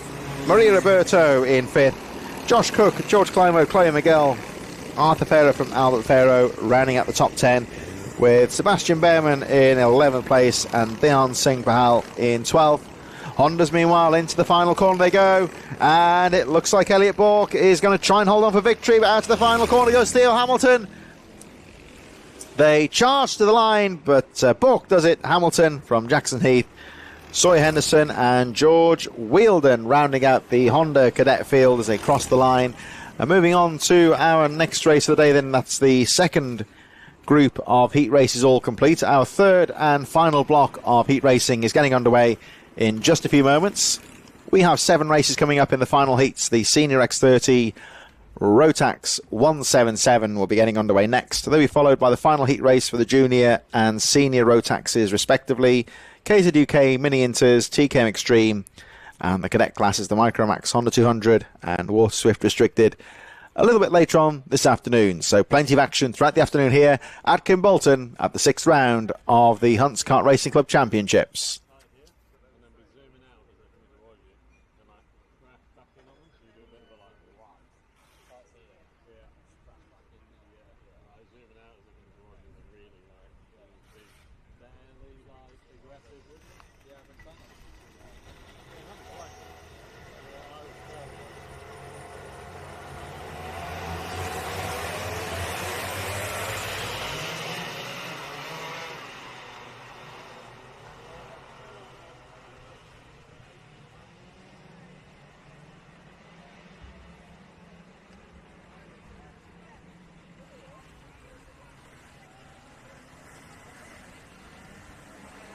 Here's the starting lineup for the X30 Senior and the R177s. Katie Ashman from Oliver Harris, Tristan Powell, Jack Dan, Josh Jones, Matthew Morgan, Aaron Lask, Peter Jurovic. Row 5, Daniel Archer from Josh Bass, Alfie Bray, Gordon Chenry, Lee Todd, Elliot Kennedy, Adrian Williams and Scott Klee on row number 8. Matt Lear, Chris Emerson, Stavros Athanasopoulos, James Butcher, Adam Chenry and Jack Taylor. But you see on the side of your screen there, the number 62 of Jack Dan, the kart expiring on the Dan Weldon corner as the first group, the X30s, make their way down towards the final corner.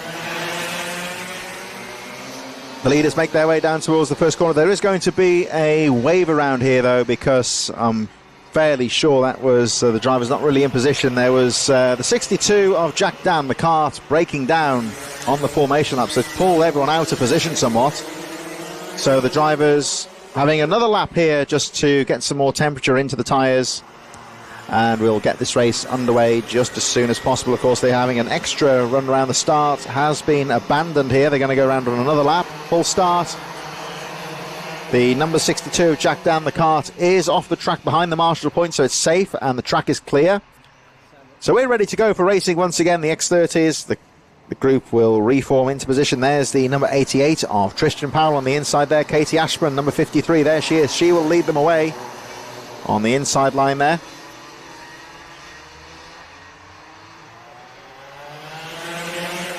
And the Premet on the pilot jet there as the smoke rises into the air as they get down onto the power. Katie Ashman guards the inside line into the first corner as the X30s charge through. R177s just a little bit further behind. And they cross the line to start their race. Be interesting to see how, in the R177s, how Scott Klee gets on. He's won the first two races quite comfortably, but starting a bit further down the grid. He's got a bit of work to do on this opening lap. We're already getting through to fourth in the R177s. There's the number 84, Josh Jones, very well placed. Down the inside, up onto three wheels there goes Tristan Powell. And immediately, look at Powell driving across to the inside line, two wheels on the dirt there, as he gets the elbows out to try and guard that position. But look at that, Josh Jones sees the line, tries to have a look down the inside as they make their way through the willows. Very close racing at the front of this X30s. The R177s on the bottom right charging through, still with Alfie Bray leading from Elliot Kennedy. And trouble there as 87, that's James Butcher that's gone off with another driver. I think the drivers appear to be okay, although that 87 looks like it's picked up a bit of damage. So what's going to happen there? There's wave yellows on the first corner as the X30s make their way through. Will that, yes, I was about to say, will that necessitate a Battenberg flag? Yes, it will, because those two karts are well and truly in the tyre barriers. So the Battenberg flag comes out. We are under what you might say neutralised like safety car conditions here. The drivers have to slow right down. They are still racing, but they have to slow right down, no overtaking. And you see the drivers already weaving about keeping those tyre temperatures high. The two karts in the barriers on the first corner, so that was the number 87 of James Butcher. According to the lap charts, I think the other driver caught up, and that may well have been the 22 of Adrian Williams. That's in the R177. Both of the drivers are okay, but the karts are still in the tyre barriers. Whether there's been any damage to the barriers, have we got to reset those barriers possibly? The marshals very quickly going down to the first corner as we speak, so we watch the drivers. They are still under race conditions here. And that's the reason why when you look at the inside, I think that will be that'll be Adrian Williams just climbing out of his kart. So the Wade Battenberg flags, they were hoping for another lap.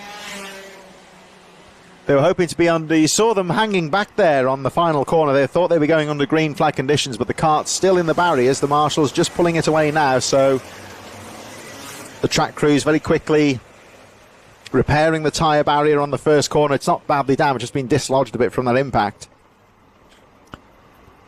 So we are having another lap under the Battenberg flag conditions. This is a waved black and yellow flag. And as you can see here, if you look at the top left-hand side of your screen, you'll still see that the clock is ticking. So we are still under race conditions here. But I can tell you that the marshals have moved away from the crash site now. The barriers have been repaired and put back in position. So we should be ready to go here for a green flag. I can see the marshal on the start-finish line has got the green flag ready. And I think that Powell knows this, so he's just trying to break away now. Here they come into Kimbolton corner, just trying to build the power up, getting a good start out to the final corner. Green flag goes out, and we are back under racing conditions here. And Tristan Powell timing that well, because he avoids the charge into the first corner as the 167 there. Right through the field there, Katie Ashburn. Well, it is Katie Ashburn, isn't it? 53, I thought it was 53. 167 on the rear though, as Josh Jones goes back into second place. So they make their way up towards the Dan Weldon corner. And of course we've effectively lost 2 laps under the Battenberg conditions, under those slow conditions. So it really does mean this is a dash to the line now as they make their way through Dan Weldon corner. R177's charging through. Tristan Powell just trying to break away as Josh Jones goes back into second place from Katie Ashburn. Ashburn 53. Aaron Lask, who's had a mixed day, you would say, but running strongly at the moment in 4th place. Lask, the K-plate holder, we determined to try and make a good showing in this race. Meanwhile, in the R177s, Alfie Bray, number 43, continues to lead the way, but Scott Clee up to second place. Elliot Kennedy, Jack Taylor, and a good drive so far from Stavros Athanasopoulos, currently in 13th position. The leaders making their way down towards the final corner. And Tristan Powell, number 88, now clear at the front, but Josh Jones, who's really recovered well after the DNF in the first race. So Josh Jones in second place, really playing catch-up in the remaining 2 heat races, but he's doing very well so far, fighting at the front. Meanwhile, the 177s make their way down towards the first corner, still headed by Alfie Bray. Scott Clee in second place, Elliot Kennedy, Matt Lear in 4th, Stanopoulos in 5th position from Jack Taylor. And I think Jack Taylor, he's still there. He's currently in 14th on the track. He had that incident in the first race, of course, from Lee Todd and Chris Emerson a bit further behind. 1:15 on the clock, so they get 2 more laps in before the last lap flag goes out. Tristan Powell continues to lead the way in this 3rd and final heat race, so this is it now. The outcome of this race, very important, you would say then, as the battle is on now in the R177s. It's still number 43 of Alfie Bray that leads the way. Double heat winner Scott Clee still there in second place though, number 116. Fighting away to try and grab the lead as they make their way through towards Derek's corner. On the inset on the bottom right hand side, you see the X30s making their way down towards the final few corners, still headed by the number 88 of Tristan Powell. Powell out to the final corner, just maintaining a bit of a cushion now from the second place Josh Jones. 28 seconds on the clock, so next time when they come round we will see the last lap board. So 2 more laps to go here, including the lap that they are on now, as they make their way down the R177s down into the first corner. Scott Clee has taken the lead, so Clee having to start further down the field but still gets through to first place. So Scott Clee first position, Alfie Bray in second, Elliot Kennedy from Stavros Athanasopoulos, Lee Todd, Andy Chemery, Matt Lear also in 4th place. Meanwhile, the number 88 of Tristan Powell making his way round the final corner. Over the line he goes, so 1 lap to go in this X30 and Rotax 177. And leading the Rotax 177s is 116 of Scott Clee. Back into the lead he goes. He's had to fight his way through the field, of course, now into first place from Alfie Bray, Elliot Kennedy, Matt Lear, Stavros Stanopoulos, Lee Todd also in there as well as they make their way through onto the final lap. But Tristan Powell running very well as the R177s make their way through the willows for the final time. Still looking at the number 19, the race leader coming into the final corner, incidentally, and Tristan Powell looking to take the checkered flag. So it's a race win for Tristan Powell from Josh Jones and Katie Ashburn as we focus on the R177s to make their way down towards the final corner. There's your race winner, Tristan Powell, Josh Jones, Katie Ashburn, Aaron Lask and Peter Jurovic running out the top 5. In the meantime, the R177s making their way up towards the finish line, and it's going to be a race win for Scott Clee, Alfie Bray, in second place, Elliot Kennedy. So Scott Clee with another race victory, doing very well in the heat races, and he'll be looking forward to the finals later on.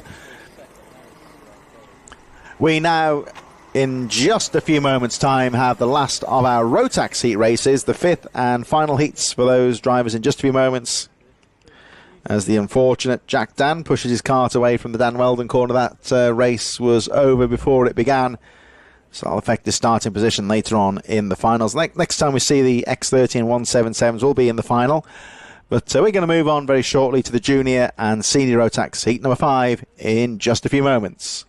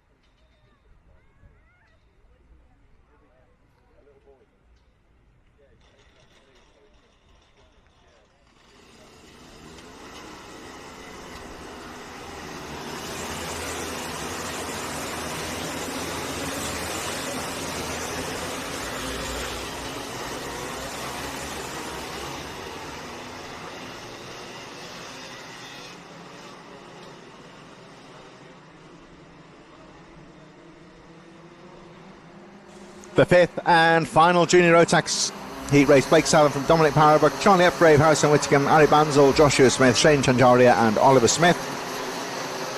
Omar Cindy, John Richardson, Jacob Mayers, Cole Denholm, Logan Hartshorn, Jack West, Jack Owen Jawbridge and Tobian Alvarez on row number 8. Row 9, Mikey Walker from Samir Paul, Teddy Cooper, Harry Russell, Joel Dixon Cohen, Charlie Wolfett, Charlie Neve and Hugh Moulton on row number 12.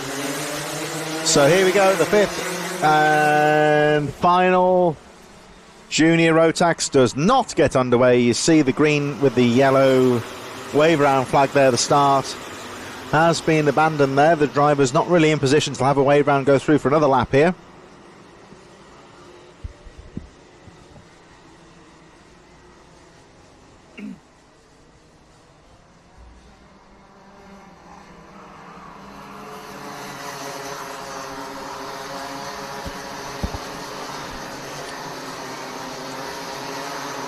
So this is a vitally important race, one would say, because this is the final heat race of 5. The penultimate race of the day will be the junior rotax final, but of course the drivers who do not qualify for that go through into the repechage, which is a last chance qualifier. They'll be desperately trying to avoid that, of course. But a good race here in heat number 5 is absolutely essential as they duel into the first corner. Very close indeed. And Dominic Powerbuck, I was about to say came off worse there, but he does recover in 3rd place as he was pushed wide almost off the track there. But Blake South, the number 100, very aggressive into the first corner, holding that inside line, and it pays off for him as he gets the early lead here. Down the TKM straight they go for the first time. And it's still the number 100 that leads the way. So great first lap there for Blake Southern. And into second place now goes the number 174 of Charlie Upgrave as they make their way down to the first corner. And again you see Blake Southern driving very defensively into the first corner. And oh, here they go through the willows. Look at that for a move there from, I think that was Harrison Whittingham. Let's have a look as they make their way through towards the Derek's corner, heading up towards Dan Weldon corner. So it's still the number 100, Blake Southern, who leads the way. So it looks like Harrison Whittaker into second place. Charlie Epgrave dropping to third in that daring move through the willows. There is the number 96 of Whittaker. Oh, and down the inside he goes. Southern trying to get the switch back out to the corner, but doesn't quite pay off. And Harrison Whittaker into first place. And you'll watch now Blake Southern, who was very defensive when he was the race leader, now just trying to tag on to the back here of Harrison Whittaker and try and get a pull. You see Whittaker just signalling to him there, just follow me. Use my lines, just get as close to me as you can. And Southern, if he can stay between Whittaker and the rest of the field, Harrison Whittaker will be hoping that Southern can hold on to that second place. He's not quite quick enough to put him under pressure at the moment, but he can certainly live with him if he can just hold on to that second place, of course. So Whittaker into the final corner he goes. Number 96 daring manoeuvre down onto the inside, going into Kimbolton corner last time.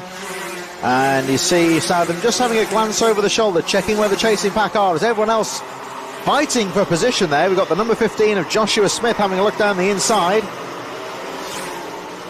on Charlie Epgrave, who lost a few places previously.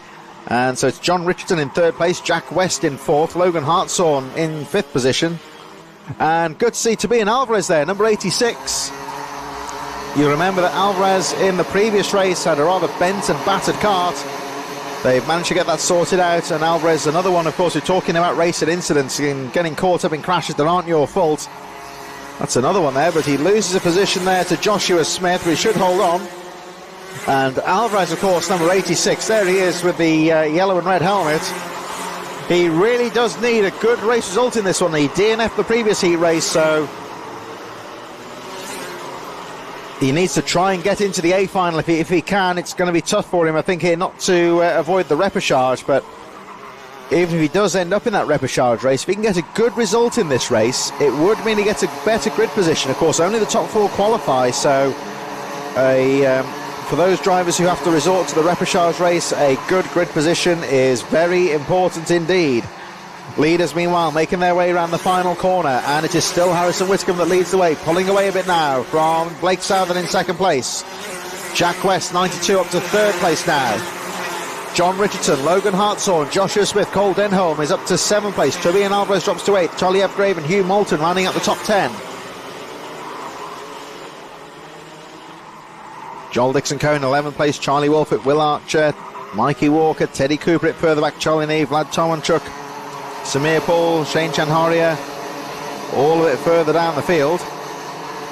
Ari Banzel, who has dropped down to 25th as well, so it was one of the drivers who was in the front running mix a bit earlier on. Dropping on the field as there's a fight on now for second place. Jack West having a peek down the inside of the 100 of Blake Southern, and it looks like West has made the move, stick guards the inside line from Southern, who tries to fight back. And Southern coming under some real pressure here for the number 68 of John Richardson.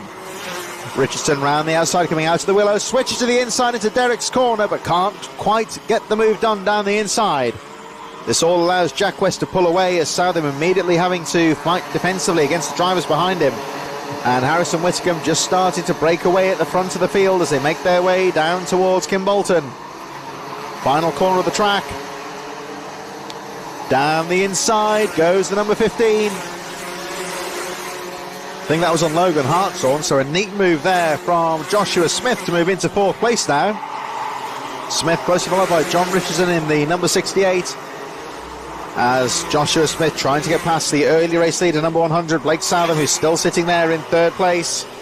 1:45 plus 1 lap remaining in this fifth and final heat race for the Junior Rotax. They go piling through the Dan Weldon corner at the very top of the circuit, still very close in that midfield. Cole Denholm in seventh place, Tobias Alvarez, Hugh Moulton, Charlie Epgrave, Joel Dixon-Cohen, all right in there. Out to the final corner they go, as they jostle for position. Here they come down towards the first corner. Blake Southern drops out of the line into the inside to try and fend off the 111 of Logan Hartshorn, and does very well there. Keeps Hartshorn wide, prevents him from going down the inside, and holds on to that position as they make their way through the willows and heading towards the Derek's corner. Still Hayden Whittaker that leads the way. Jack West in second place, Joshua Smith in third. Blake Southern holding on to that 4th place from the very aggressive looking Logan Hartshorn, trying to find a way through here. Number 111 looking for lines. Is he going to go down the inside? No, he's got Tobias Alvarez right on his tail. Oh, but Southern ran a bit wide here and puts his hand in the air to gesticulate there. Didn't think that was a very good move. And of course the trouble here is for Blake Southern, that's pushed him wide, it's pushed him offline. It will upset his rhythm a bit here, and he's lost quite a few places. So he goes down, I think, to about 7th place. Blake Southern didn't look happy with Logan Hartshorn for that move. He left half a gap there, and Hartshorn went for it. There was a bit of wheel banging there. Whether that is something that the stewards are going to worry about, I don't know. We'll have a look on the race control, if anything, if it does come to anything. As Tobias Alvarez, 86, of course, desperately needs a good race in this one. He DNF'd the previous one, so he's fending off the number 262, Cole Denholm, as these drivers now fighting for 4th position. So Alvarez, 86, is in 4th place as they go on to the last lap. We are under the last lap conditions now, as again we see the drivers driving defensively. Alvarez desperately trying to hold on to that 4th place from Cole Denholm, number 292. Denholm looking to try and find a way through here. Every position matters here though for Tobias Alvarez, who DNF'd the previous race, as the race leader comes into the final corner now. Harrison Whittaker, a great move from him earlier on to take the lead, and he will take the checker flag. Race win for Hayden Whittaker. Jack West in 2nd, Joshua Smith in 3rd, Tobias Alvarez, Hugh Moulton, Cole Denholm, Joel Dixon-Cohen, John Richardson, Blake Southern, and Charlie F. Gray rounding out the top 10. So the next time we see the junior rotax will be for the first of the finals, the repechage, race number 26 in our programme. But coming up next in just a few moments is race 21 in our programme, the 5th and final heat for the senior rotax.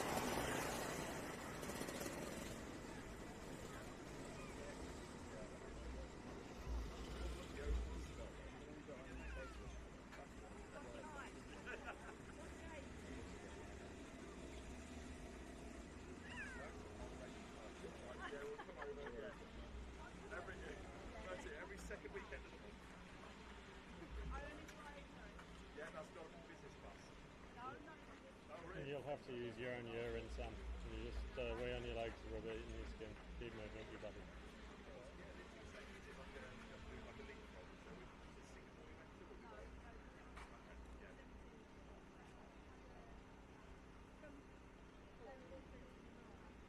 I missed that, Harry. Sorry about that.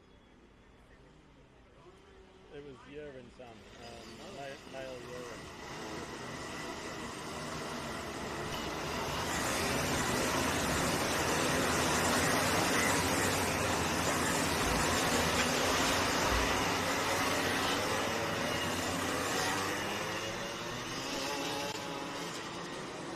And so for the 5th and final time heat race for the senior rotax, Zav Chapman-Lewis from Will Forber, Luca Osborne-Price, Ryan Hedge, Michael Morgan, Angus Scrivener, Ethan Martin and Alex Duncan on row number 4. Row number 5, Alex Adams-Acton from Alfie O'Brien, Pearson Bullock-Carter, Ewan Charman, Tom Pryor, Stefan Kazmarczyk, Charlie Webb, Ewan Richards on row number 8. Row 9 is Archie Walker from Neum Notai, Deacon Russell, Joe Fox, George Donald, Brandon Klein, Niall Vaught, Angel Naguar and Luke Bate on row number 12. And there's the rest of the field. Luke Sellingham starting quite far back there, number 99. They charge over the line now, final qualifier, and it's going to be a wave round. Another abandoned start there, drivers jostling for position. So a few of the top drivers in the senior rotax starting a little bit further back in this one. One notable name there, Lucas Ellingham, pretty much at the back of the field in this final heat race. It's going to be very important for him to get as best a position that he can in this 5th and final senior rotax qualifier. You would say really that if you're as good as your weakest race really, so if this is going to be his worst race starting from the back of the field, if he can salvage a decent position out of this one, that'll be very important for the final, which is, of course, our final race of the day. Later on, of course, race number 34, but that's a long way off, of course. We've still got this final heat race. which could spell all the difference between a final or repechage and another wave round. Now, there will come a point, of course, where the clerk of the course might stop the drivers and have a word with them. We'll see what happens this time. Now, of course, this is a very important race here. This is the final heat race. This could make, for the top drivers, makes all the difference to where they start in the A final, our final race later on today. The drivers in the midfield, they'll be desperately trying to avoid the repechage. Any driver that's had a bad race, the DNF for example, they really do need to get as good a result they can to avoid that repechage race, as it could, if they fail in the repechage, and that's their day over. So here we go, the final heat race for the senior rotax. We've had 5 heat races for these drivers, and of course a lot of drivers looking to get the practice in ahead of the British Championships next month. Here they come out to the final corner. Let's hope this time it's a clean start. Here they come over the line, and this time it's good. Tyre smoke flying though as they go into the first corner. Oh dear. Well, they all stay on the track. I thought that was going to be a big one there. The drivers in about 5th or 6th place, all locking up. There's drivers on the grass going out of the willows. You saw the tyre smoke going into the air there when they piled into the first corner. The stewards watching that one quite closely, and a few little smiles on the faces there. Don't know if there was any sort of action needs to be taken about that, though. I don't know, but everyone seemed to get through just about to the first corner. Although one driver that is under investigation is the number 9 of Pearson Bullock Carter in the midfield. Of course, we'll receive further notes if anything further is taken from that, of course. But Will Forber leading at the end of the first lap. Luca Osman-Price in 2nd. Angus Scrivener with a good start. He won the previous heat race, of course, in 3rd position. Pearson Bullock Carter charging through to 4th place on the first lap, but is under investigation. Got Alex Adams-Acton, Ryan Hedge, Ethan Martin, Stefan Kazmarczyk, Tom Pryor making his way through. Looking further down the field, Lucas Ellinger moving up to 19th position, so making up about 10 positions on the first lap. As 82, Will Forber, still your race leader, but coming under pressure from Luca Osman-Price into the final corner. They make their way over the line. 5.5 minutes to go here. So not too long left to go in this race. Number 49, Angus Scrivener, still there in 3rd place. And down the inside, oh, neat little move there into Derek's corner, and Luca Osman-Price takes the lead. Look out for Angus Scrivener, who's been on top form today. Looking good in 3rd place.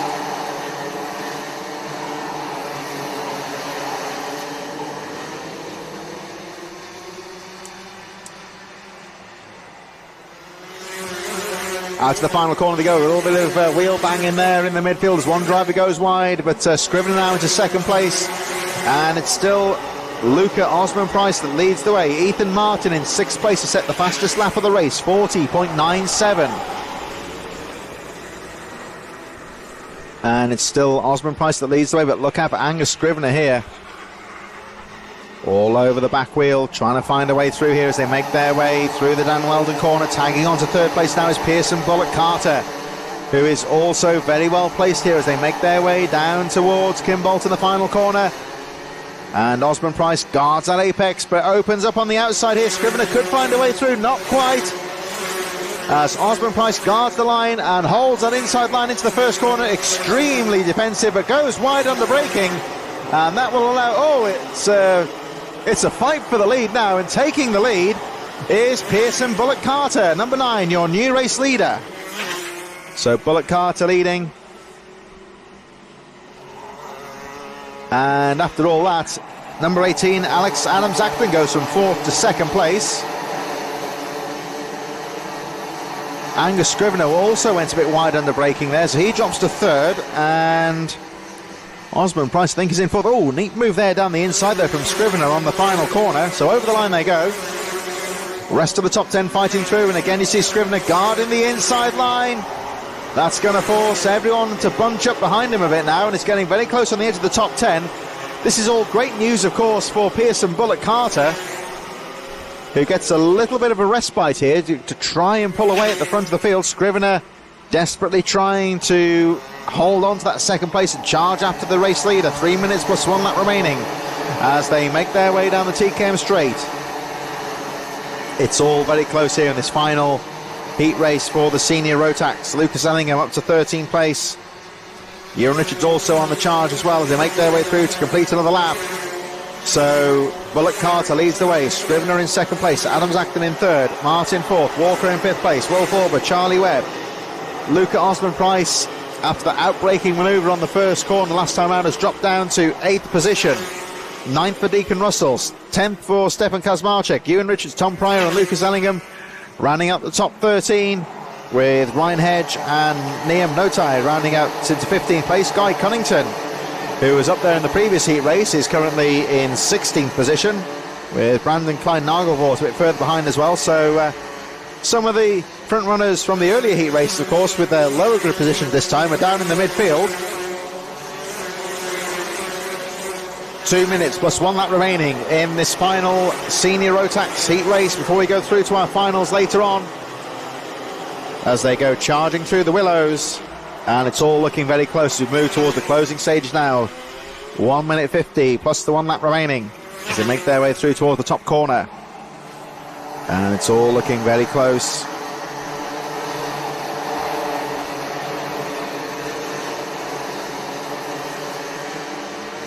So the 155 there coming down towards their Osman Price. Final stages here.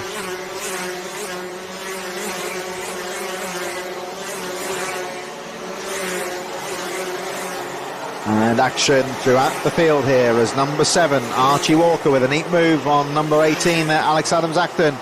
Ethan Martin, Charlie Webb, Luke Osman Price all charging away. Pearson Bullock Carter leading the way, but Angus Scrivener can't be discounted from this race with 1 minute plus the 1 lap remaining. I'm going to have a look at the times when they come through. I think it's going to be 2 laps to go here. It's 55 seconds on the clock right now. It's going to be tight here as the number 9 of Pearson Bullock Carter comes into the final corner, charges through. Oh, I tell you what, I think there might be still 2 more laps to go in this race. We've got 43 seconds on the clock when they went through. Driver out of the race though. I have also had a technical flag for Joe Fox, number 113, picking up a technical disqualification. But there is a driver out onto the side of the track just by Derek's corner where the drivers are now. So there is a yellow flag. So no overtaking on this part of the track. The number 9 still leading the way of Pearson Bullock Carter.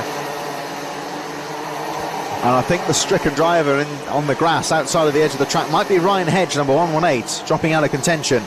As Pearson Bullock Carter still closely followed by Angus Scrivener, Alex Adams Acton in third place, Archie Walker and Ethan Martin rounding out the top 5.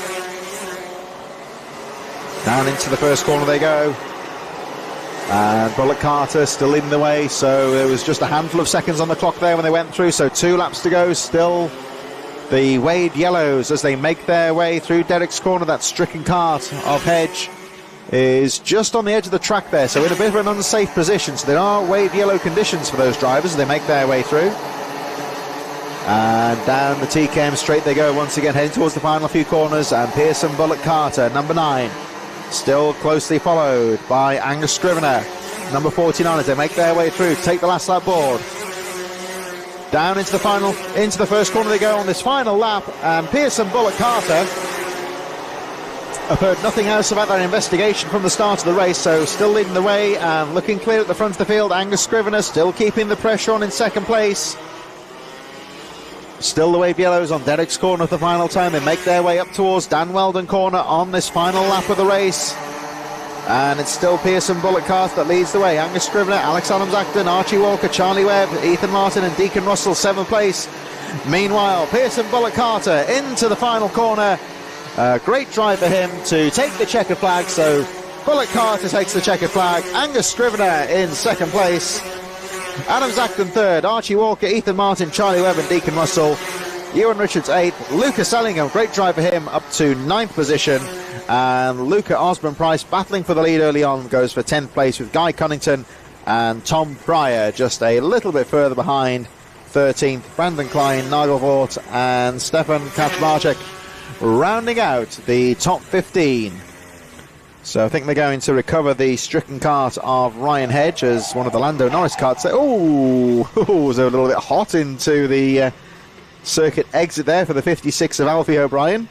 Almost collected Zav Chapman-Lewis there, but the brakes on that Lando Norris kart working very well indeed. So we're going to move on to our shifter karts in a few moments. The KZUK's. Look at that premix fuel, the two strokes wafting into the air. Certainly is a lovely smell. And KZUK's underway very shortly for their final heat race before the final later on. This is race number 22 of our 34 race program, and they'll be getting underway in just a few moments.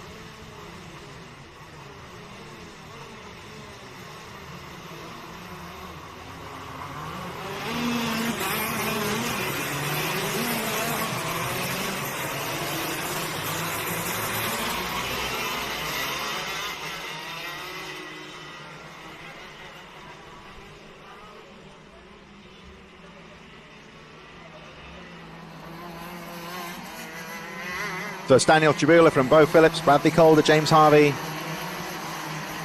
Sivius Hanalang, Richard Palmer, Vilius Zimatitis, Jason Baker, Nico Piccoli, Bailey Rigglesford, and Nick Aitken will be our KZ UK lineup in the final heat race as they make their way through onto the first of their two formation laps.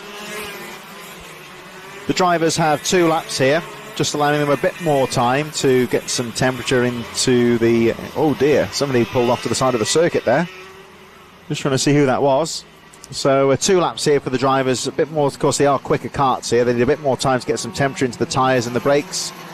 And as you can see, they run the full length of the Amitsu straight. When they are under race conditions, of course, they carry a lot of speed into that top corner. So here we go. For our third KZ UK heat race of the day. The final will be race number 29 in our programme. So, of course, there's only the one final. They don't need to worry about any repechage races here, but nonetheless, they'll be looking to get as good a grid position as possible going into the final later on. So, Daniel Tribula, number 12, lines up on pole position from Bo Phillips, number 18, second on the grid.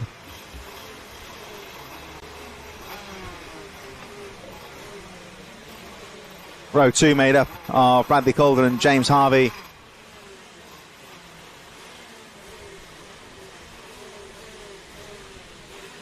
And there's going to be a wave round here. I've just been looking down on the grid. I think there's been a bit of confusion with where the drivers are on the grid.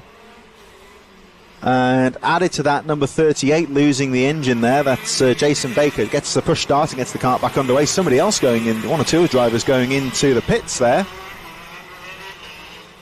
So let's have a look here. I think that Vilius Zimatitis may have pulled into the pits. Saw Bo Phillips going in as well. Now are they going to rejoin? I'm not sure. Bradley Calder. There was a bit of, I think, with the driver dropping out on the formation lap. I think it has mixed the grid up a bit here, and one or two drivers I think may have been in the wrong position possibly. So there was some confusion there, and I think that's the reason the kart's been held on the line for quite a while there. They've just sent them out once again. Here they come up to the line again for another attempt at the start, second attempt here. So let's have a look at how they line up. There were one or two drivers going into the pits there, so whether that's going to affect things much here, we'll wait and see. So it's Daniel Chibola, number 12, the 26 of James Harvey. So, yes, look at that on the front of the grid there. You'll see that number 18, Bo Phillips, has gone missing. He went into the pits. So whether he's had to park the kart, maybe. There's some sort of mechanical issues, possibly. And Bradley Calder is also missing as well. So it's a bit spread out at the front here as the lights go to green and away they go. Great start, though. Daniel Tribula having the front row all to himself and taking advantage. He gets the lead. And Hannah Lang with the great start. Oh, and look at the back there. You just saw on the edge of your screen, 2 karts going off to the side of the track. Very heavily indeed. Drivers are okay as the race goes on. There we see that's the number 24.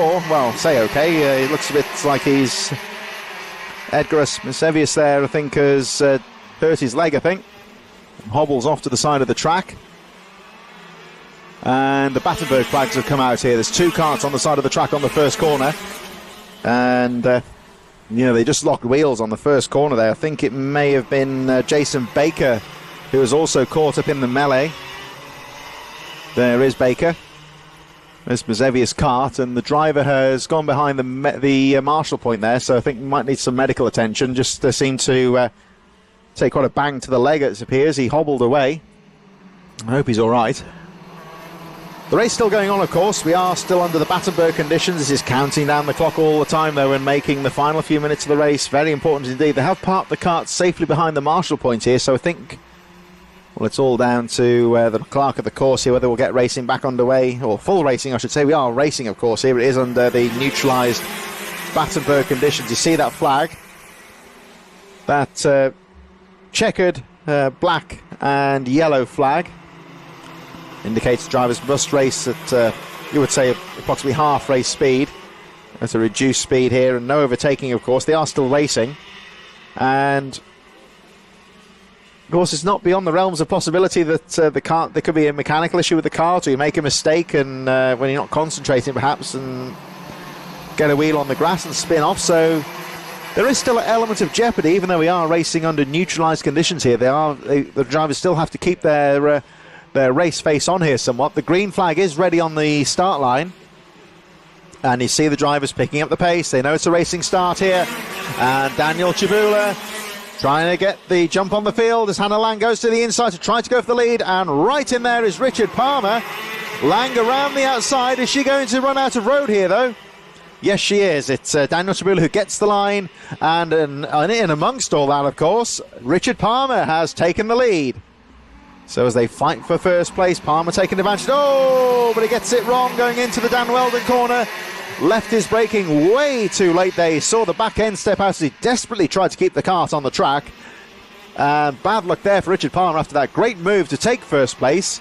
He's now back where he started in third, although he's immediately fighting back. Hannah Lang, though, is not giving this one up lightly. She guards the inside line. Oh, goes wide under braking. That will allow Palmer through. Yes, it does. So Palmer back into second place. Fast, furious action here for second place. And we've got Andrew Brunton in there, James Harvey, Bailey Rigglesford. Up to sixth place now, Nick Aitken, Nico Piccoli, Jake Baker.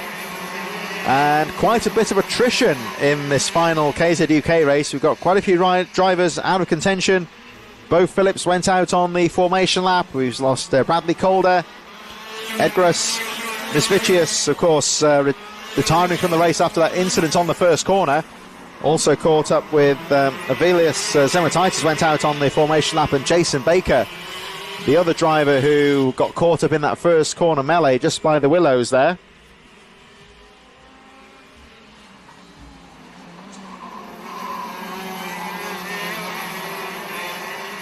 But Daniel Chibula, number 12, still leads. And, of course, with the Battenberg flags coming out early in the race, it means that we have reduced racing time, you would say. They are still under race conditions, of course. It all eats away into their race time, you would say, as the number 17, Richard Palmer, setting the fastest lap of the race there, 36.26. He tries to close up on number 12, Daniel Chibula, your race leader. Hannah Lang still in third, Andrew Brunton in fourth, Bailey Rigglesford fifth, James Harvey, Nick Aitken, Jake Baker, Nico Piccoli in ninth position. Only 9 karts left in this race now. Number 17, Richard Palmer. Can't shake off Lang in third, though. Hannah Lang is really trying to fight back and retake that second position. She has a peek down the inside, nothing going there as number 90, Andrew Brunton, trying to fend off Bailey Rigglesford as they make their way through Stowe Corner. The leaders charging through the willows.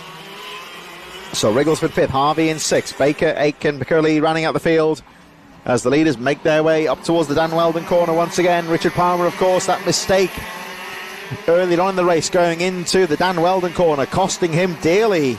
Just a little A little bit too deep on the brakes, and he's having to play catch-up here. He won't be too disappointed with second place, I think, because he is still running strongly. I think would be amongst the leading qualifiers here, but Daniel Chabula with a great opportunity here just to maintain that pace at the front, which he is certainly doing so here, because Daniel Chabula has set the fastest lap of the race. 36.12 for number 12, your race leader. So Chabula determined to control this race in the front. He maintains a gap of about 0.8 of a second between first and second place. Richard Palmer, number 17, in second place. Can't shake off Hannah Lang in third, though. These two having a close battle for second place. Andrew Brunton, another close battle there with Bailey Rigglesford just a bit further behind there. James Harvey, Jake Baker, Nick Aiken, and Nico Piccoli rounding out the rest of the field. 55 seconds on the clock here, so they'll get through once again before the last lap board goes out. So still got 2 more laps to go at the end of this one. Daniel Chabula charging away. And the pace of the race increasing again. 36.09, fastest lap of the race for Daniel Chabula. And both Richard Palmer and Hannah Lang matching in for pace right now. So the top 3 running a very quick pace out here. They're pulling away slightly from Andrew Brunton in 4th. And Brunton having to concentrate here on fending off Bailey Rigglesford as they make their way through onto what will be the penultimate lap of the race. Here's Rigglesford on the outside, but Brunton shuts the door.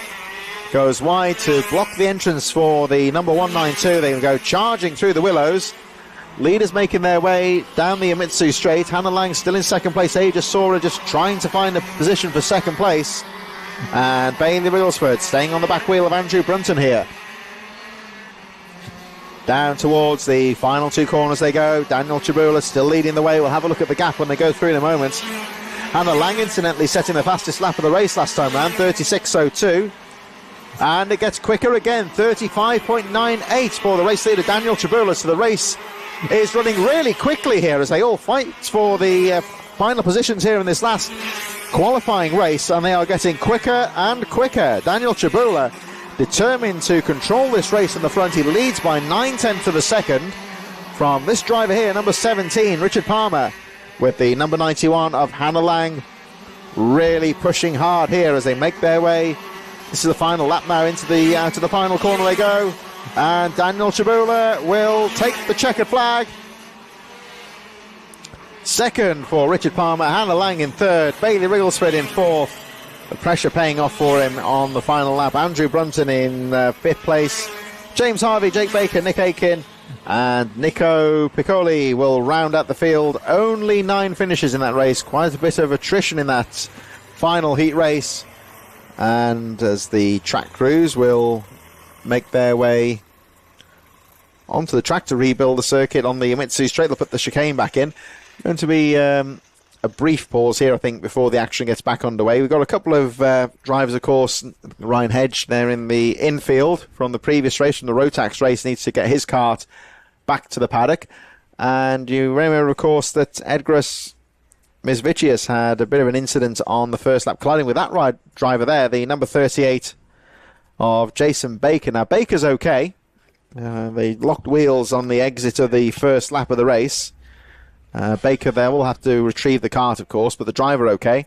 Unfortunately, it seems that Misvicius did seem to pick up some kind of a leg or ankle injury. There you can see him hobbling to the medical van. To the medical truck, I should say. So at least he is able to get there under his own steam.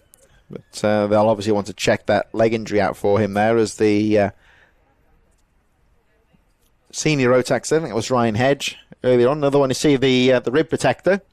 When they unzip the overalls, you can see the armour that they have to wear, those rib protectors. Very important indeed to protect the drivers. When you see throughout the day the amount of banging and buffing out there and riding the curbs, it's, of course, karting is a non-contact sport, but they run so closely that it's only fair to expect there might be the occasional bit of a collision out there. So, and that's the sort of jolting that can break the ribs or even the tissue between the ribs, which I can tell you from experience is equally as painful. So, just as a precaution, those rib protectors keeping the drivers safe.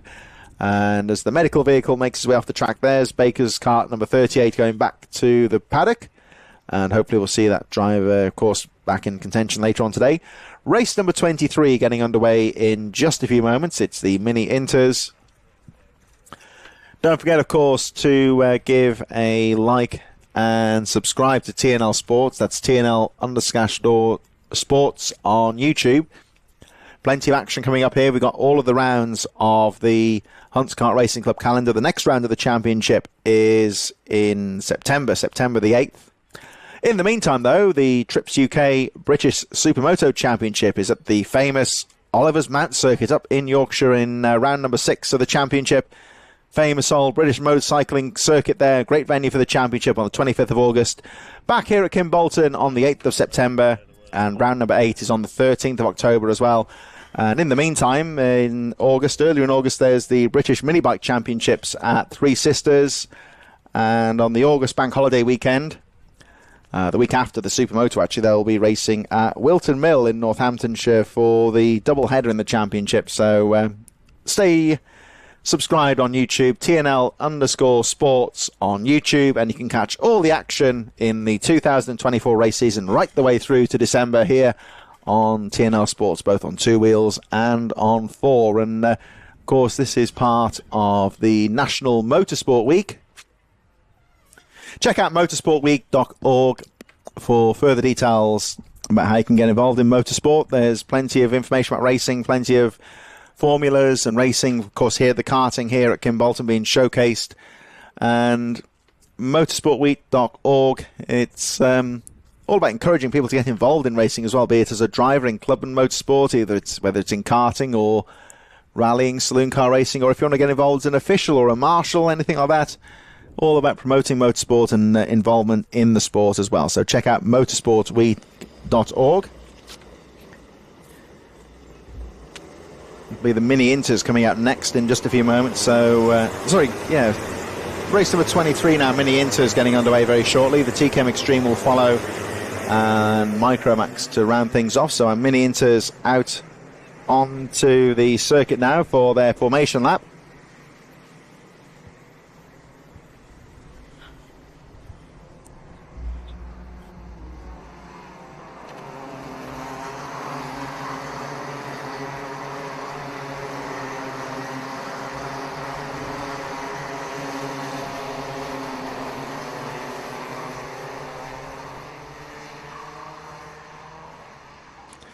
So the mini inters making their way down towards Kimbolton. Final corner of the track, and this is the final heat race for them, of course. And as with all the other race classes now, the final heat race, very important indeed. It all rides down on this one as they make their way to see how aggressive they are. One driver going off onto the tarmac, off to the side of the circuit. The mini inters very aggressive into that first corner, but they all get through safely. Finley Lines has got away very well. And immediately goes through into the lead from about, I think it was in 4th place at the start. And immediately goes through. He's the son, actually, Finley Lines, son of Stuart Lines, former British touring car driver. And with Maximum Motorsport involved in all kinds of in the VW Sirocco Cups as well.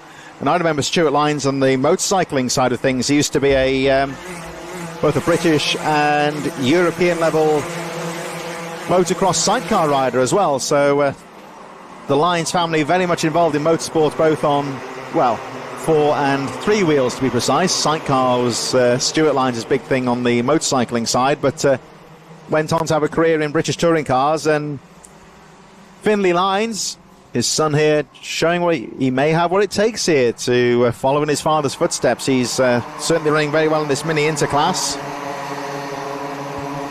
They make their way down the TKM straight, and Finley Lines looking good as he makes his way down towards the final corner. He's had a better grid position this time, so he's certainly looking to try and take advantage of it.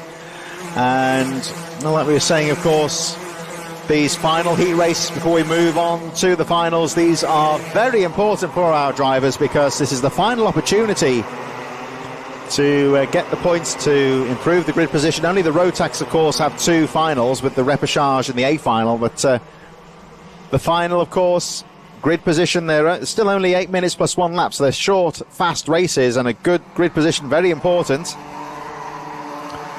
So they'll be determined to get the best position they can. Crucially, of course, they want to make sure that they avoid any mishaps in this race. This is not the race where you want to be spinning off the track because he got no opportunity to fight back and recover from that, really. It's that's your heat's over if you make a mistake in this final heat race. So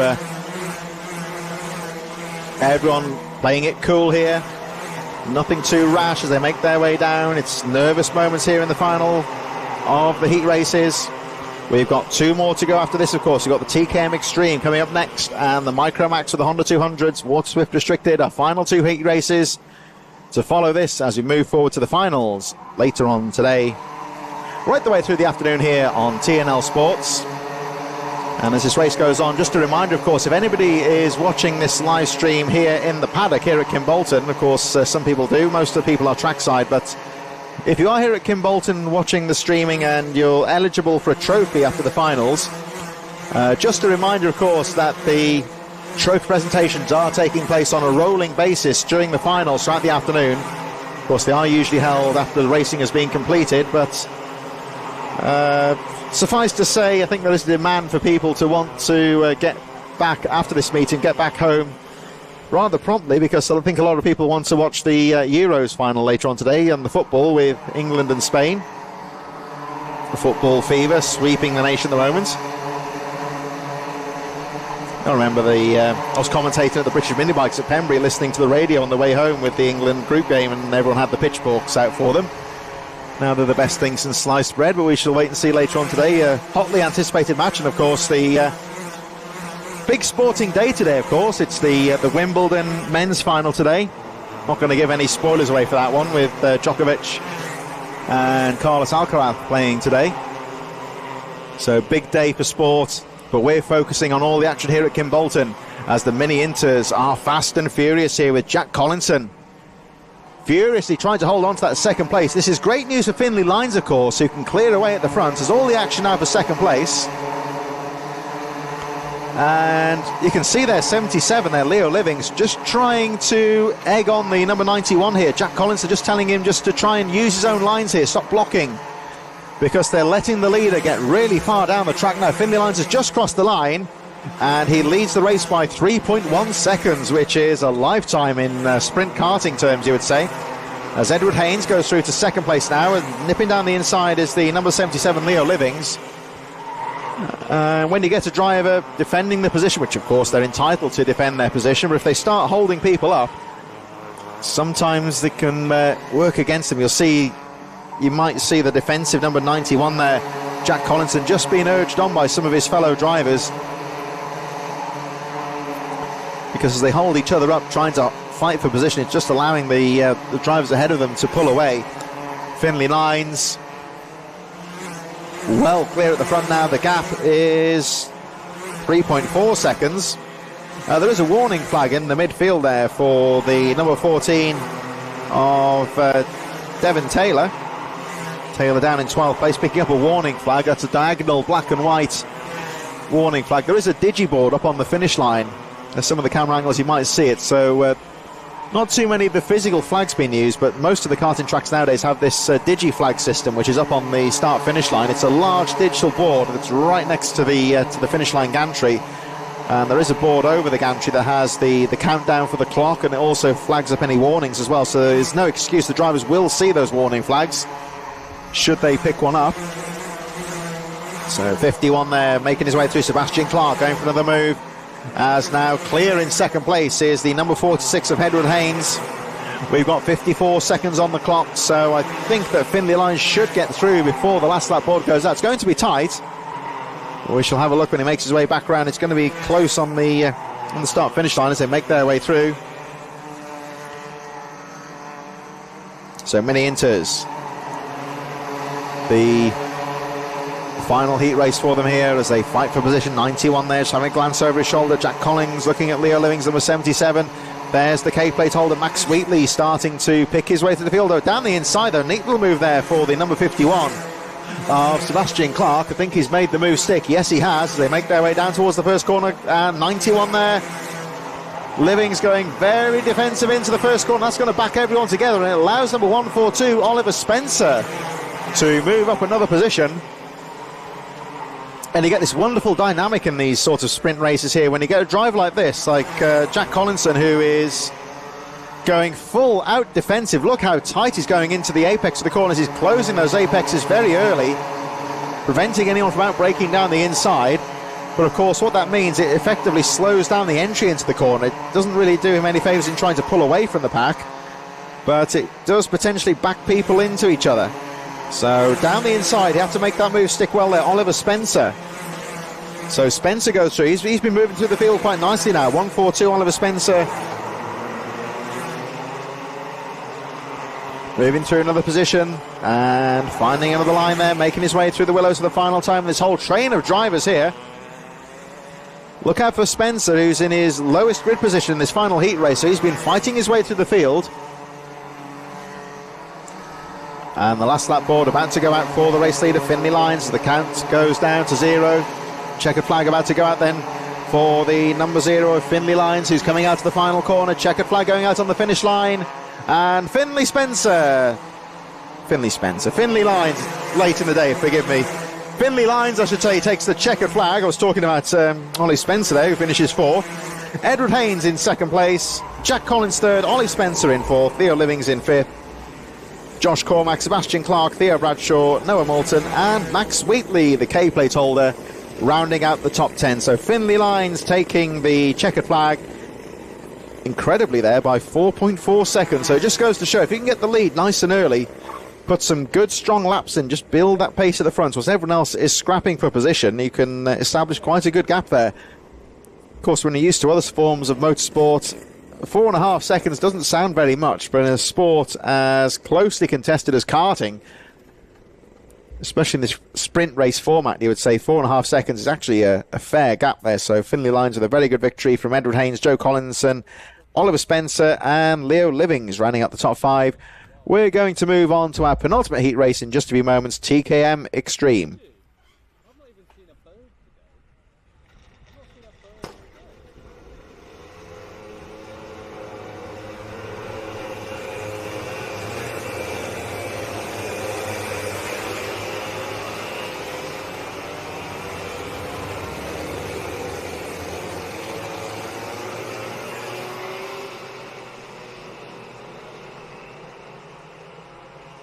So this is how they line up on the TKM Extreme. Jessica Fitch-Hall from Johan Calichurn, Luke Jarman, Oliver Bowen on row 2, Luke Woodward, Spencer Lane, Sean Abbott and Kian Bennett on row number 4. Row 5 is Jake Cox from Joseph Booth, Gladry Buckhorn, William Bloom, Charlie Whitehouse, Harrison Morrow. Row 8 is Liv Jakins and Gareth Haynes. Thomas Warner, Ben Calvi on row 9, Harvey Jones, Thomas Shaw row 10. Reese Porter, Leah Robinson, Freya Woodall and Samuel King on row number 12. And here we go for our penultimate heat race, TKM Extreme. Over the line they go, everyone guarding the inside line here. They charge through into the first corner. Will they get through safely? They're all bunched together, of course, with everyone diving to the inside like that, but they all seem to filter through the willows safely for the first time. And taking the early lead was Jessica Fitch-Hall, number 14, but now down the inside goes Johan Calichurn. And Calichurn, who for most of the heat races had to fight through the field with lower down grid positions. This is Calichurn's best grid place of the afternoon, and Calichurn will be determined to try and make that advantage count. So 28 into the lead. So Calichurn leads. Jarman in 2nd, Fitch-Hall drops to 3rd, Bowen in 4th, Lane, Woodward, Sean Abbott, Joseph Booth, Kian Bennett and William Bloom rounding out the top 10. Oh, and trouble further down the field with the number 17 and number 9. So that's Thomas Warner and Liv Jakins coming together. Jakins gets back underway and Thomas Warner has lost the engine. Driver okay, but can't seem to get the car. Not been the best of days for Thomas Warner, and oh well, that's it. I think whatever is the issue with the kart, it looks like it's the end of the race for him, and always dejected to go out to a race in that manner, especially of course in the final heat race. Yellow flag still out here, wave yellows into the first corner as the marshals very promptly retrieve the kart away. So it looks like Warner is out of the race, colliding there with Liv Jakins. Jakins managing to get back into the race, but Warner appears is out of contention. That will affect Warner's grid position for the final later on this afternoon. It's Calichurn continuing to lead the way, opening up a gap of around 0.7 of a second at the front of the field. So Calichurn, like we say, this is his best grid position of the day, and certainly trying to make that advantage count. These air-cooled TKM machines.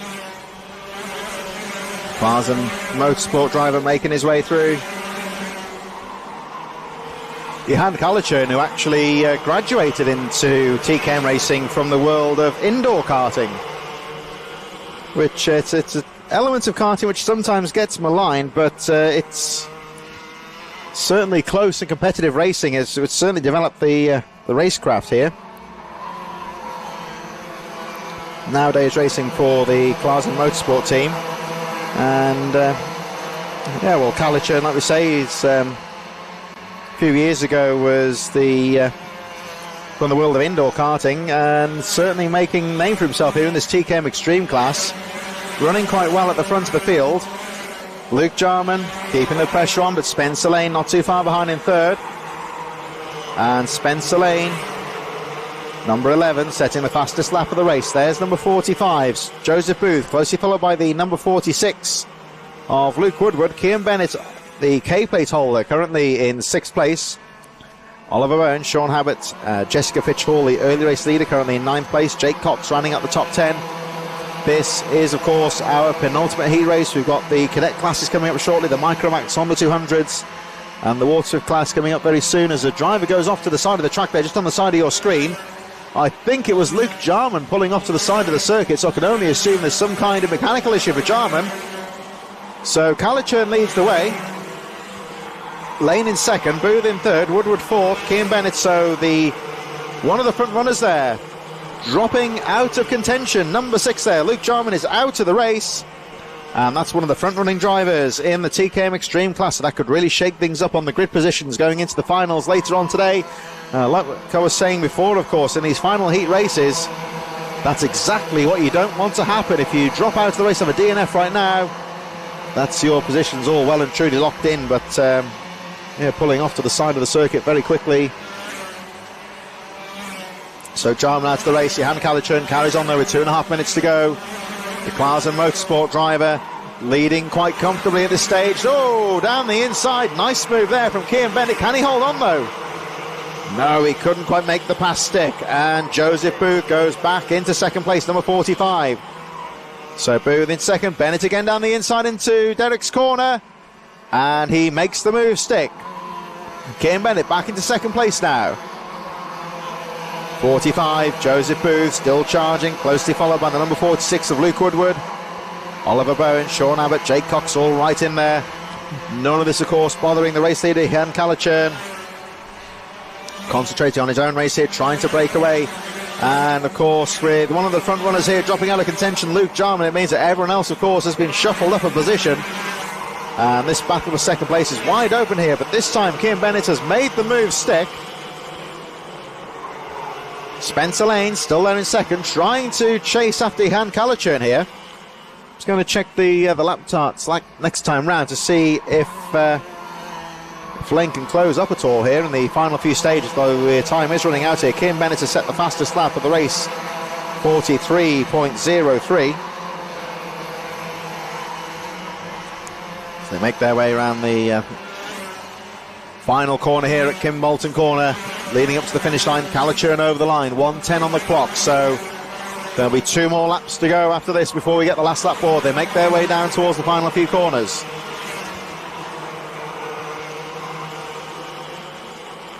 Calichurn leads, Lane in second, Bennett, Booth, Luke Woodward running out the top 5 in these closing stages of the TKM Extreme final heat race of the day for these drivers. And our final heat of the day is coming up very shortly, of course, with the Micromax Honda 200s and the Waterswift Restricted. But Johan Calichurn making his way down towards the final couple of corners here. There's Bennett, K-plate holder, as down the inside, having a look there, is the number 7 of Oliver Bowen. So Calichurn over the line, Lane in second, Bennett third. Joseph Booth up to fourth, so Oliver Bowen with that neat move on Charlie Whitehouse, who tries to fight back down the inside. Woodward there down the inside. which is going to allow Charlie Whitehouse into there as well. Sean Abbott's still fighting away as well.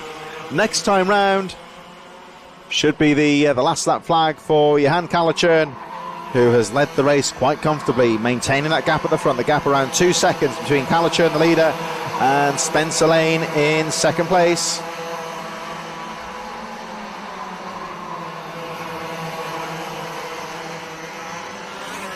There's Spencer Lane coming out to the final corner as the last lap board goes out for Johan Kalachern.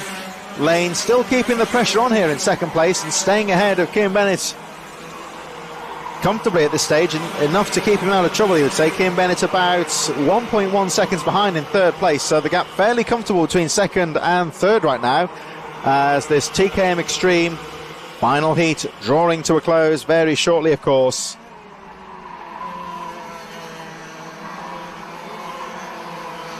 In towards the Dan Weldon corner for the final time they go. Johan Kalachern looking good at the front of the field. The checkered flag is about to go out for number 28, Johan Kalachern. A little bit closer behind him though.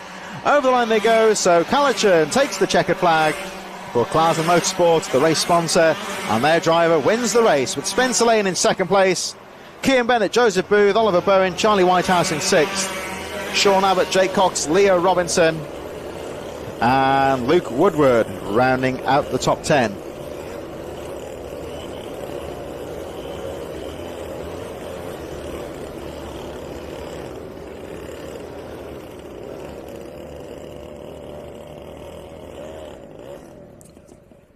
We're going to move on then very shortly to our final heat race. Don't forget, of course, plenty of action throughout the afternoon here at Kimbolton at round number 6 of the Hunts Kart Racing Club Championship. We've got our Micromax final heat in just a few moments.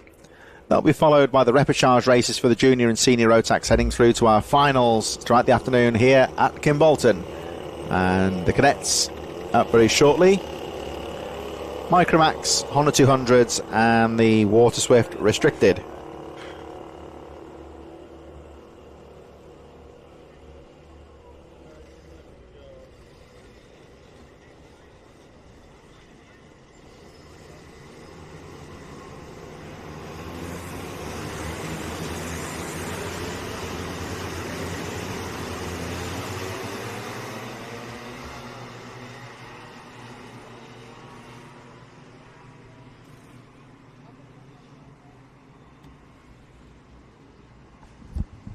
Sebastian Behrman will lead them away from Logan Baker, Teddy Higgs, George Climo, Oliver Dawson on row 3 with Harry Knight, Claire McGill, Josh Cook. Row 5 is Dian Singh Bahal, Arthur Farrow, Joseph Cox and Darren Dimitrov on row 6, Albert Farrow, Lucian Smith on row 7, Luke Millward and James Roots on row number 8, Maria Roberto, Harry Radcliffe, Finley Beals, James DeVroe, and then the Hondas, Lou Williams-Mabs in the Water Swift Restricted class, Elliot Bork, Jackson Heath, Theo Hamilton, George Wheeldon, and Sawyer Henderson rounding out the cadets field in the Honda 200 class.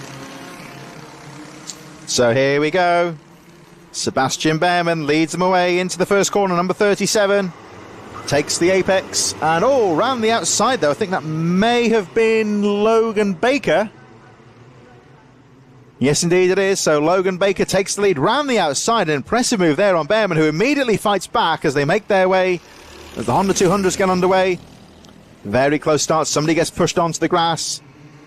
But Sebastian Behrman immediately, I think that was the number 42 that went for a bit of gardening there. That was Albert Farrow. But the driver okay gets back onto the circuit and can continue with the race. Look at this. It's nose to tail here. Very close start to the race here.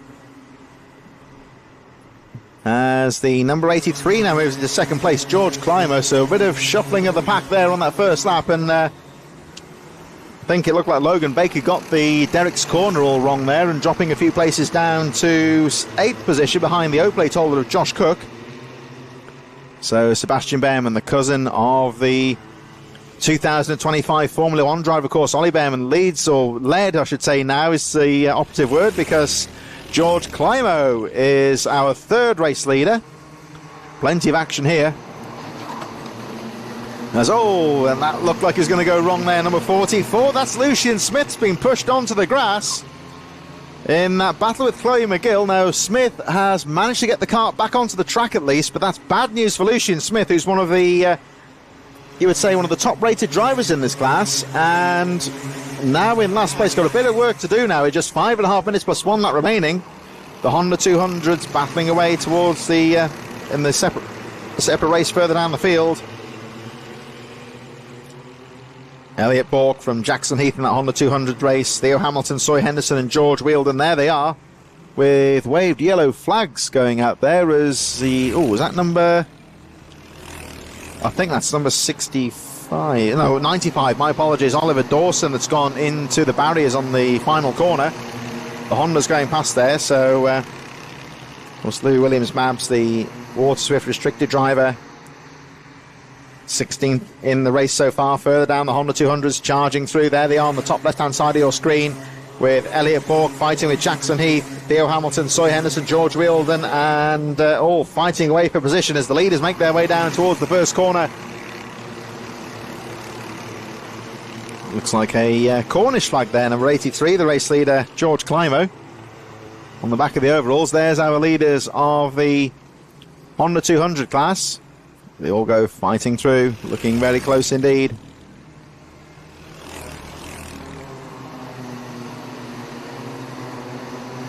And action in both the Water Swift and also the Honda 200 class, all running very closely indeed.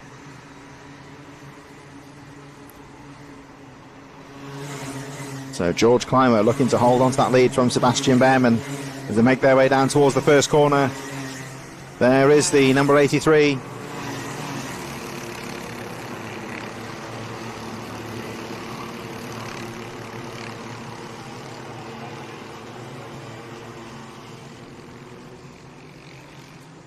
As the fight goes on, oh, down the inside there goes the number 14. Nice little move there from the number 14 of Elliot Bourke to go into lead the Honda 200s class.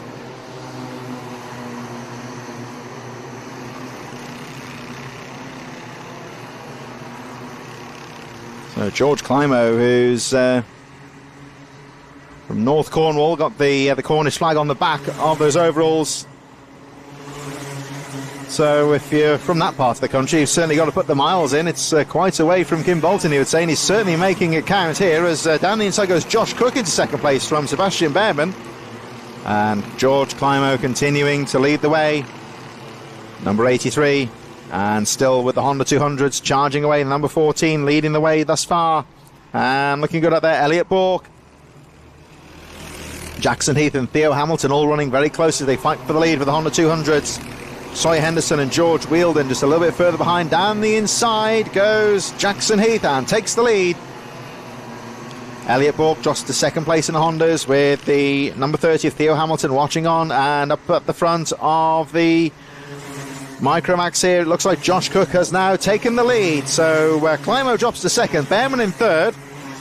Into the first corner they go. Look at the bottom right of your screen here and you'll see that Josh Cook now looking to hold on to the lead here from George Climo, who's fighting on for second place. There's the Honda 200s fighting away in their own race further back.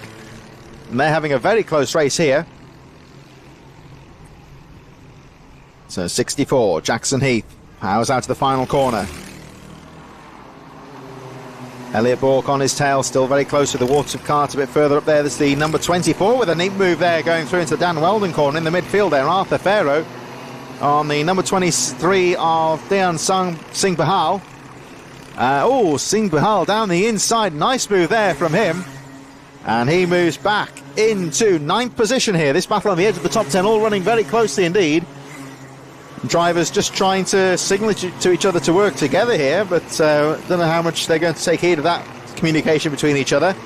Bahal has got a warning flag there, and maybe another warning flag might be going out for Chloe McGill there with a rather aggressive move on the inside, but nothing too serious there, I would say.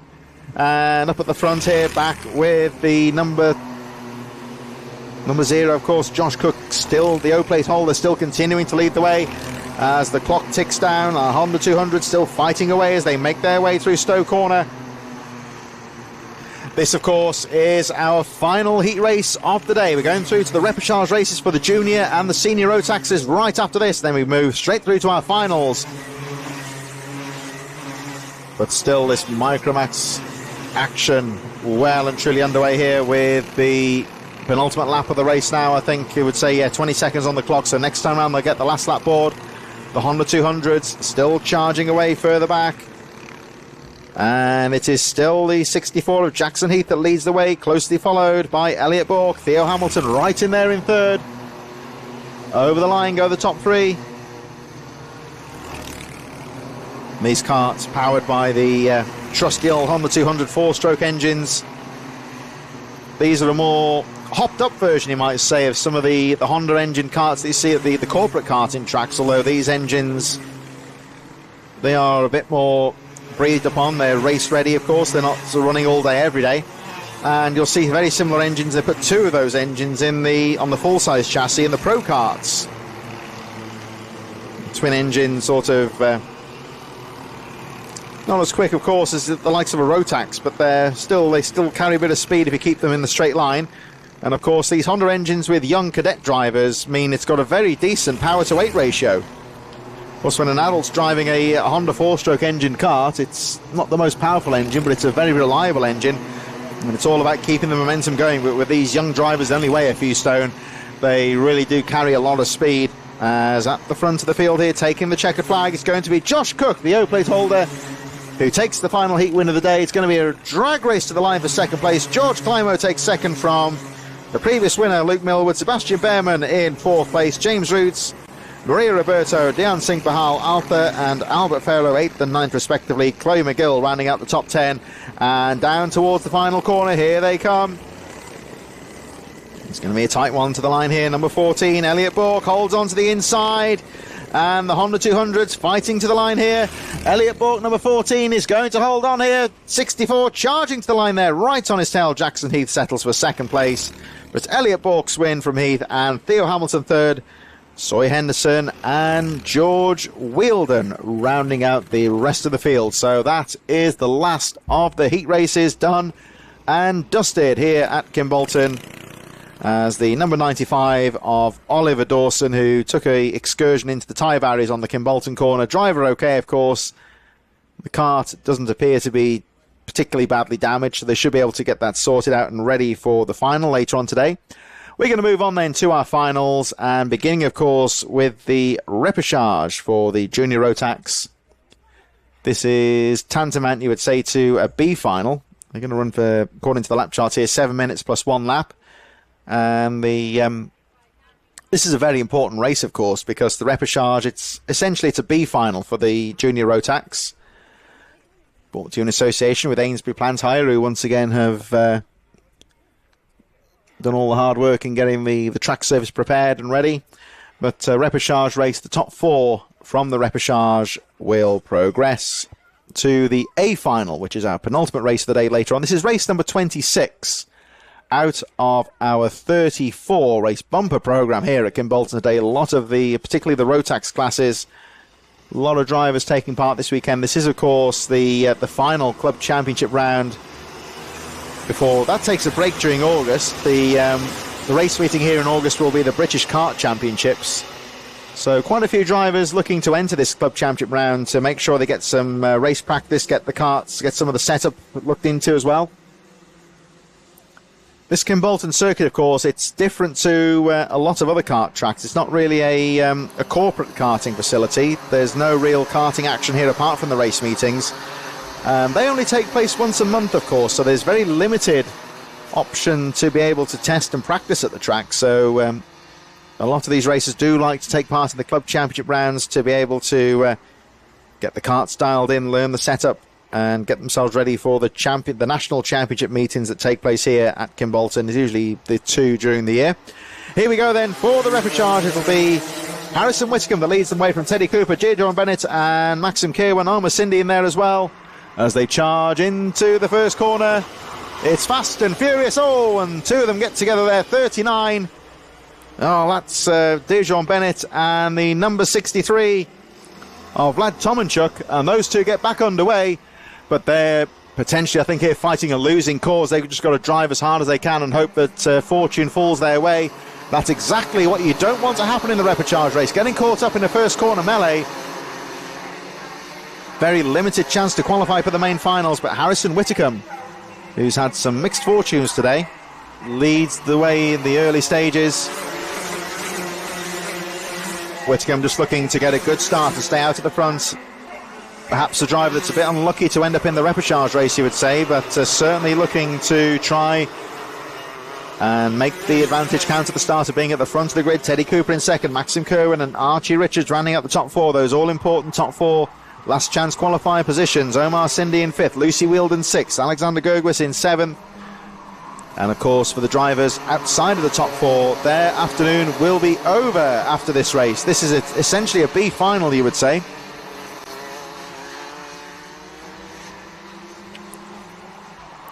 So, although they might get home a bit earlier for the football, that's not what is on their mind at the moment here. They want to progress through to the A final. That's the overriding pressure here. But Harrison Whitcomb is just driving nice and smooth at the front of the field. He knows he's got an advantage here. He's put a couple of quick laps in at the start of the race. Fastest lap of the race, 42.28, and just looking to get some good fast laps in at the start here. Just try and pull away from the rest of the field and run his own race, because what he doesn't want to do is to get drawn into this fight for second place. It's all very close here. Omar Cindy moves into the points positions here. Cindy, number 19, up into third place. Lucy Wheeldon currently in sixth place. There she is, number 99, just closing up on the rest of the pack. There's the number 73, Archie Richards, in fifth position. The driver on the bubble at the moment, as it were, is the number 79 of Teddy Cooper as they make their way through the willows. Harrison Whitcomb, 42.02, fastest lap of the race, and leads the race by 1.3 seconds. Behind him, though, desperately trying to break away now, is the number 64 of Maxim Kerwin in second place, as we look at the number 99 here of Lucy Wheeldon, who is desperately trying to get past the number 73 of Archie Richards into fifth place. And let's see what happens here. She's going, there we go, just behind in the camera there. There she goes down the inside. Lucy Wheeldon moves up, tries to move up a position, but Archie Richards holds on to the place. Wheeldon down the inside again. Gets the front wheel in. No teamwork or cooperation here between these drivers. They're all fighting for position. They all take that fifth place for themselves. They know they desperately need to try and close upon the rest of the field here as Harrison Whitcomb leading the race and getting a faster lap once again. 41.95, fastest lap of the race. Right behind him, though, the action here for fifth place. These drivers will miss out on the A final if things stay as they are. Wheeldon gets a wheel onto the grass there and loses a little bit of ground on Archie Richards. So it's still Harrison Whitcomb leading the way. Maxim Kerwin into still there in second place. Teddy Cooper, number 79, breaks through into third position. So that means that Omar Cindy, number 19, is now the driver on the bubble in fourth place. There's your race leader, though, Harrison Whitcomb, looking nice and neat as he makes his way through towards the Dan Weldon corner with 3 minutes plus 1 lap to go. He's leading the race quite comfortably here at the moment. He just needs to keep it smooth, keep the pace going, look for the lines, and he can almost treat this, you would say, as an extra practice session before the junior rotax final later on this afternoon. There's a bit of a break before the rotaxes are back out on track for the final 2 races of the programme later on. So at the moment, Harrison Whitcomb, he's got a decent cushion at the front, setting another fastest lap, 41.69, and the gap goes up to 1.8 seconds between first and second place. Maxim Kerwin, number 64, still in second place. The battle raging now for third position. And I would say these two here really do need to try and work together, I think. I think that Teddy Cooper, Omar Cindy just need to try and avoid getting in each other's way here, trying to fight too hard for the positions, because they're not particularly far ahead of the chasing pack of Archie Richards, Lucy Wheeldon and Alexander Gergwis going through. Dominic Parabrook, Harry Russell, they desperately are trying to get involved in this fight for third place as time ticks down here. Omar Cindy not being too aggressive into the first corner, just following the third place driver Teddy Cooper through that first corner. I think they're just determined not to race too hard here and slow each other down as we head towards the closing stages. Harrison Whitcomb, 41.69, your fastest lap of the race, the race leader, leading now by over 2 seconds from Maxim Kerwin as they make their way through towards the Dan Weldon corner. Still this fight going on here for third place. between Teddy Cooper and Omar Cindy. Cindy just playing it smooth here. He knows that the 5th place is not too far behind. 1:17 on the clock. Cindy having a peek on the outside as Cooper drifts to the outside, takes the sweeping line into the corner. These two appear to be working together a bit somewhat now. They make their way through the willows. Cindy just shadowing, trying to look for ways through here as they make their way through towards the top of the circuit now, heading towards the Dan Weldon corner. And it is still the number 79 of Teddy Cooper that leads the way. Quite a hazy afternoon here at Kimbolton now. The sun seems to be obscured a bit by the clouds. It was still quite bright out there, but a little bit cooler than it was earlier on today. And good conditions for racing, I would say. Harrison Whittingham leading quite comfortably with 29 seconds on the clock. We should be seeing the last lap board next time round. And Whittingham, 41.63 last time round, fastest lap of the race, increases his gap to 2.64. Just seemed riding the curbs. Oh, was the number 13 goes into the barriers. That's Samir Paul, and that kart nestled into the barriers on the Stowe corner. The marshal just instructing the driver to clear the circuit. Last lap board about to go out. I wonder if they'll be able to control that with wave yellows. I think they will. Last lap flag goes out. The kart not really causing too much damage to the crash barriers. They are going to control this under wave yellows.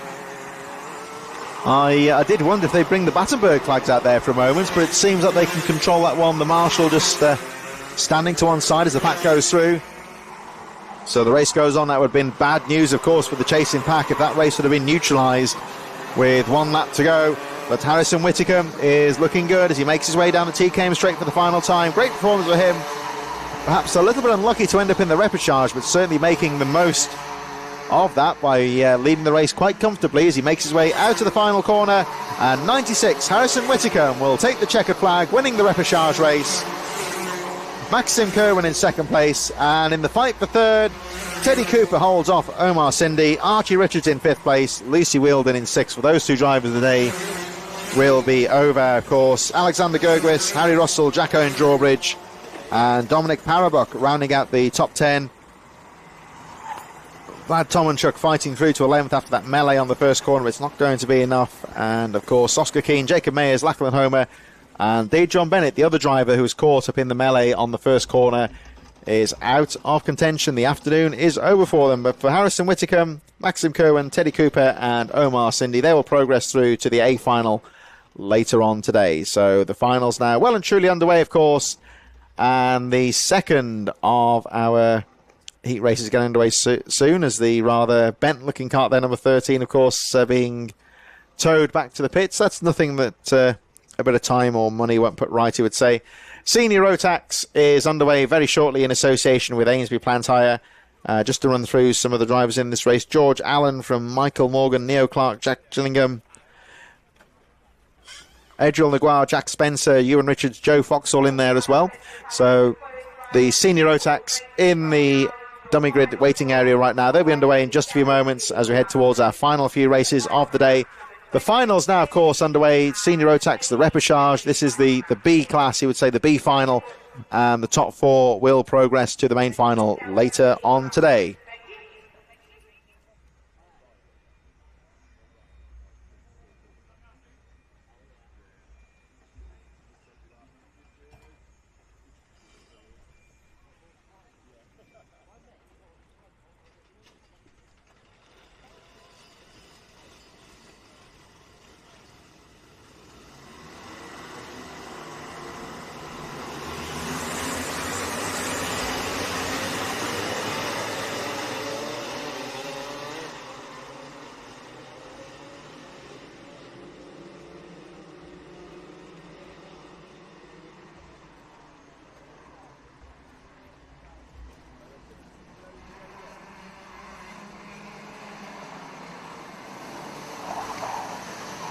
So here we go.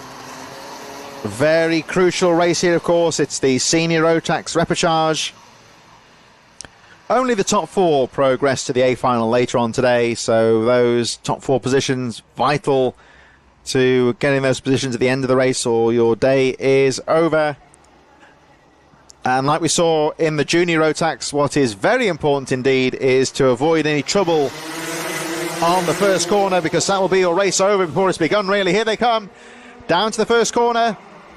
Michael Morgan moves to guard the inside line, but sweeping round the outside. Looks like the number 29 that gets the lead there, or 29, Ewan Richards, I believe, as they make their way through towards the Derrick's corner for the first time. We'll check as they come back towards us, but I think that was Ewan Richards with a great start, making his way through Dan Weldon corner for the first time. 54 then drops to second, Michael Morgan. Neo Clark showing us pitting on this on the lap charts here, so that's one of the front runners in this repechage race. Looks like he may be out of contention. Here they come over the line for the first time. Yes, indeed, Neo Clark appears to be a non-starter as they make their way through. So Ewan Richards with that great move on the first corner to fight his way through another driver who might be a bit unfortunate to end up in the repechage race, but certainly doing everything the right way in this one, getting to the front nice and early like we saw in the junior rotax, of course, and letting everyone else fight behind you. So it's George Allen in second place, Jack Spencer in third, Michael Morgan in fourth. Sitting on the all-important qualifying positions there, Michael Morgan is on the bubble there right now, number 54. There he goes, but he's only got a few tenth of a second separating him and Adriel Naguin, number 235. So Naguin looking to try and fight back here and get past the number 54. Got a whole group of chasing drivers behind him though. 118 there, Ryan Hedge fighting with Alfie O'Brien, Jack Gillingham and Cassius Dieth also in there as well. Joe Fox, Molly Griffiths, number 85, the driver who went off into the tyre barriers in the previous race. She's there in the midfield as well, looking to fight back, getting towards those crucial top four positions. Ethan Bentley a bit further behind, Lucas Theo and Francesco Borchesi, Zav Chapman-Lewis rounding out the field. As one driver goes off onto the grass, onto the TKM straight, that's their race effectively over. 29 though, Ewan Richards looking very good at the front of the field. Jack Spencer in second, George Allen third, Michael Morgan in fourth. And in terms of the qualifying, that's all that matters. But look out for Adriel Naguin here, number 235, who's just behind this battle here with Ryan Hedge. Just ahead, I should say, of Cassius Death. And you see O'Brien, as they all come together. I was about to say O'Brien gesticulating to the drivers to try and work together to get back amongst the top four. And it promptly gets shunted off to one side, which is not what he'd have wanted there. And Adriel Naguin having a good race here, just starting to slowly, right on cue though, the unfortunate Adriel Naguin. I'm going to keep quiet here because I'm invoking a commentator's curse here, I think. The unfortunate Adriel Naguin, who is driving so well to catch up to that fourth place, banged wheels with Michael Morgan and has rejoined in last place. I can tell you, just off the camera shot there, the expression on Naguin there, despondent there, as he just a small mistake drops him down to the back of the field. He knew that fourth place was there for the taking, and a small mistake has effectively dropped him out of contention. Naguin is still in the race, but is now in last position, and he looked a bit dejected as he pulled away from that spin. And who can blame him, because that was the tiniest of mistakes there. Just tangled wheels with Michael Morgan, and it's pretty much dropped out of contention. Ewan Richards continues to lead the way from Jack Spencer, George Allen. Michael Morgan sitting in fourth place on the all-important bubble, you would say. And now followed there by Alfie O'Brien, who is not too far behind in fifth place. So O'Brien could still qualify for the A-final as they make their way up towards the top of the circuit now, heading towards the Dan Weldon corner.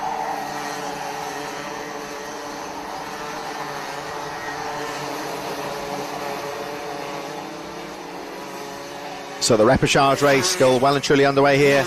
Drivers looking to get those all-important top four qualifying spots. We've still got 2 minutes 50 on the clock here. They make their way back towards the closing stages of this senior rotax repechage race. Final opportunity, of course, to qualify for the A-final there, as we see this midfield battle with number 70 and 51. Zav Chapman-Lewis, Francesco Borchesi, Lucas Theo in there. Ethan Bentley, number 38, further down, who has set the fastest lap of the race, although down in 14th place. As we head towards the closing stages of this repechage senior rotax race, 2 minutes 14, plus the 1 lap remaining.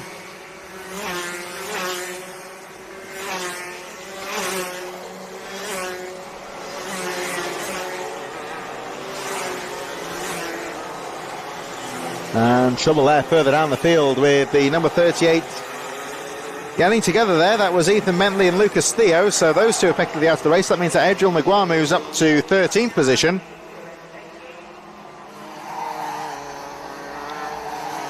Ewan Richards leading the race by 1.6 seconds, got the advantage there. There's the 1:18 of Ryan Hedge trying to get past Alfie O'Brien. Not really closing up on the 4th place driver though, so this could be in vain at this stage. But certainly Ryan Hedge not giving this one up. Ewan Richards leads the way with 1:28 on the clock, plus the 1 lap remaining. Jack Spencer, George Allen, Michael Morgan currently in 4th place. Our next race is the Senior X30 and Rotax 177 final. But we've still got this repechage race to sort out here. At the moment, Ewan Richards looking comfortable at the front of the field, leading the way through as he looks to secure his place in the A final. That'll be the final race today, later on this afternoon. They make their way around the final few corners, and still this fight for 3rd place. Fighting between number 56 here for 5th place here, Alfie O'Brien and Ryan Hedge. Oh, and there, look at that. Alfie O'Brien looked one way, and Ryan Hedge, I think, sold him a bit of a dummy and overtook him on the other side. So a neat little move there. And there's the number 40, George Allen, comfortable in 3rd place.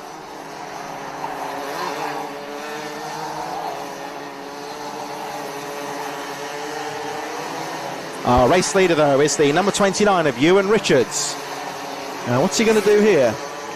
I think he was thinking maybe of just holding the pace out to the final corner just to try and bring it down to the last lap, but didn't quite have the advantage to do that, so he still keeps the power on. Did seem to see him glancing up at the timing board when he crossed the line. If it had been maybe 2 seconds left on the clock, he may just have tapered his pace slightly just to count the clock down to 0. It's 7 minutes plus 1 lap in this race, and it would have certainly been to Ewan Richards' benefit to try and cross the line after the clock went down to 0, but there was still about 7 seconds left on the clock, so there was no chance of him doing that. He hasn't quite got that amount of a gap at the front, so this time he'll come round. Number 29 Ewan Richards, your race leader, still being pursued by Jack Spencer, George Allen in 3rd, and Michael Morgan sitting on the bubble spot in 4th place, number 54. But still with a little bit of a gap, although 1:18 Ryan Hedge is now clear in 4th place, just trying to close upon the 4th place driver. He's really driving out of his skin on the final lap, the number 1:18 Ryan Hedge, a little bit further behind this driver here, number 29 Ewan Richards, who has controlled the race very neatly and is closing in on the checkered flag, has a glance over the shoulder as he makes his way down the TKM straight for the final time, heading through Kestrel Corner and into the Kimbolton Corner. Checkered flag now being readied for the number 29 of Ewan Richards, who goes over the line to take the checkered flag. 2nd place will be Jack Spencer, George Allen 3rd. Michael Morgan does enough to hold on to 4th place, and Ryan Hedge, despite that last lap charge, has to settle for 5th place. Won't be enough for him unless there's any problems for the drivers ahead of him, but can't fault his effort on the final lap with that stupendous drive. Alfie O'Brien in 6th place, Cassius Death, Joe Fox, Jack Gillingham, Molly Griffiths in 10th. Ethan Bentley, Francesco Borghese, Adriel Naguar, the unfortunate Adriel Naguar, of course, who's fighting for 4th place earlier on, settling for 13th place. Zav Chapman-Lewis, Lucas Theo with Neo Clark, a non-starter. So we're going to move on, of course, to our next final, Senior X30 and the Rotax 177s in just a few moments.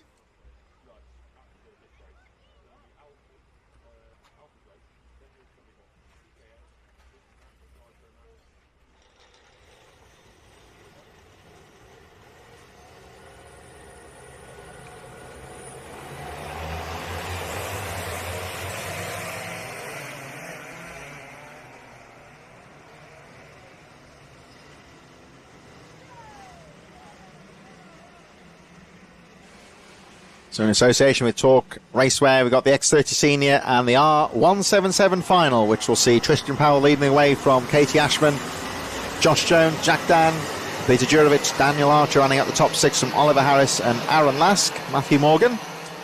No surprise that Scott Klee is at the front of the field in the R177s. He's been on top form today from Alfie Bray, Matt Lear, Elliot Kennedy, James Butcher, Adam Chemery, Stavros Athanasopoulos further back, but the X30s make their way up towards the final corner. Rolling start here.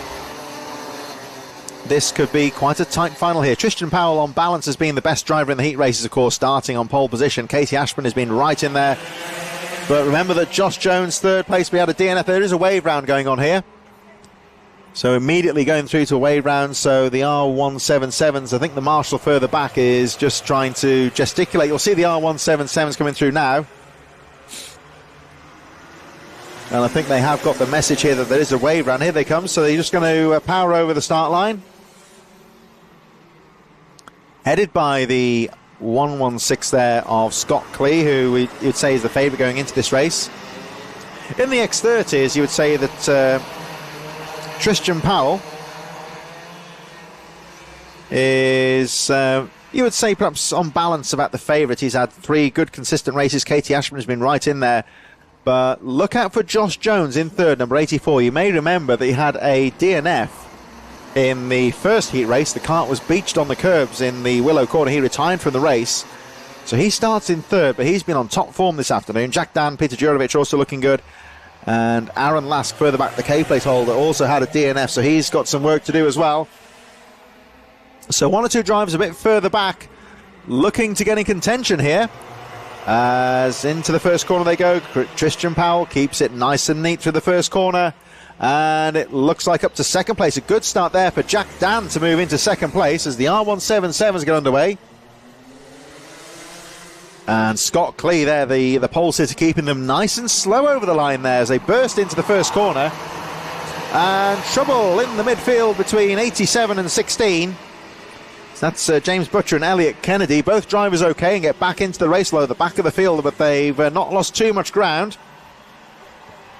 Scott Clee leads them through the Derek's corner for the first time. The leaders of the X30s cross the line to complete their first lap. Into the first corner they go. So it's Tristan Powell. Powell really needs that good start to try and control the race from the front here. Jack Dan with that brilliant move into second place. Josh Jones in third. Katie Ashburn fourth. Oliver Harris, Peter Jurovic, Daniel Archer, Aaron Lask in eighth place, and Matthew Morgan. And the R177s make their way over the line with Scott Clee leading the way from Alfie Bray. And Jack Taylor, I think, in there's Matt Lear in third, number 29, and a good drive here, I would say, for Jack Taylor, who had quite a nasty incident in the opening heat race. Remember, the race was halted, but Taylor fighting back through the afternoon and is now in fourth place in the final here, so he's done quite well also. Tristan Powell leading quite well here. Jack Dan in second place. Josh Jones, Katie Ashburn fourth. Peter Jurovic in fifth place. There's the 177s on the bottom of your screen. Scott Clee pulling away quite neatly. Matt Lear, Alfie Bray, Jack Taylor, Andy Chenery, Stavros Athanasopoulos in 15th place, and Josh Bass. As the X30s make their way down towards the Stowe corner, first corner of the lap. And Tristan Powell continues to lead the way. Powell charging through.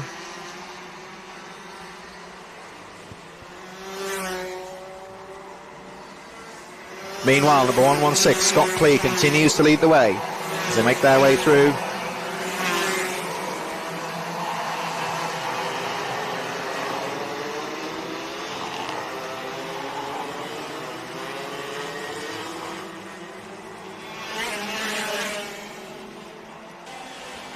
So X30's Tristan Powell continues to lead the way, Jack Dan in second, but look out for Josh Jones in third, number 84, who has set the fastest lap of the race. There's the number 98 of Daniel Archer, who's being pursued by Oliver Harris and Matthew Morgan towards the back of the X30 pack.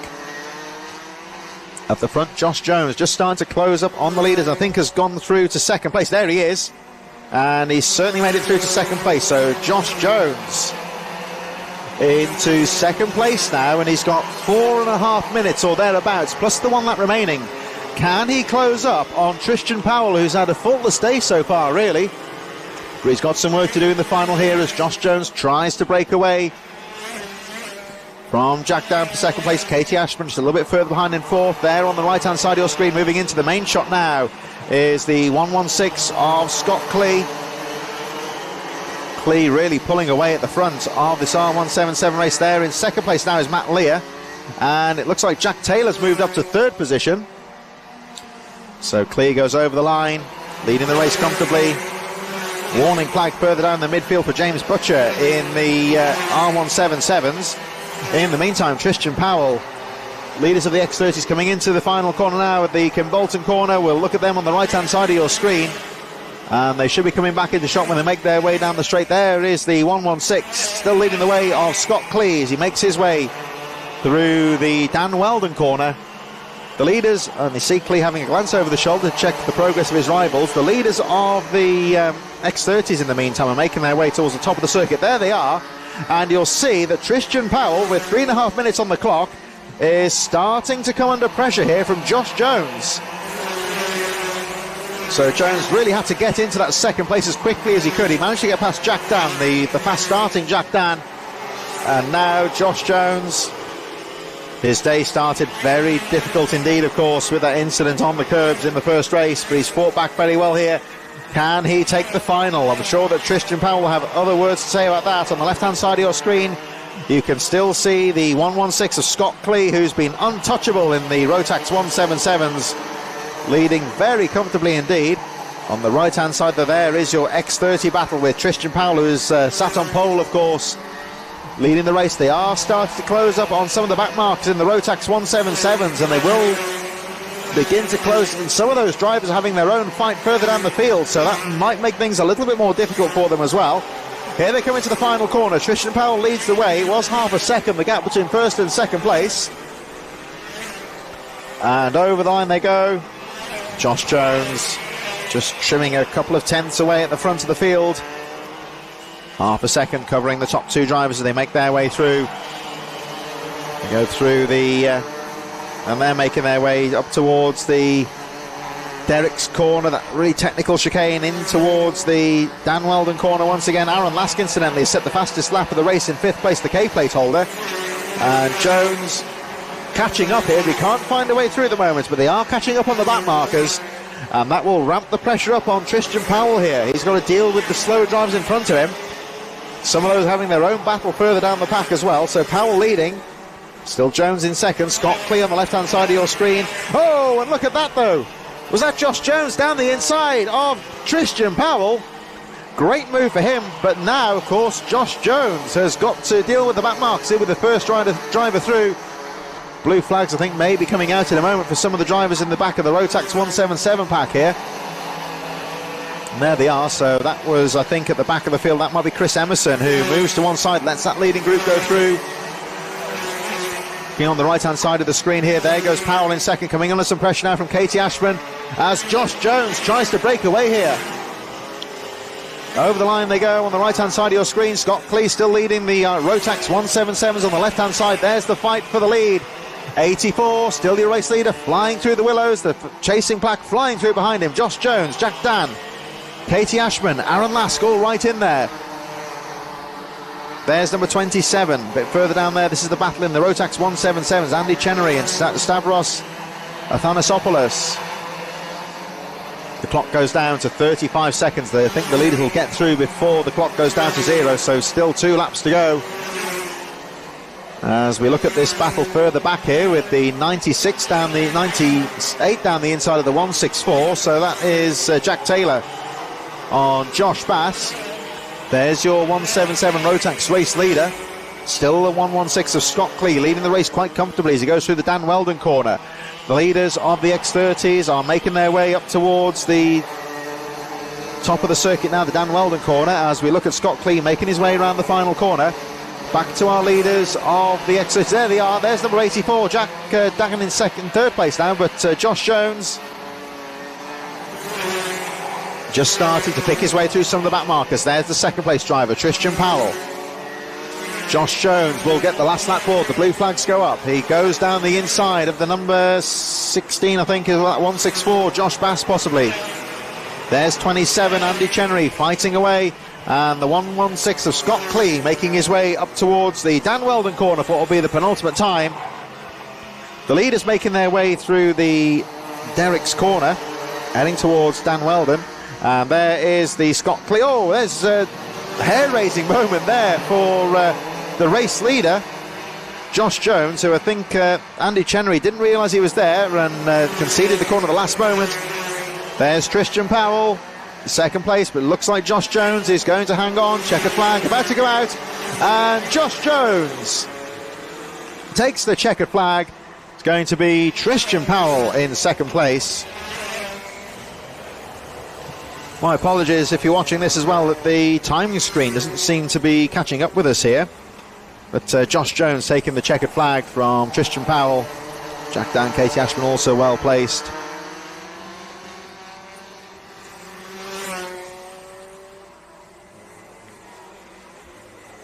And Scott Clee goes over the line to take the checkered flag in the Rotax 177. So finals drawing to a close there for the Rotax 177s.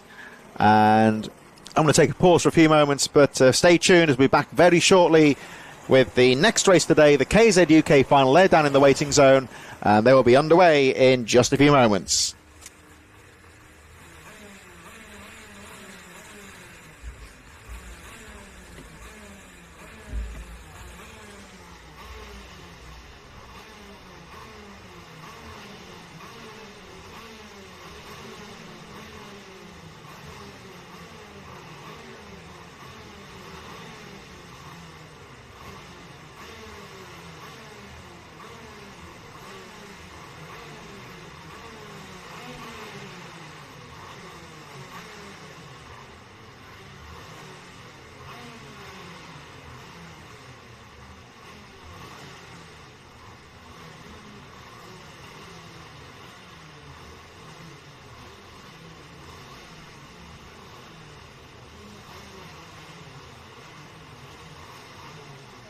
Count me in on the grid and I'm going to try to focus on that.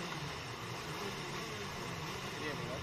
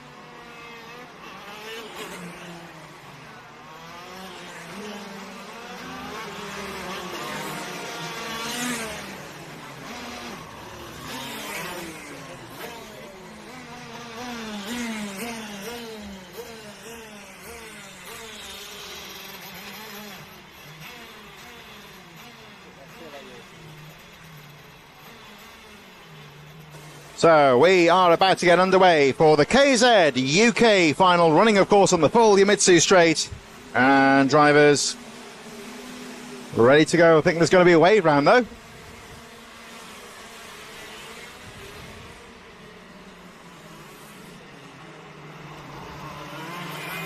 And 21 there, I think, just losing the engine.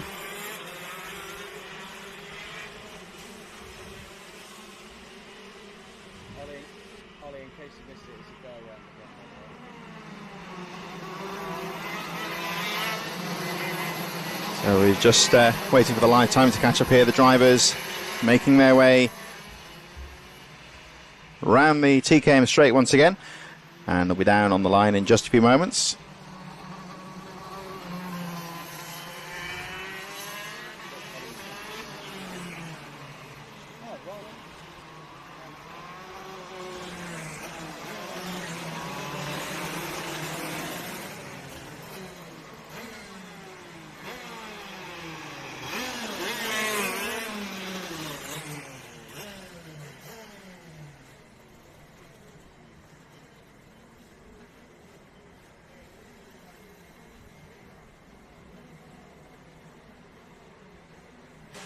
So we're about to get underway. We've had another wave round here for the KZ UK.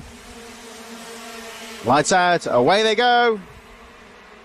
Charging down into the first corner. Jabula gets a good start as they pile through into the first corner. And it's a good, clean start. They all stay out of trouble around those first few corners as they make their way through.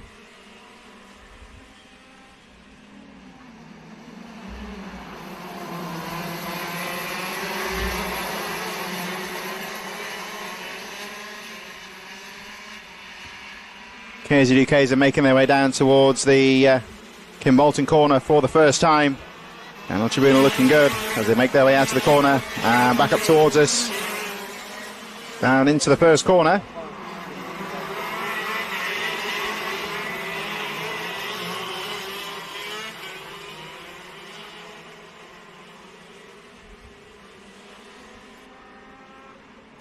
But you see the absolute pace they carry down the Yamitsu straight there at the end of the first lap, and heading back towards us. And very close as they make their way through, and Hannah Lang currently there in third place, and it's still looking very good out there. Top four still fighting away as they make their way through.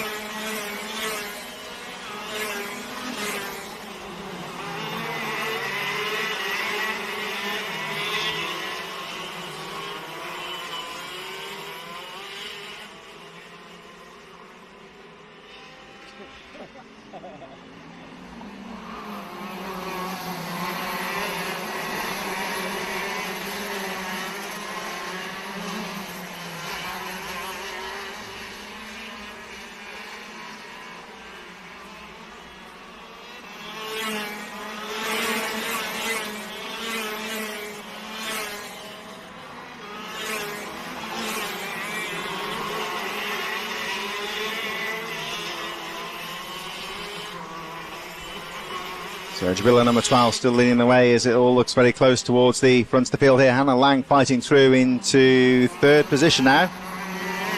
They make their way up towards the top of the circuit.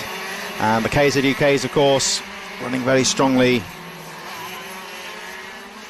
on this fairly fast part of the track, of course, at the top of the circuit with the Yamitsu straight in its entirety. They make their way through Kimbolton. Everyone's still running quite closely in these early stages. We've got just about 5.5 minutes plus the 1 lap remaining here.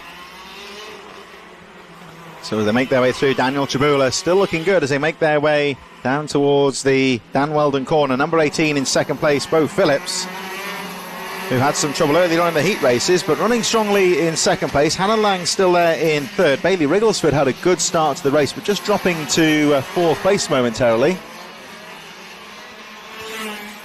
So Rigglesford fourth. Then it's the number 17 who had some strong races earlier on in the day, Richard Palmer, but a bit further down in fifth place right now, struggling to get up amongst the leaders.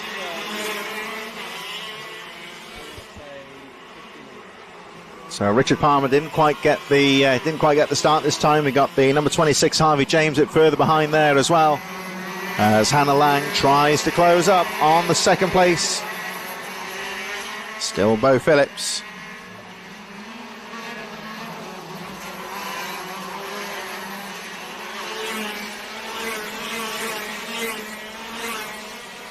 Phillips going through then, and number 90 right in there as well, Andrew Brunton, also charging hard as they make their way through the first corner. Number 192 though, Bailey Rigglesford, starting to put the pressure now on Hannah Lang, who's coming towards 4 minutes plus the 1 lap remaining in this final.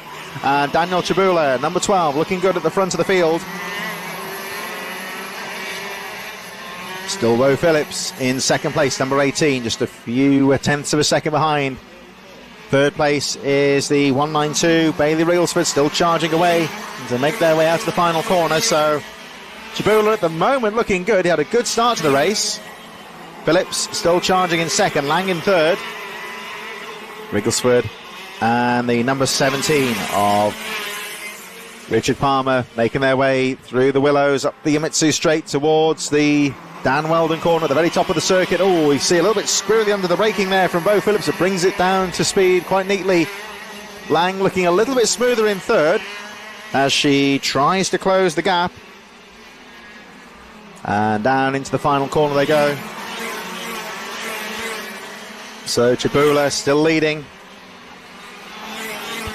Down into the first corner they go as they head towards the 3-minute marker plus the 1 lap remaining in this final KZ UK kart race of the day. They make their way down the Yamitsu Straight once again, and it's still Chabula that's leading through the Dan Weldon corner. Final stages now, and the race just started to settle down a bit here. Hannah Lang trying to close up on the second place Bo Phillips as they make their way down towards the Kimbolton corner. And you can see Lang a bit more aggressive on the braking, carrying a bit more speed into the final corner. And if she can maintain that pace down the straight, then she might just grab a few tenths on the second place driver as they make their way through. Chabula looking strong at the front of the field though here with just over 2 minutes plus the 1 lap remaining. Phillips still in second as they make their way down the Yamitsu Straight. There is your race leader, Daniel Chabula, looking very smooth as he makes his way through down the TKM Straight once again. And Chabula looking to try and secure this KZ UK final here. Out to the final corner he goes, and just maintaining that gap between first and second place.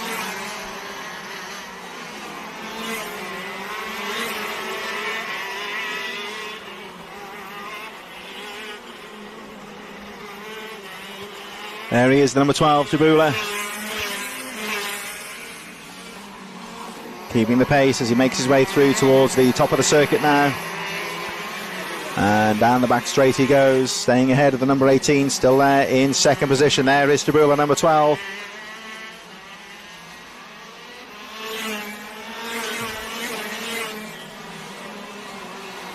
Over the line he goes once again. You can see him grabbing the hand shifter there to bring the pace down into the right-hander.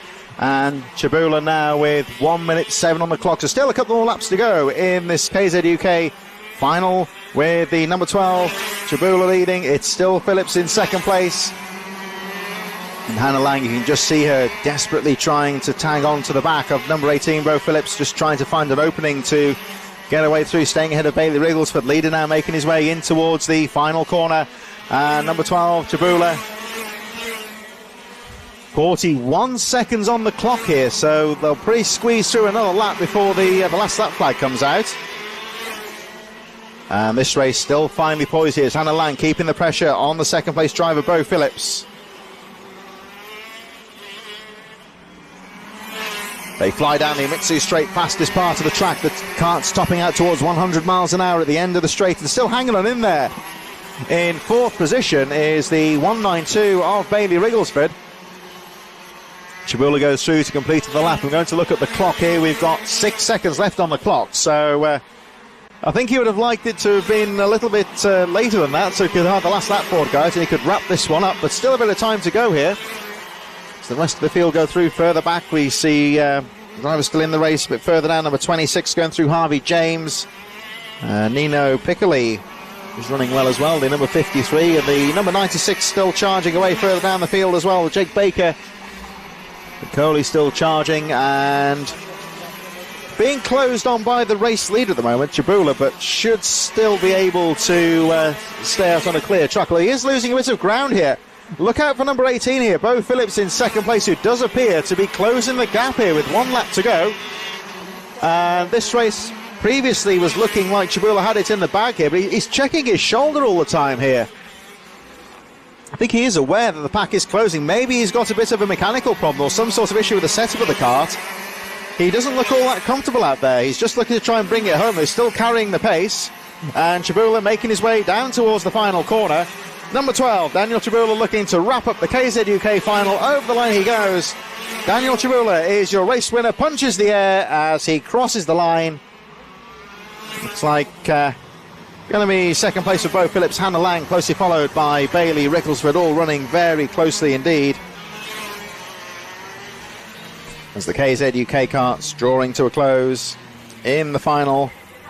Rest of the drivers making their way over the line though. It was 96 a bit further behind there, just crossing the line now. That is Jake Baker. There he goes. Rounding out the field, the number 53 of Nino Piccoli. As we head towards our final races of the day, the finals now well and truly underway. A reminder, of course, anybody who is trackside today, if you're eligible for a trophy, the presentations are taking place in the clubhouse throughout the afternoon. Coming up next, we have the Mini Inters. They will be underway in just a few moments' time. The rest of the racing today will consist of race number 30. Coming up next is the Mini Inters. That will be followed by TKM Extreme, Micromax and the Honda 200 Water Swifts will be race number 32, and junior and senior rotax A finalists. Somebody gets a very nice view of the Kim Bolton circuit from above. That aeroplane just above the, just off to the right of the Dan Weldon corner, just off to the side of the track. So, you know, a bit of a nod, of course, to the history of this venue. Like many of the tracks are kind of in the East Midlands, heading towards the home counties, East Anglia. A lot of this relatively flat part of the country was requisitioned for military purposes, for aviation, the air bases in World War II.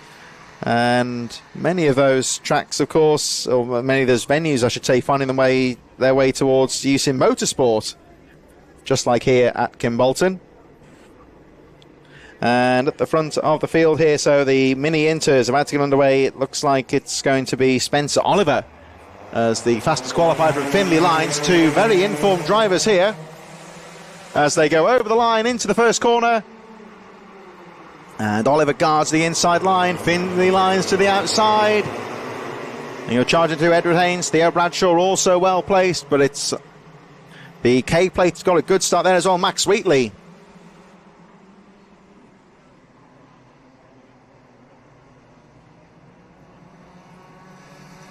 They pile through the Dan Weldon corner for the first time. Still the 1-4-2 of Spencer Oliver that leads the way. And Findlay Lines keeping that pressure on in second position as they make their way down towards the Kimbolton corner for the first time. Charging through and over the line they go to complete the first lap. So still Oliver Spence that leads the way, coming under some real pressure here though from Findlay Lines second. Oh, and look at that down the inside there. The K-plate holder, Max Wheatley, going down the inside and gesticulating there to Theo Bradshaw and others to try and move on to catch up with the rest of the field, because Max Wheatley can see here that Findlay Lines and Oliver Spencer are starting to pull away here. Now this could be quite a contest here, because these two have been the two informed drivers today. Neither have really started at the front of the grid at the same time particularly, so this is the real chance here to them going head to head. And Findlay Lines, as they go down to the first corner, having a look down the inside as they make their way through, and Findlay Lines takes the lead. So the zero plate holder, Findlay Lines, getting past the 1-4-2 Spencer Oliver. And it's now Theo Bradshaw into third place from Max Wheatley, Leo Livings, Jack Collinson amongst the chasing pack, Devin Taylor, Sebastian Clark all making their way up towards the top circuit now. We've still got 6 minutes plus the 1 lap remaining in this race. I do apologise if the live timing isn't catching up with you on your timing screens. I think it's just catching up with us a bit here as we wait for the race leaders to make their way through the final corner. Still the O-plate holder Findlay Lines charging through. Over the line he goes, closely followed by Spencer Oliver. And still charging in third. Now clear in third place is Theo Bradshaw, trying to close up with these two at the front. Findlay Lines charging through the willows. Oliver Spencer not too far behind though in second place. And Theo Bradshaw still charging with the chasing pack just behind him as they make their way up towards the top of the circuit now. Just over 5 minutes 20 plus the 1 lap remaining in this Mini Inter final. Still a long way to go in this race, and Lines just trying to break away at the front here. You can see that Spencer Spencer's in there as well, just trying to keep that momentum up and keep the pressure on the race leaders. They make their way over the line. Action further back there, number 77, Leo Livings having a look. Oh, as the two leaders touch momentarily there. Spencer Oliver just tagging the back bumper there of Finlay Lyons, so they go for the same part of the track. I don't think it was enough to cause damage to Oliver Spencer's kart. I don't think, at least, anyway. Just looking at the nose cone, it still looks intact. If he hits that kart in front of him too hard, it would damage the nose cone. There is a bracket that breaks under rather minimal pressure, and that would mean that that would be an instant penalty for him. That's in there just to that rule in there just to prevent drivers from nudging. 77 on 91 there. Leo Livings down the inside of Jack Collinson, but that nudge there from Spencer Oliver I don't think was too serious, so shouldn't affect him too much. Just trying to look on the inside, and Lyons shut the door as they still a bit of wheel-to-wheel banging here with the 1-2-1 in there as well. This is getting very close, and Josh Cormack having a good final, making his way through the field there, number 1-2-1. And there he is. It looks like he's got past the number 77 of Leo Livings and trying to close up on the leaders. Can anyone get up there with Finlay Lyons and Oliver Spencer as they make their way down towards the final couple of corners here? But number 1-2-1, Josh Cormack, is absolutely charging, still being closely followed by Leo Livings. Tries to have a look down the inside, seeing if there's a gap there to go for a pass on the exit of the corner. 51 and 91 in there as well. That's Sebastian Clark and Jack Collinson, also well placed as they make their way through. You may see on the left hand side of your screen, looks like the live timing has caught up, so we are now able to bring you the results on the screen as well. So as you can see for yourself, Finlay Lyons leading the way, Oliver Spencer in second place, and Theo Bradshaw still charging in third, but Josh Cormack in fourth position.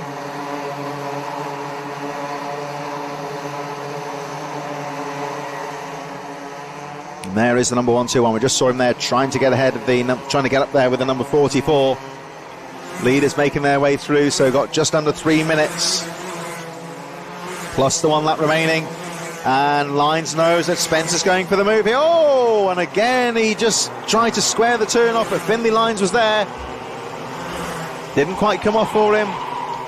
And will that have caused any damage to the kart of Oliver Spencer?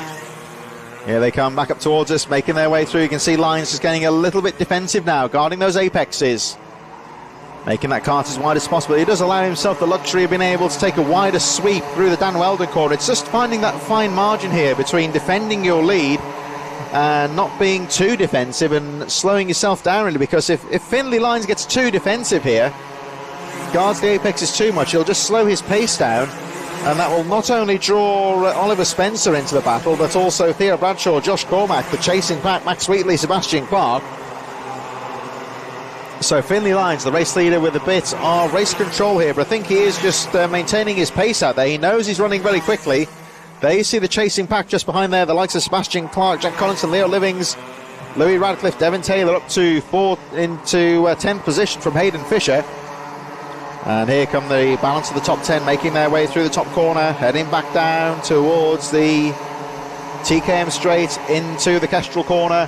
1.5 minutes to go as Oliver Spencer keeps the pressure on the zero. Finlay Lyons as they make their way. The O-plate holder Finlay Lyons making his way over the line once again to complete the lap. There you see Lyons again guarding that inside line.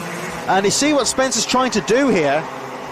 He's forcing Finlay Lyons into guarding the inside line. He's trying to get the switchback out of the corner, but Lyons at the moment is quite wise to it.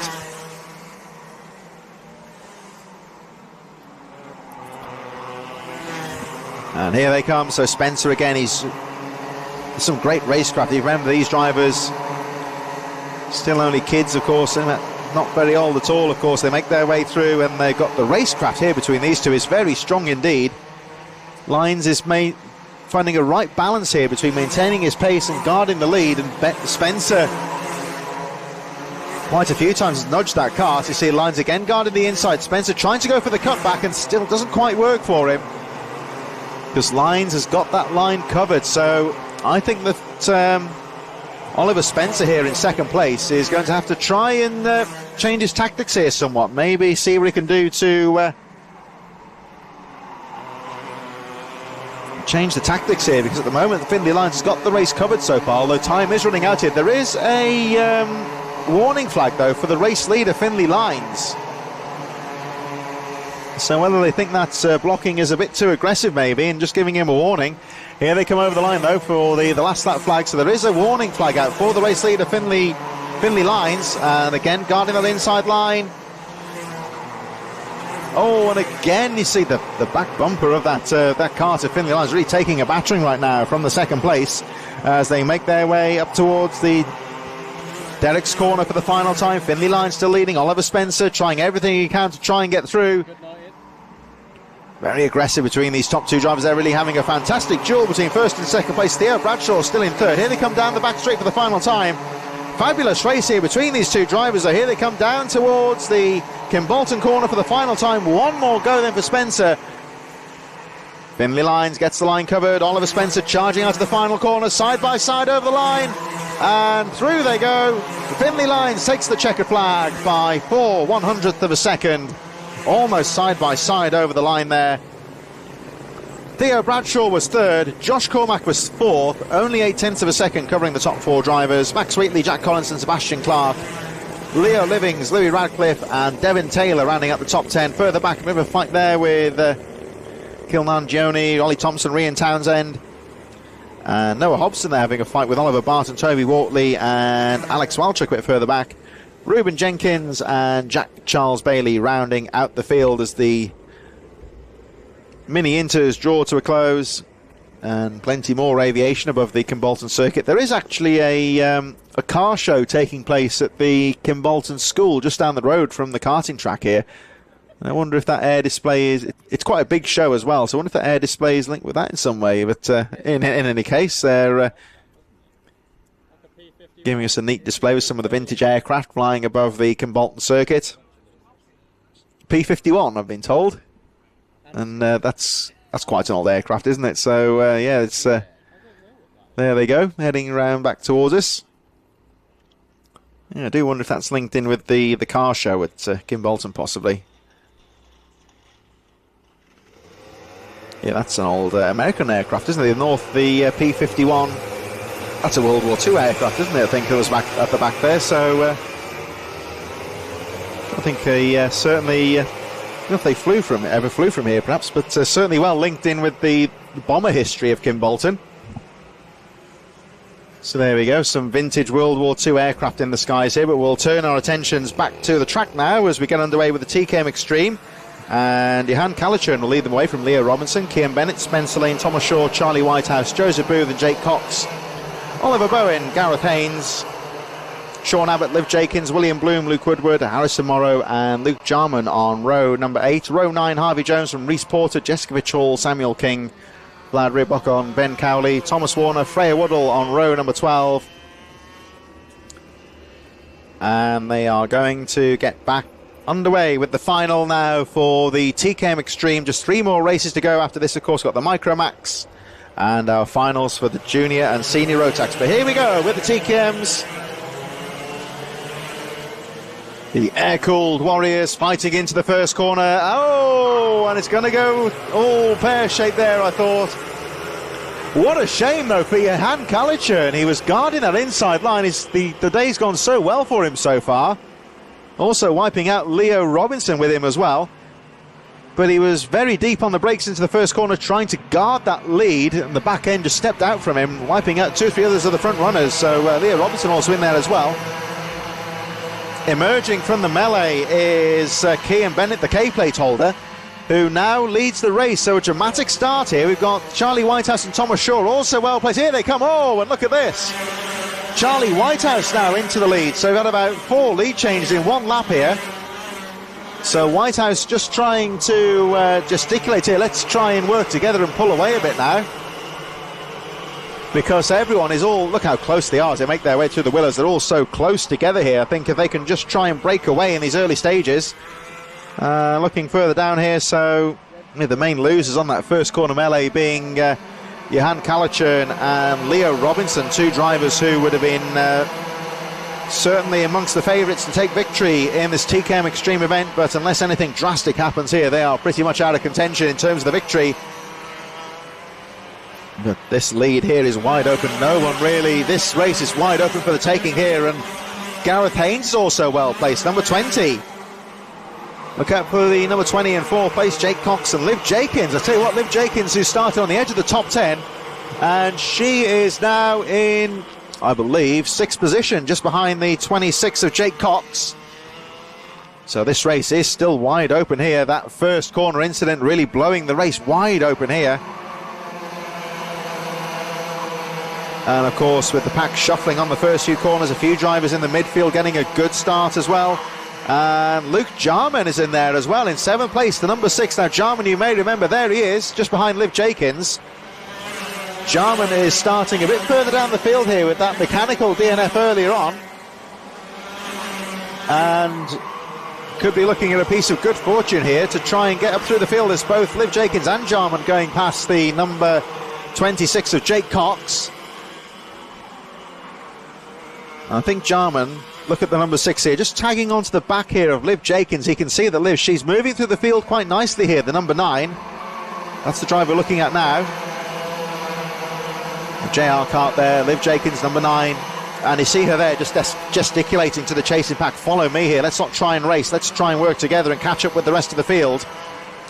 And I think at the moment that Luke Jarman is doing just that. He can see that Liv Jakins is carrying quite a good bit of pace here. The race still with Kian Bennett leading the way, Charlie Whitehouse. Neither of those two drivers particularly looking to get too aggressive at the front here, because they know that this is a, well, I'll tell you what, this is a very closely contested TKM Extreme final here. Anyone, I think any one of about 6 or 7 drivers could still potentially lead the race. And it's all getting a bit tactical here. Kian Bennett, the K-plate holder, is leading the race. Look out for the number 43 though in 2nd place here, Charlie Whitehouse, who I think is just biding his time here. This is almost a bit like a cycling race here. These two have just pulled a small gap from the 3rd place, which I think is still Thomas Shaw. Yes, indeed it is. We've still got the number 20 in 4th of Gareth Haynes. And these two at the front just trying to break away, although now the chasing pack are starting to close up here. And you do wonder if Charlie Whitehouse can sense that Thomas Shaw getting involved in this one, if he'll try and go for the lead.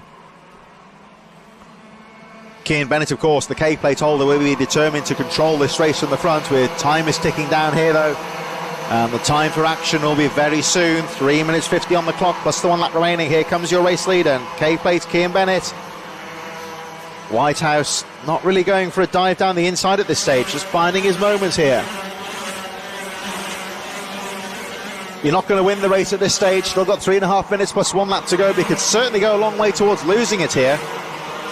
So Charlie Whitehouse tagging on in 2nd place, just working out what he's going to do to try and take the lead. I'm sure, of course, that Kian Bennett will have other ideas about that as they make their way through Derek's corner. Thomas Shaw still in 3rd. And you'll see Liv Jakins now to 4th place. Jakins just starting to pull away slightly from Luke Jarman here. But I'm looking at Liv Jakins' lap times here, and she is matching the leaders. It's closely poised, of course, but she is matching the leaders for pace here, as is the number 42 of Thomas Shaw. Charlie Whitehouse certainly can't afford to do anything too drastic at the front here to go and do anything audacious for the lead, I would say, because he'll know that the chasing pack are not too far behind. Liv Jakins putting together quite a neat race to move through the top 10 here and making her way up to 4th place, starting to put the pressure on the 3rd place driver Thomas Shaw. Luke Jarman appears to have dropped back a little bit, and I think may have gone into the pits actually. That's a shame. Yeah, he's gone out of camera shot. He is in the pits, so Luke Jarman, the number 6 driver, lost a bit of pace on the previous lap and is now in the pits and out of the race. So what a shame for him. It's not been his afternoon. At one stage here looking as a potential contender for victory, but ends up in the pit lane and out of contention. 2 minutes plus 1 lap to go. And now going for the lead, Charlie Whitehouse down into the first corner, timing his moments here. He's got to make this move stick. Not quite. Kian Bennett there side by side with the Willows here. Bennett not giving the lead up lightly here. And also sneaking through is Thomas Shaw. Shaw into 2nd and going for the lead here. Liv Jakins being drawn into this fight now as well. Now this is being blown wide open here. Charlie Whitehouse having to really time his moment here, because you can see the moment he goes to the pass, it blows the battle for the lead wide open. as it draws Thomas Shaw and Liv Jenkins into this one here. Here they come into the final corner. Cian Bennett drops to third. He's going to try and fight back here. Liv Jenkins on his tail as they make their way down towards the first corner. Down the inside goes Thomas Shaw, holding on to the second place now. Jenkins is well placed for the move going into the willows here, but no, falls behind. And this is all allowing the chasing pack in here now. It looks like Joseph Booth and Gareth Haynes also getting involved in this fight here. Charlie Whitehouse, just over 1 minute on the clock, plus the 1 lap remaining. Just trying to break away from Cian Bennett, who's now recovered to second place. Thomas Shaw drops to third and loses a little bit of momentum down the TKM straight. Liv Jenkins could seize the moment here. No, nothing going there. Coming into the corner and also getting involved in this one is Gareth Haynes in the number 20. 45, Joseph Booth coming through the field as well. So this race still wide open. Jenkins down the inside into third. It's going to be close here, I think, but this, I think, will be the penultimate lap of the race. We've got 30 seconds on the clock, and I think they will just about run out of time before the last lap board comes out. That would certainly be of benefit to Charlie Whitehouse if next time round is the last lap. It's going to be tight here. I think they're just keeping an eye on the last lap board just in case. 10 seconds left on the clock as they make their way down towards the final couple of corners here. And this is going to be tight. The clock goes down to 0 right now. The last lap flag goes out right on cue. So this is now or never for Cian Bennett in second. Have a look round the outside. Charlie Whitehouse guards the inside, but Bennett with the switchback. And they're duking it out here through the willows. Look at Cian Bennett being pushed wide there. Losing out off the racing line. The back end steps out on the kart, and that could be it for Charlie Whitehouse to take the victory. Some very strong racing through the willows there, and you saw Cian Bennett pushed wide as he lost the racing line. And Charlie Whitehouse all working out very well for him here. The last lap flag going out, the clock going down to 0 just before he crossed the line. So this will now be the final lap. All he's got to do is come out to the final corner. He's already punching the air, and he is delighted with that one. And who can blame him, because that was a stellar drive. Cian Bennett in second. Thomas Shaw thumping the steering wheel. I'm not sure if that was out of frustration or elation there. He takes third place. Liv Jenkins in fourth. Joseph Booth fifth. Gareth Haynes, Jake Cox, Luke Woodward, Spencer Lane, Oliver Bowen, Sean Abbott in 11th. Harvey Jones, William Bloom in 13th. Johan Kalichern recovering to 14th position. Not the result he'd have wanted, of course, though, but Harrison Morrow, Reese Porter, Samuel King. Further back, Jessica Vitchell, Leah Robinson, Frey Whittle, Ben Cowley and Vlad Robicon. But, one or two... Sean Abbott, of course, losing a bit of momentum as well, as nature reclaims the Kimbolton circuit very briefly. Well, that won't be for particularly long, because we've got some fast and furious youngsters coming out onto the circuit very shortly. Our cadets are out on the track in just a few moments, with the Micromax and the Honda 200 finals getting underway in just a few moments, along with the Water Swift Restricted, brought to you in association with iZone Drive Performance and Drivers. That's the 21 there, getting a few last-minute instructions.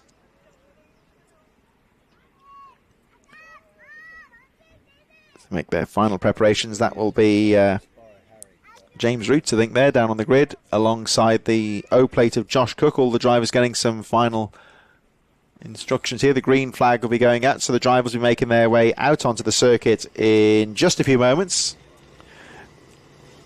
3 more races to go here at Kimbolton. We have the cadets now with the Micromax, Honda 200s and the Water Swift Restricted making their way out onto the circuit. And following on from this, we will have the finals of the rotax. So Luke Millwood will lead them away from Josh Cook, Lucian Smith, James Root, Sebastian Behrman, Maria Roberto, Albert Farrow and Harry Radcliffe on row number 4. Finley Beals from Chloe McGill, Arthur Farrow, Harry Knight, Darren Dimitrov, Teddy Higgs on row 7, James Devroe and Oliver Dawson on row number 8. Row 9 for George Climo from Deon Singh Bahal, Joseph Cox, Logan Baker, Louis Williams Mabs, Elliot Bork, Theo Hamilton and Jackson Heath, Soy Henderson and George Wheeldon rounding out the field.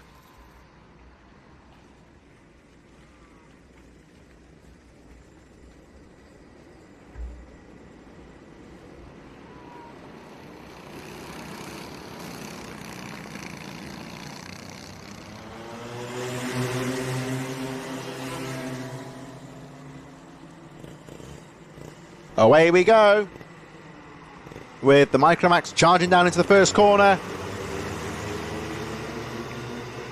Everyone guarding the inside line there. Looks like Millwood's held on the Honda 200s, making their way down towards the final corner. They get their final underway.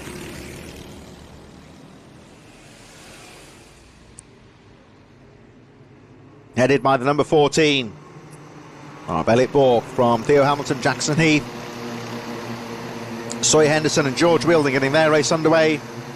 And the Micromax make their way down the TKM straight for the first time, heading down towards the Kimbolton corner. They see your Honda 200s on the right-hand side of your screen having their own battle. Here they go, though. First blood at the front here as Lucian Smith goes through into the lead.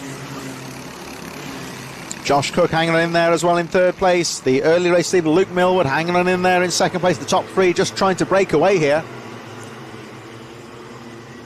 Now this is the moment here where the top three would be advised here possibly just to try and play it cool, work together here, because they've just pulled away slightly from the chasing pack.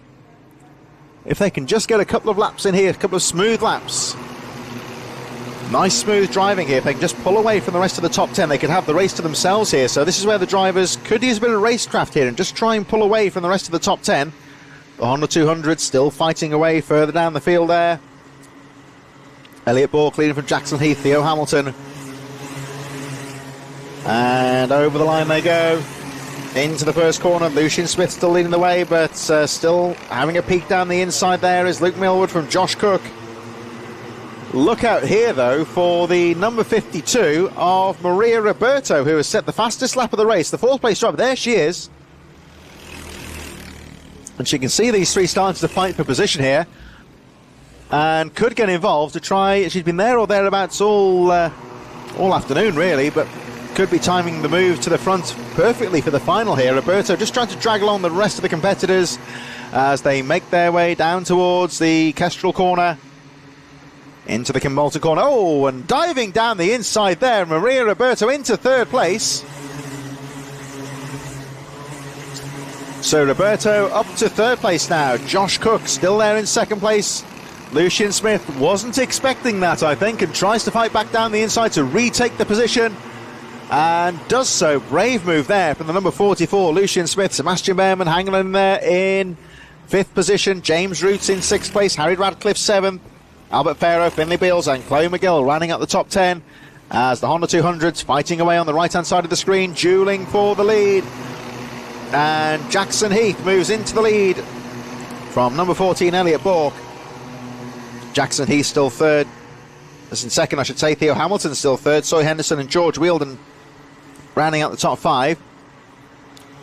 Dian Singh Bahal appears to be out of the race, and Harry Knight is also a retirement. Warning flags, though, here for both Josh Cook and Lucian Smith, so that could have implications at the front of the field, possibly. Just got to take it smooth as they make their way through to complete another lap.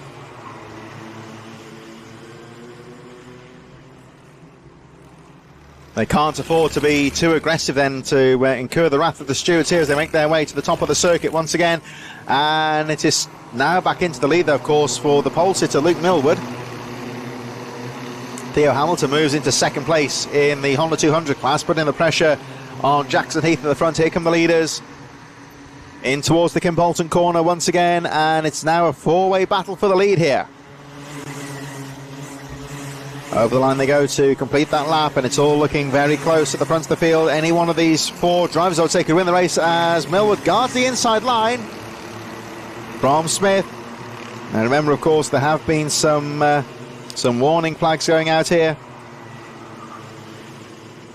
So Maria Roberto now well and truly getting involved in this one.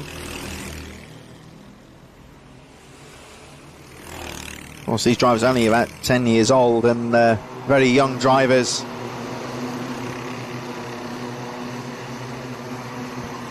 But the racecraft is so strong with them, you would say. They certainly know their stuff. And back into the lead then, so we've had several lead changes in this final, in both classes, I should say. As you can see there, Theo Hamilton starting to put the pressure on Jackson Heath as the fight for the lead of the Micromax into the first corner they go. Lucian Smith in the lead, and it's very close here. The chasing pack really getting drawn into this one now. Number 21, James Roots, is getting involved in the lead group, and Sebastian Behrman just starting to close up as well in 6th place, although very much a 5-way battle for the lead now. We've got 2.5 minutes plus the 1 lap to go as the Honda's still battling away, going through the first corner there, still with Jackson Heath, Theo Hamilton and Elliot Borkle fighting for first place. The leaders of the Micromax making their way down into the final corner now. And Luke Millward dropping to 4th place now as Josh Cook takes the lead. Here they come down towards the first corner. And look at Maria Roberto in 3rd place, number 52. She is desperately trying to get involved in this fight for the lead, jinking to the left and to the right to look for a line to get past the 2nd place of Lucian Smith. Here they come, heading towards Derek's corner. It's still got 2 minutes to go, plus the 1 lap in this race. So still, this race is wide open. Any one of about 5 drivers could win this race. Still the Hondas fighting away further down there with Jackson Heath, Theo Hamilton and Elliot Bork on the bottom right of your screen. Those 3 having a very close fight. But the Micromax making their way down towards the final corner. This time, of course, Josh Cook leading the way. Lucian Smith in 2nd place, Maria Roberto in 3rd. Luke Millward 4th, and James Roots getting involved in this fight for the lead. Here they come down towards the first corner. Oh, and look at that. Late braking there from Lucian Smith. The back end steps out on him. And a gift there for Maria Roberto. But it's when you make your own luck, I would say. Roberto has been fighting away for the entire race and gets a little bit of a gift there and inherits 2nd position. Now, what can she do? Can she close up on Josh Cook? That, I would say, is a classic case of you make your own luck there. She gets 2nd place, and the unfortunate Lucian Smith drops to 4th place now. Lost a bit of momentum there, and that allows Millward through into 3rd. Luke Millward, of course, will be desperately trying to close back up on this fight for the lead. So Josh Cook leads the way, Roberto 2nd.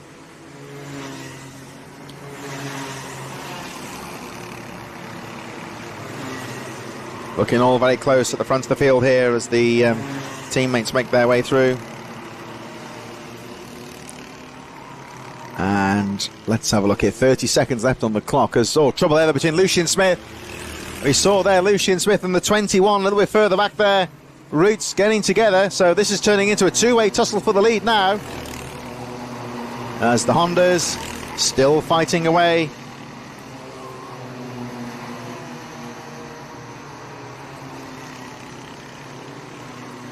So the KR Sports looking very good in this final here. I think it's a top 3 actually for KR Sports at this stage as we head on towards the last lap of the race now. It's wide open here.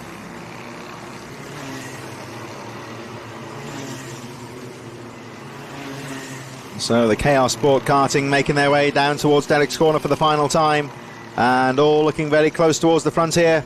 Been a good race for that team so far, but who's going to win it on an individual basis here? Maria Roberto really keeping the pressure on Josh Cook. The O-plate holders, they make their way through the Dan Weldon corner for the final time. Luke Millward just a little bit further behind in 3rd.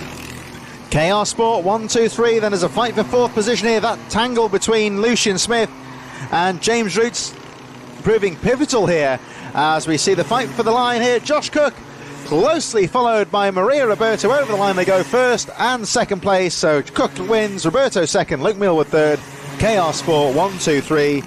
Sebastian Behrman in 4th, Chloe McGill in 5th, Albert Farrow in 6th place from Harry Radcliffe, Finley Beals, Teddy Higgs, and the unfortunate Lucian Smith has to settle for 10th position. Oliver Dawson, James DeVoe, Darren Dimitrov and Louis Williams-Babs, the Waterswift Restricted winner. And over the line for the Hondas, it's going to be a tight one, and punching the air goes Elliot Bork, and who can blame him because he takes the checkered flag from Jackson Heath. Theo Hamilton taking 2nd place, Soy Henderson in 4th, and George Wielden running up the field. And the unfortunate George Climo there, number 83, spinning out on the last lap by the Moulton corner. The Cornish driver who looked very impressive in some of the heat races there, but the final not quite going his way. So we're going to move on to our final 2 races of the day, getting underway in just a few moments. It's the junior and the senior rotax as George Climo will start the long journey back to Cornwall very shortly. not in the fashion he would have wanted, but nonetheless had his moments in the afternoon, of course, with some good races earlier on. We're going to move on, of course, to our junior and our senior Rotax finals in just a few moments' time. Junior Rotax, of course, will kick things off. Don't forget, of course, we take a break from the HKRC Championships in August. The British Championships are here on the 10th and the 11th of August. The British Kart Championships, where many of these drivers, of course, will be in action. So if you want to come down here to Kimbolton and check out the action, that'll be taking place on the 10th and 11th of August. We're back here on the 8th of September, of course, for the 8th round, or the 7th round, I should say, of the Club Championship. On TNL Sports, we have the British Supermoto round number 6 at the famous Oliver Mount Circuit up by Scarborough on the 25th of August. 8th of September, as I said, of course, for round number 7 of HKRC and the 8th round of the championship on the 13th of October. Check out all the action at TNL_sports. Give the channel a subscribe on YouTube and check out all the action on both 2 and 4 wheels. British Supermoto on the 25th of August, and of course some British mini bikes from Three Sisters in August. 13th of August at, the 11th of August, I should say, at Three Sisters, and the 31st and the 1st of September at Wilton Mill. So, Junior Rotax underway in just a few moments' time.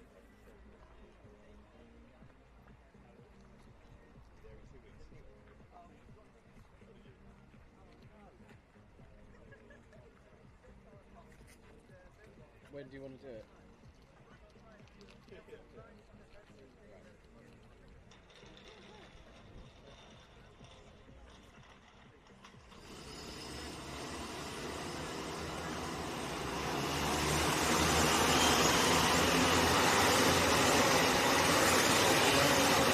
So here we go for the Junior Rotax. It'll be Harry Bartle from Thomas Behrman,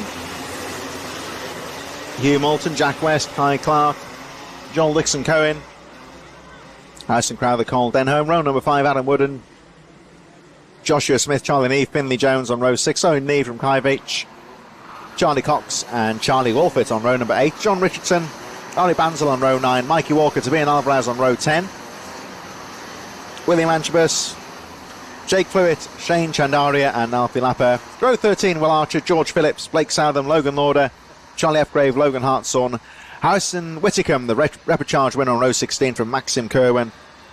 And our final qualifiers from the repechage, Teddy Cooper and Omar Cindy, rounding out the 17 rows of drivers. So here we go. It's the Junior Rotax final to get our 2 Rotax races underway. Here they come over the line. And very aggressive there, Thomas Behrman charging to the inside line. With a bit of bang in there from 4. There was 2.62, I think, in that one. Cole Denholm, Harrison Crowther might have been caught up in that one.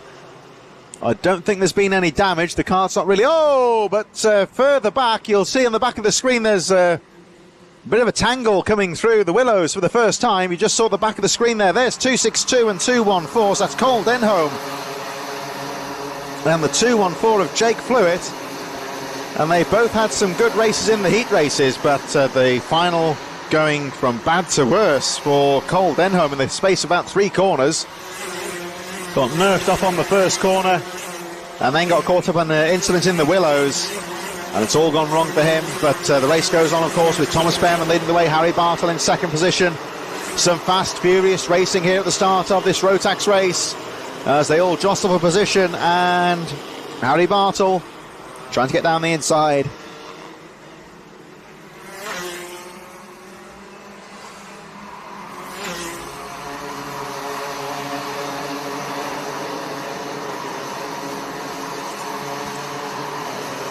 And there's Bartle there having a little bit of a look on the inside. Behrman looking strong. Some of the KR Sport karting teams are making their way through. So it's the Strawberry Racing Kart there, the number 0 of Harry Bartle that leads the way. Been a good day so far for the KR team. Second, third and fourth, very distinctive dark blue and yellow, dark blue and white stripes on there. Was the hint of the Gurney Eagles when you look at those karts going round. The rest of the field charging through. Of course, this part of East Anglia heading towards Northamptonshire, just over the borders. A lot of these karting teams are based in this sort of area. It's the motorsports hub around here. It's only about 40 minutes or so from Silverstone. When you look at the Formula 1 team, the Formula 1 team's based in Northamptonshire and Oxfordshire. Pro Drive, of course, based in Banbury. One of the KR karts got well and truly, they rode wheels there and got stuffed into the barriers.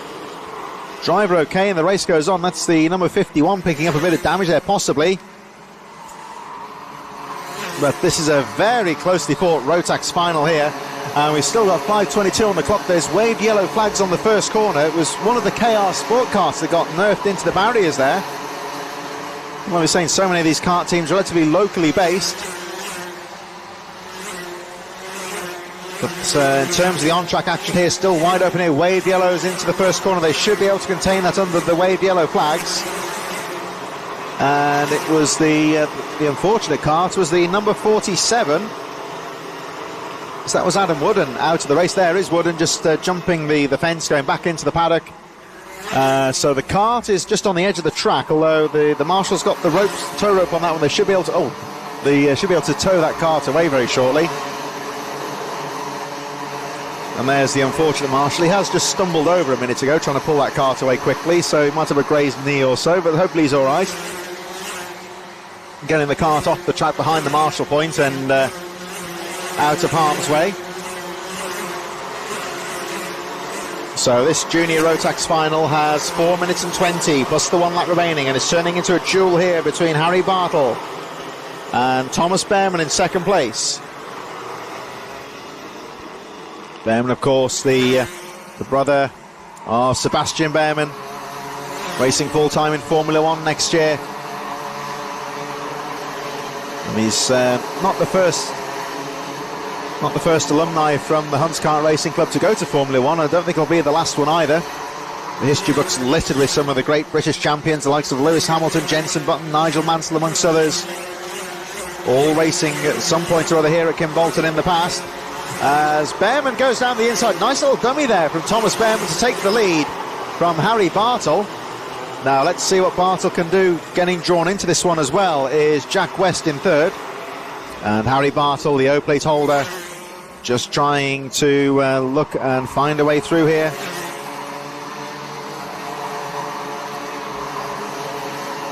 Harry Bartle, the Derbyshire driver, former world champion in the IAME finals in Portugal.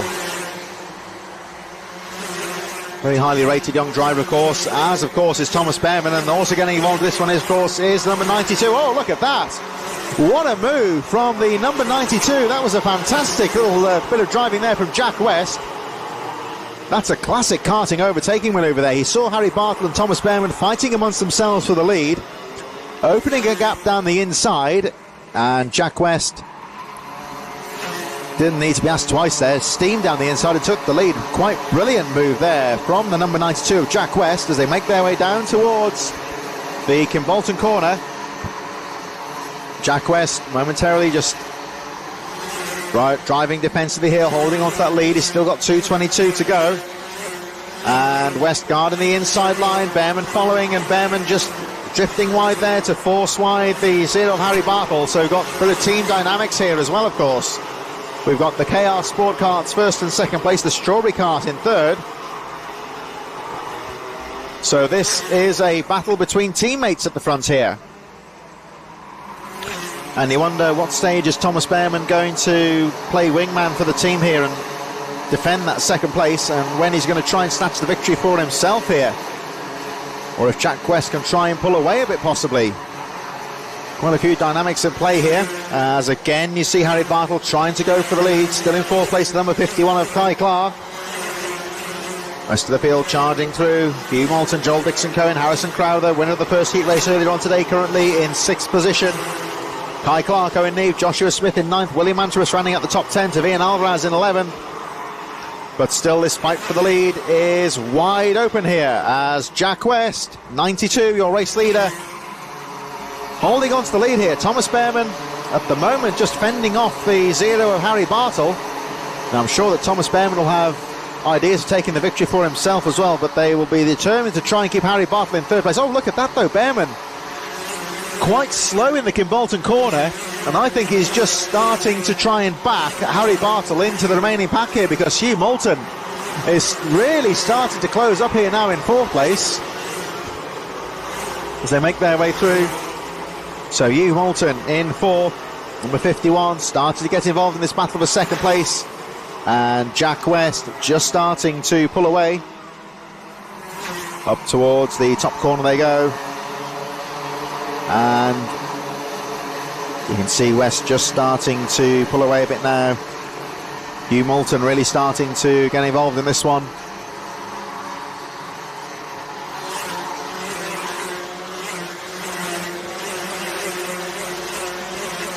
Moving down towards the first corner, Moulton now has got past Behrman and putting the pressure on Bartle, so Behrman drops to fourth. That's not what he would have wanted, really.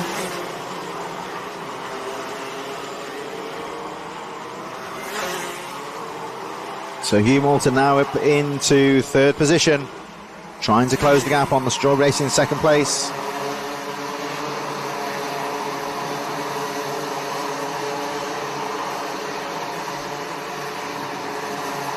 And the last lap board is about to go out here.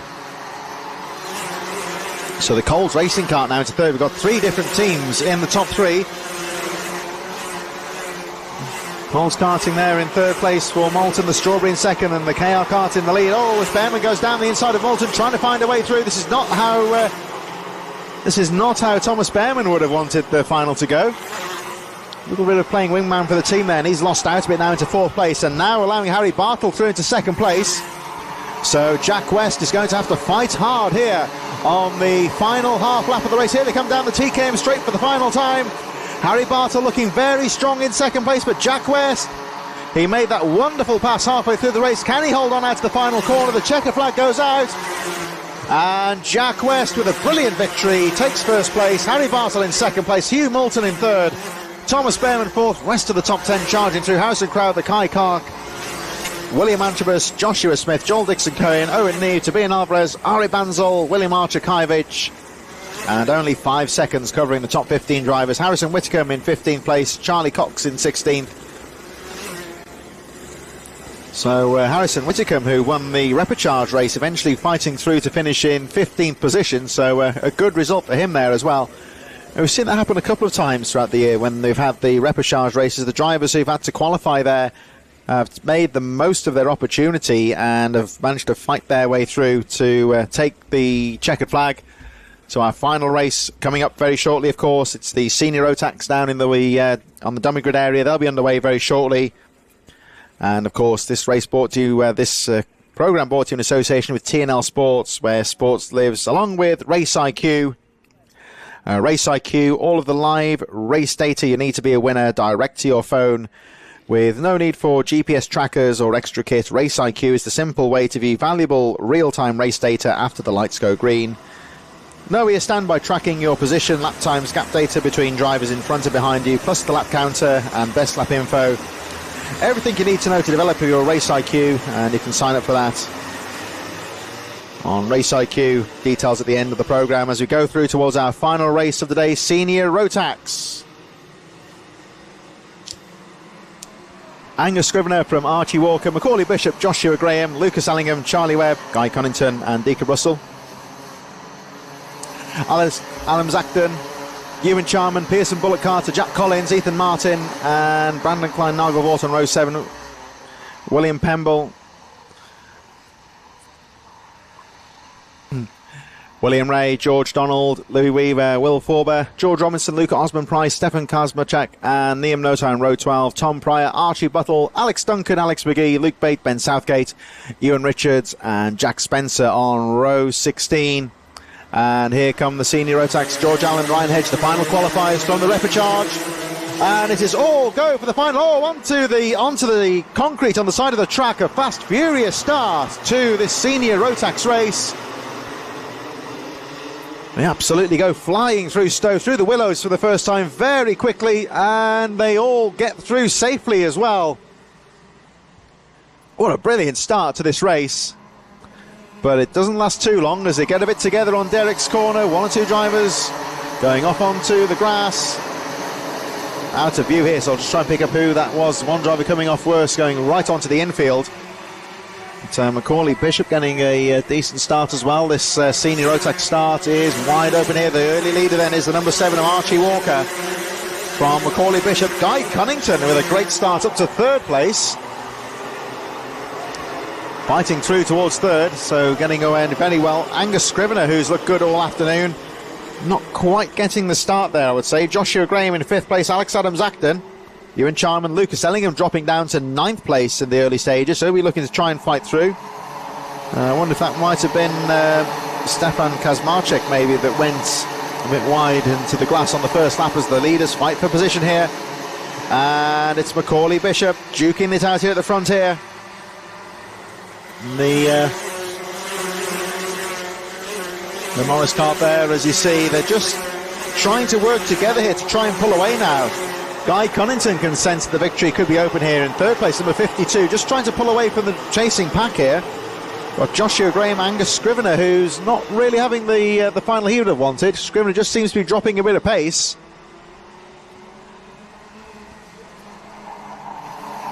Further back, just on the finish line straight, there's a bit of a tangle here between 12 and 71 in the midfield. That's Tom Pryor. There they are, 12. You can see on the inset there, Tom Pryor and Jack Collins. They've gone right the way through into the infield and almost adjacent to the finish line. Those two, I think, really well and truly out of the race. As the leaders go charging through, they got waved yellows on the finish line straight because that tangle on the finish line is just about sorting itself out. Those two drivers, I think, will be pretty much out of the race. The race goes on, of course, with Macaulay Bishop back into the lead.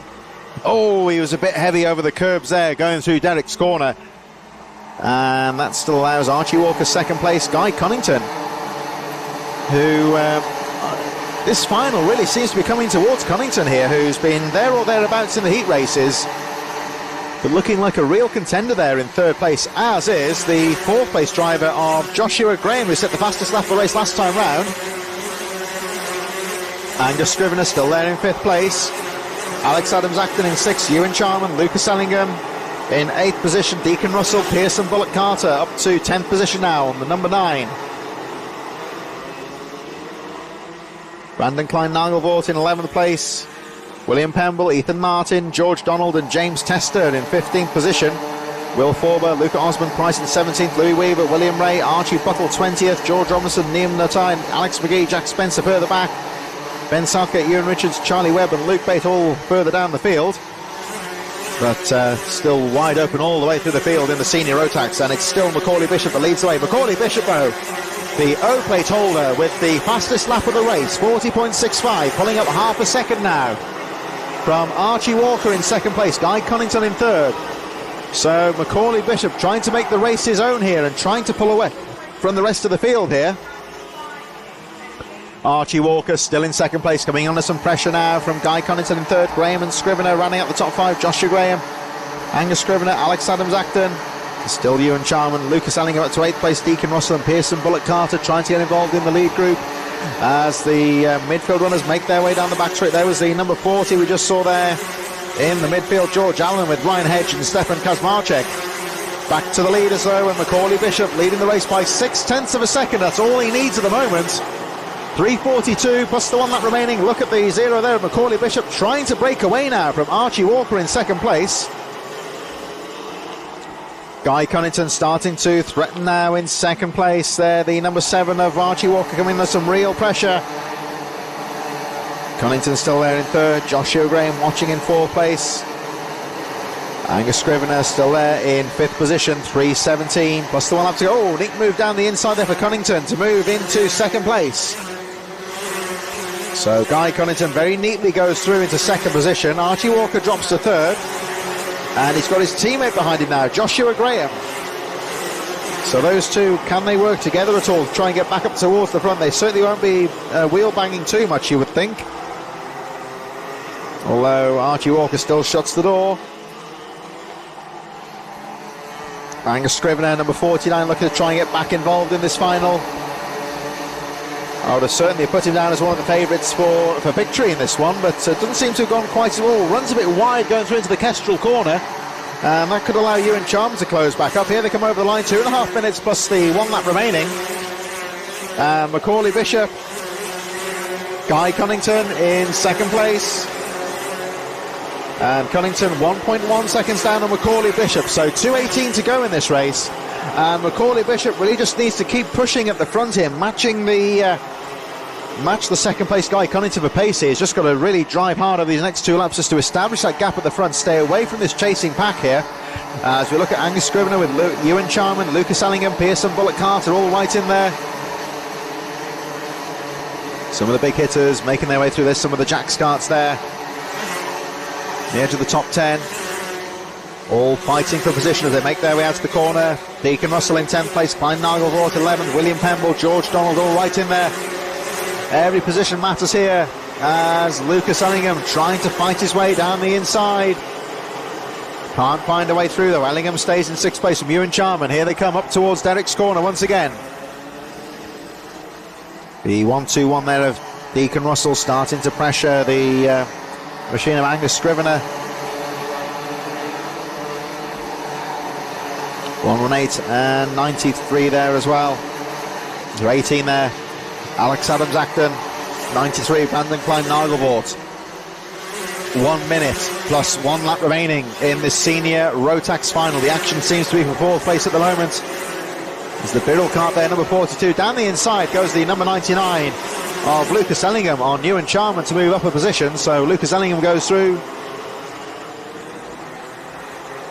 Ellingham perhaps not having the day he would have wanted, but putting together a decent final here.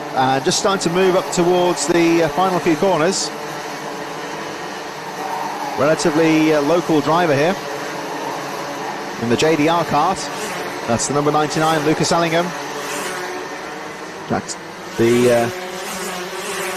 Jack Dex Racing, of course, number 99, Ellingham.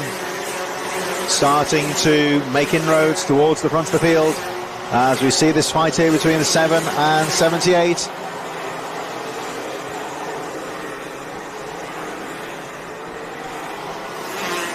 At the moment though, Macaulay Bishop, the race leader, leading the race now by 1.2 seconds. That's exactly where he wants to be as the clock goes down to 0 and he crosses the line next time. We'll be getting the last lap race for the 6th round of the HKRC Championships here at Kimbolton, and we're rounding things off here with the senior rotax. It's going to go down to the wire here, but at the moment Macaulay Bishop has got the race under control. Guy Cunnington in 2nd place is not giving this one up as our focus is on this fight between the teammates. For 3rd place here, Archie Walker and Joshua Graham having a really close tussle here on the final lap. Pearson Bullock Carter in 5th place, Lucas Ellingham 6th, Deacon Russell, Angus Scrivener, Ewan Charman, Alex Adams Acton rounding out the top 10. The race leader, Macaulay Bishop, making his way down towards the Kimbolton corner now for the final time. The O-plate holder, Macaulay Bishop, into the final corner he goes. And moving up towards the finish line, Macaulay Bishop, there he goes, heading towards the finish line. And Macaulay Bishop takes the checkered flag. Great driving for him, he really controlled the race so well. Guy Cunnington with a great fight through to finish in 2nd place. Archie Walker in 3rd. Just about holding off Joshua Graham. Pearson Bullock Carter in 5th place. Lucas Ellingham 6th. Deacon Russell. Angus Scrivener in 8th place. Ewan Charman and Alex Adams Acton rounding out the top 10. Klein Nagelvort in 11th place. William Pemble, George Donald, James Tester, Archie Buttle in 15th. Luca Osborne Price, Ethan Martin, Louis Weather, Will Forber and Charlie Webb rounding up the top 20. But plenty of great racing there to round out the action here at Kimbolton at round number 6 of the Hunts Kart Racing Club Championships. And I think for a lot of the people spectating here, the race is beginning now as they look to try and find a television set before 8 o'clock. I think everyone quite keen to catch the action this evening. In the meantime, though, I should say, I think is a very big thank you, of course, to all of the marshals and the medics for all their hard work. Without the marshals and the medical staff, you simply could not have this kind of meeting. So big thank you to the Orange Army and, of course, to all of our medical staff. Thanks, of course, to all of the crews and the volunteers, the staff here at Hunts Kart Racing Club at Kimbolton. And we hope you've enjoyed the racing here at Kimbolton at round number 6 of the Hunts Kart Racing Club Championship at Kimbolton. Don't forget, of course, to give a like and subscribe to TNL Sports, TNL_sports, where sports lives.